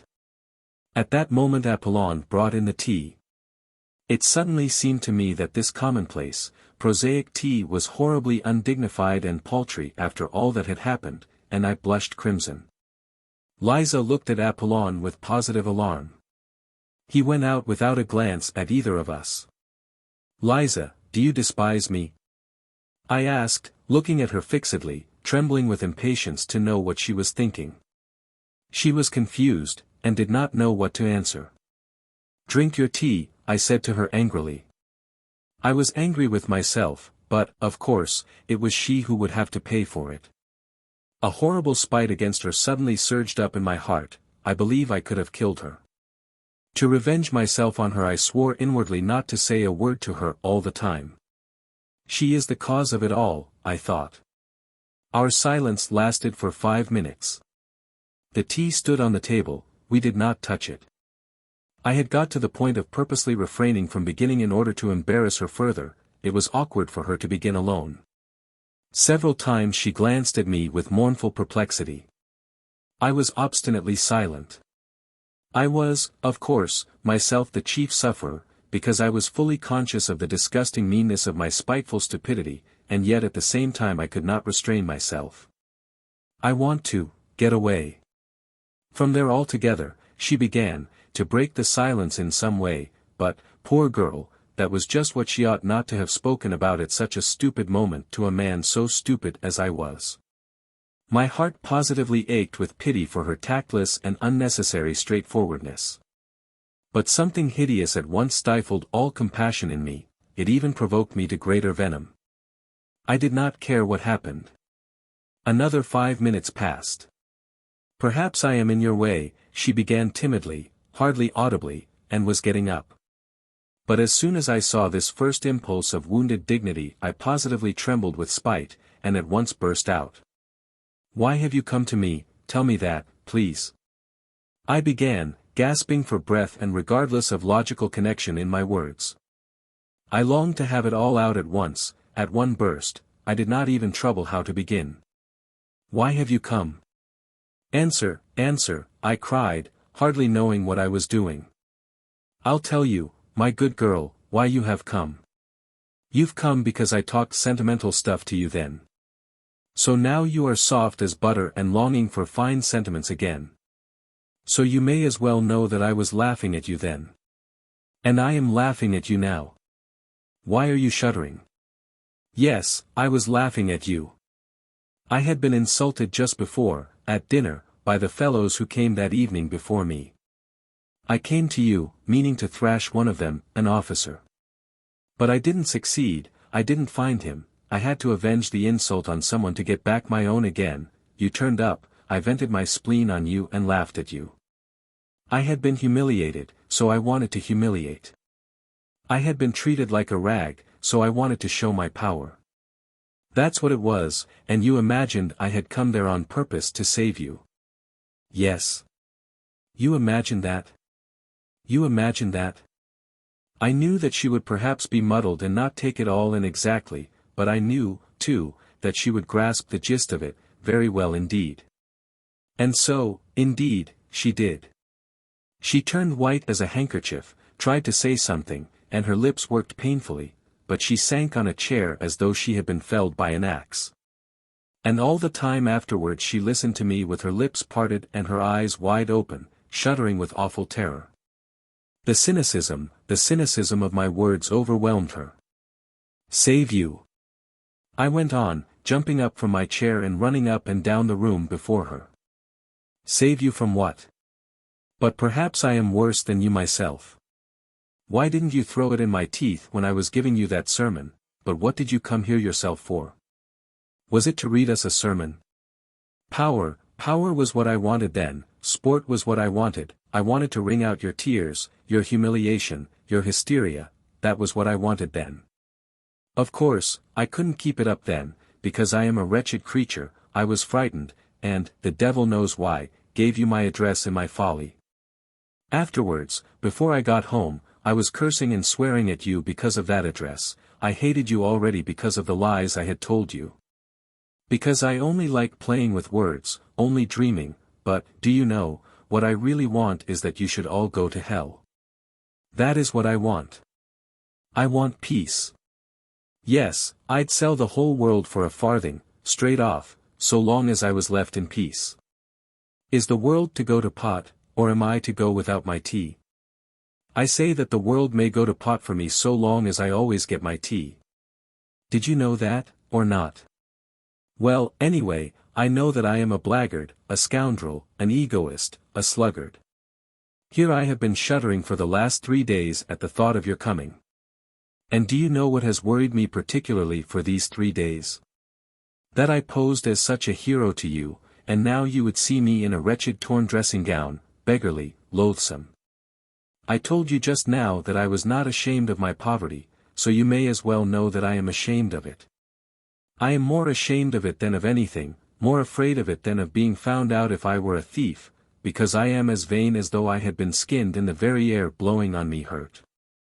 Surely by now you must realize that I shall never forgive you for having found me in this wretched dressing gown, just as I was flying at Apollon like a spiteful cur. The Saviour, the former hero, was flying like a mangy, unkempt sheepdog at his lackey, and the lackey was jeering at him. And I shall never forgive you for the tears I could not help shedding before you just now, like some silly woman put to shame. And for what I am confessing to you now, I shall never forgive you either. Yes, you must answer for it all because you turned up like this, because I am a blackguard, because I am the nastiest, stupidest, absurdest and most envious of all the worms on earth, who are not a bit better than I am, but, the devil knows why, are never put to confusion. While I shall always be insulted by every louse, that is my doom. And what is it to me that you don't understand a word of this? And what do I care about you, and whether you go to ruin there or not? Do you understand? How I shall hate you now after saying this, for having been here and listening. Why, it's not once in a lifetime a man speaks out like this, and then it is in hysterics. What more do you want? Why do you still stand confronting me, after all this? Why are you worrying me? Why don't you go? But at this point a strange thing happened. I was so accustomed to think and imagine everything from books, and to picture everything in the world to myself just as I had made it up in my dreams beforehand, that I could not all at once take in this strange circumstance. What happened was this: Liza, insulted and crushed by me, understood a great deal more than I imagined. She understood from all this what a woman understands first of all, if she feels genuine love, that is, that I was myself unhappy. The frightened and wounded expression on her face was followed first by a look of sorrowful perplexity.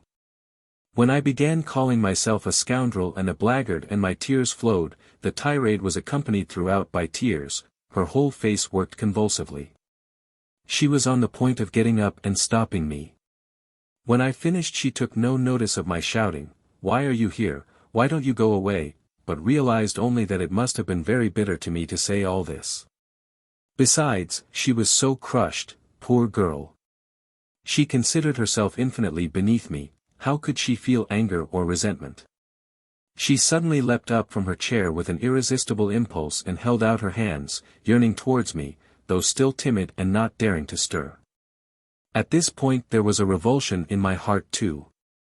Then she suddenly rushed to me, threw her arms round me and burst into tears. I, too, could not restrain myself, and sobbed as I never had before. "They won't let me. I can't be good."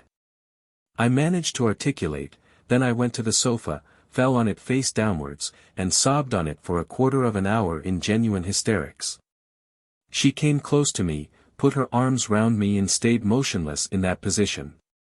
But the trouble was that the hysterics could not go on forever, and, I am writing the loathsome truth, lying face downwards on the sofa with my face thrust into my nasty leather pillow, I began by degrees to be aware of a faraway Involuntary but irresistible feeling that it would be awkward now for me to raise my head and look Liza straight in the face. Why was I ashamed? I don't know, but I was ashamed. The thought, too, came into my overwrought brain that our parts now were completely changed, that she was now the heroine, while I was just a crushed and humiliated creature as she had been before me that night, for days before. And all this came into my mind during the minutes I was lying on my face on the sofa. My God! Surely I was not envious of her then.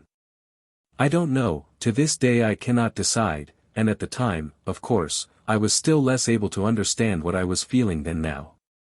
I cannot get on without domineering and tyrannizing over someone, but there is no explaining anything by reasoning, and so it is useless to reason. I conquered myself, however, and raised my head. I had to do so sooner or later. And I am convinced to this day that it was just because I was ashamed to look at her that another feeling was suddenly kindled and flamed up in my heart, a feeling of mastery and possession. My eyes gleamed with passion, and I gripped her hands tightly. How I hated her and how I was drawn to her at that minute. The one feeling intensified the other. It was almost like an act of vengeance. At first there was a look of amazement, even of terror on her face, but only for one instant. She warmly and rapturously embraced me. A quarter of an hour later I was rushing up and down the room in frenzied impatience. From minute to minute I went up to the screen and peeped through the crack at Liza. She was sitting on the ground with her head leaning against the bed, and must have been crying. But she did not go away, and that irritated me. This time she understood it all. I had insulted her finally, but there's no need to describe it. She realized that my outburst of passion had been simply revenge, a fresh humiliation, and that to my earlier, almost causeless hatred was added now a personal hatred, born of envy. Though I do not maintain positively that she understood all this distinctly, but she certainly did fully understand that I was a despicable man, and what was worse, incapable of loving her. I know I shall be told that this is incredible, but it is incredible to be as spiteful and stupid as I was. It may be added that it was strange I should not love her, or at any rate, appreciate her love. Why is it strange? In the first place, by then I was incapable of love, for I repeat, with me loving meant tyrannizing and showing my moral superiority. I have never in my life been able to imagine any other sort of love, and have nowadays come to the point of sometimes thinking that love really consists in the right, freely given by the beloved object, to tyrannize over her. Even in my underground dreams I did not imagine love except as a struggle. I began it always with hatred and ended it with moral subjugation, and afterwards I never knew what to do with the subjugated object. And what is there to wonder at in that, since I had succeeded in so corrupting myself, since I was so out of touch with real life, as to have actually thought of reproaching her, and putting her to shame for having come to me to hear fine sentiments, and did not even guess that she had come not to hear fine sentiments, but to love me, because to a woman all reformation, all salvation from any sort of ruin, and all moral renewal is included in love and can only show itself in that form. I did not hate her so much, however, when I was running about the room and peeping through the crack in the screen. I was only insufferably oppressed by her being here. I wanted her to disappear. I wanted peace, to be left alone in my underground world. Real life oppressed me with its novelty so much that I could hardly breathe. But several minutes passed and she still remained, without stirring, as though she were unconscious. I had the shamelessness to tap softly at the screen as though to remind her. She started, sprang up, and flew to seek her kerchief, her hat, her coat, as though making her escape from me. 2 minutes later she came from behind the screen and looked with heavy eyes at me. I gave a spiteful grin, which was forced, however, to keep up appearances, and I turned away from her eyes. "Goodbye," she said, going towards the door. I ran up to her, seized her hand, opened it, thrust something in it and closed it again. Then I turned at once and dashed away in haste to the other corner of the room to avoid seeing, anyway. I did mean a moment since to tell a lie, to write that I did this accidentally, not knowing what I was doing through foolishness, through losing my head. But I don't want to lie, and so I will say straight out that I opened her hand and put the money in it, from spite. It came into my head to do this while I was running up and down the room and she was sitting behind the screen. But this I can say for certain, though I did that cruel thing purposely, it was not an impulse from the heart, but came from my evil brain. This cruelty was so affected, so purposely made up, so completely a product of the brain, of books, that I could not even keep it up a minute. First I dashed away to avoid seeing her, and then in shame and despair rushed after Liza. I opened the door in the passage and began listening. "Liza! Liza!" I cried on the stairs, but in a low voice, not boldly. There was no answer, but I fancied I heard her footsteps, lower down on the stairs. "Liza!" I cried, more loudly. No answer. But at that minute I heard the stiff outer glass door open heavily with a creak and slam violently. The sound echoed up the stairs. She had gone. I went back to my room in hesitation. I felt horribly oppressed. I stood still at the table, beside the chair on which she had sat, and looked aimlessly before me. A minute passed. Suddenly I started. Straight before me on the table I saw. In short, I saw a crumpled blue 5-ruble note, the one I had thrust into her hand a minute before.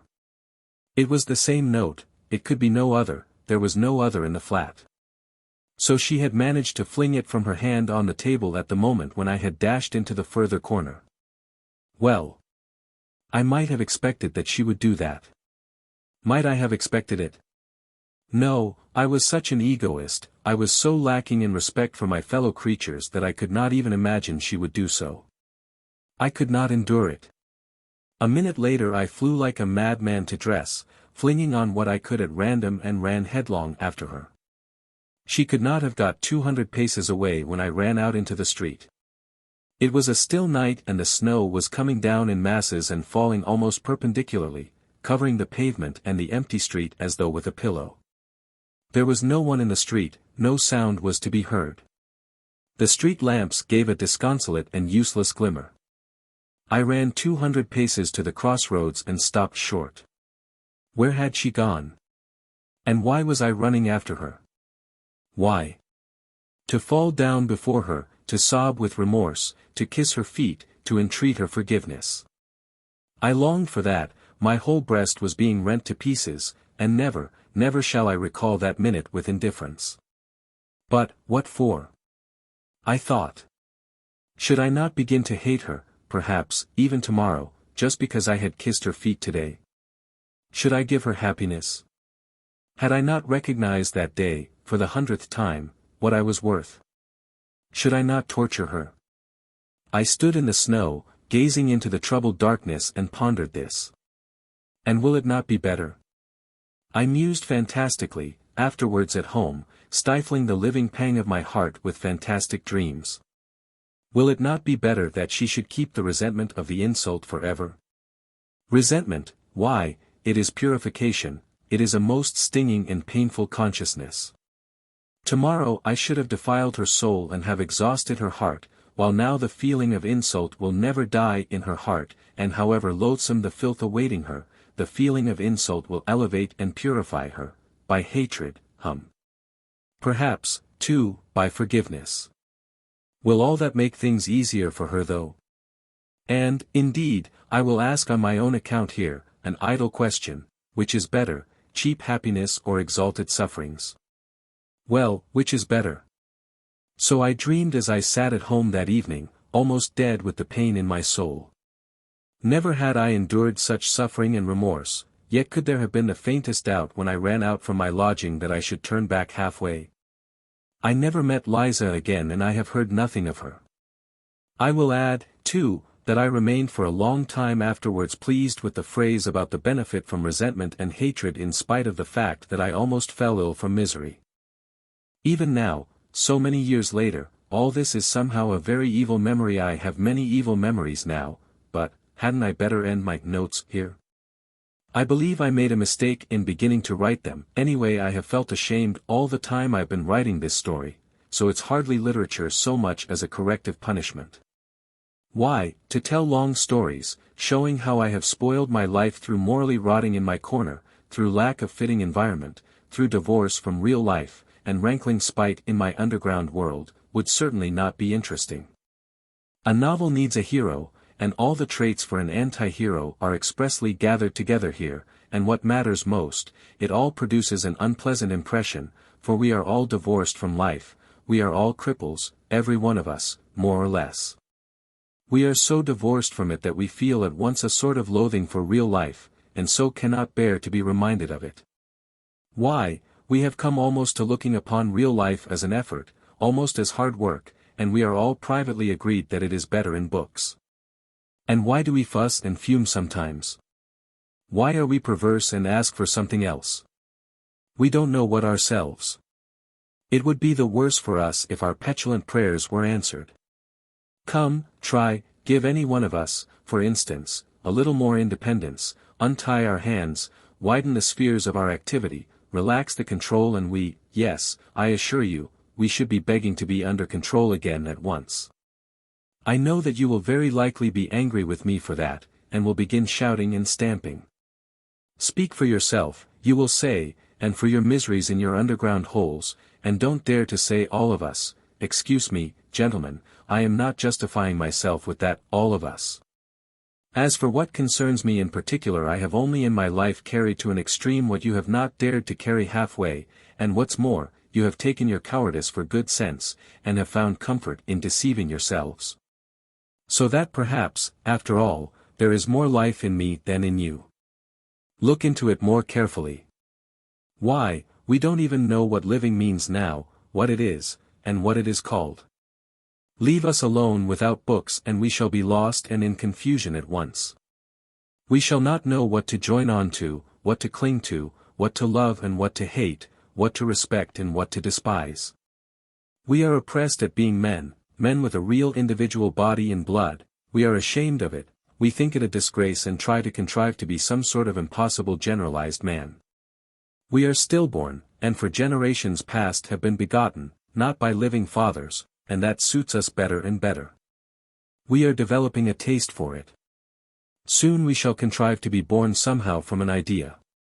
But enough. I don't want to write more from underground. The notes of this paradoxalist do not end here, however. He could not refrain from going on with them, but it seems to us that we may stop here.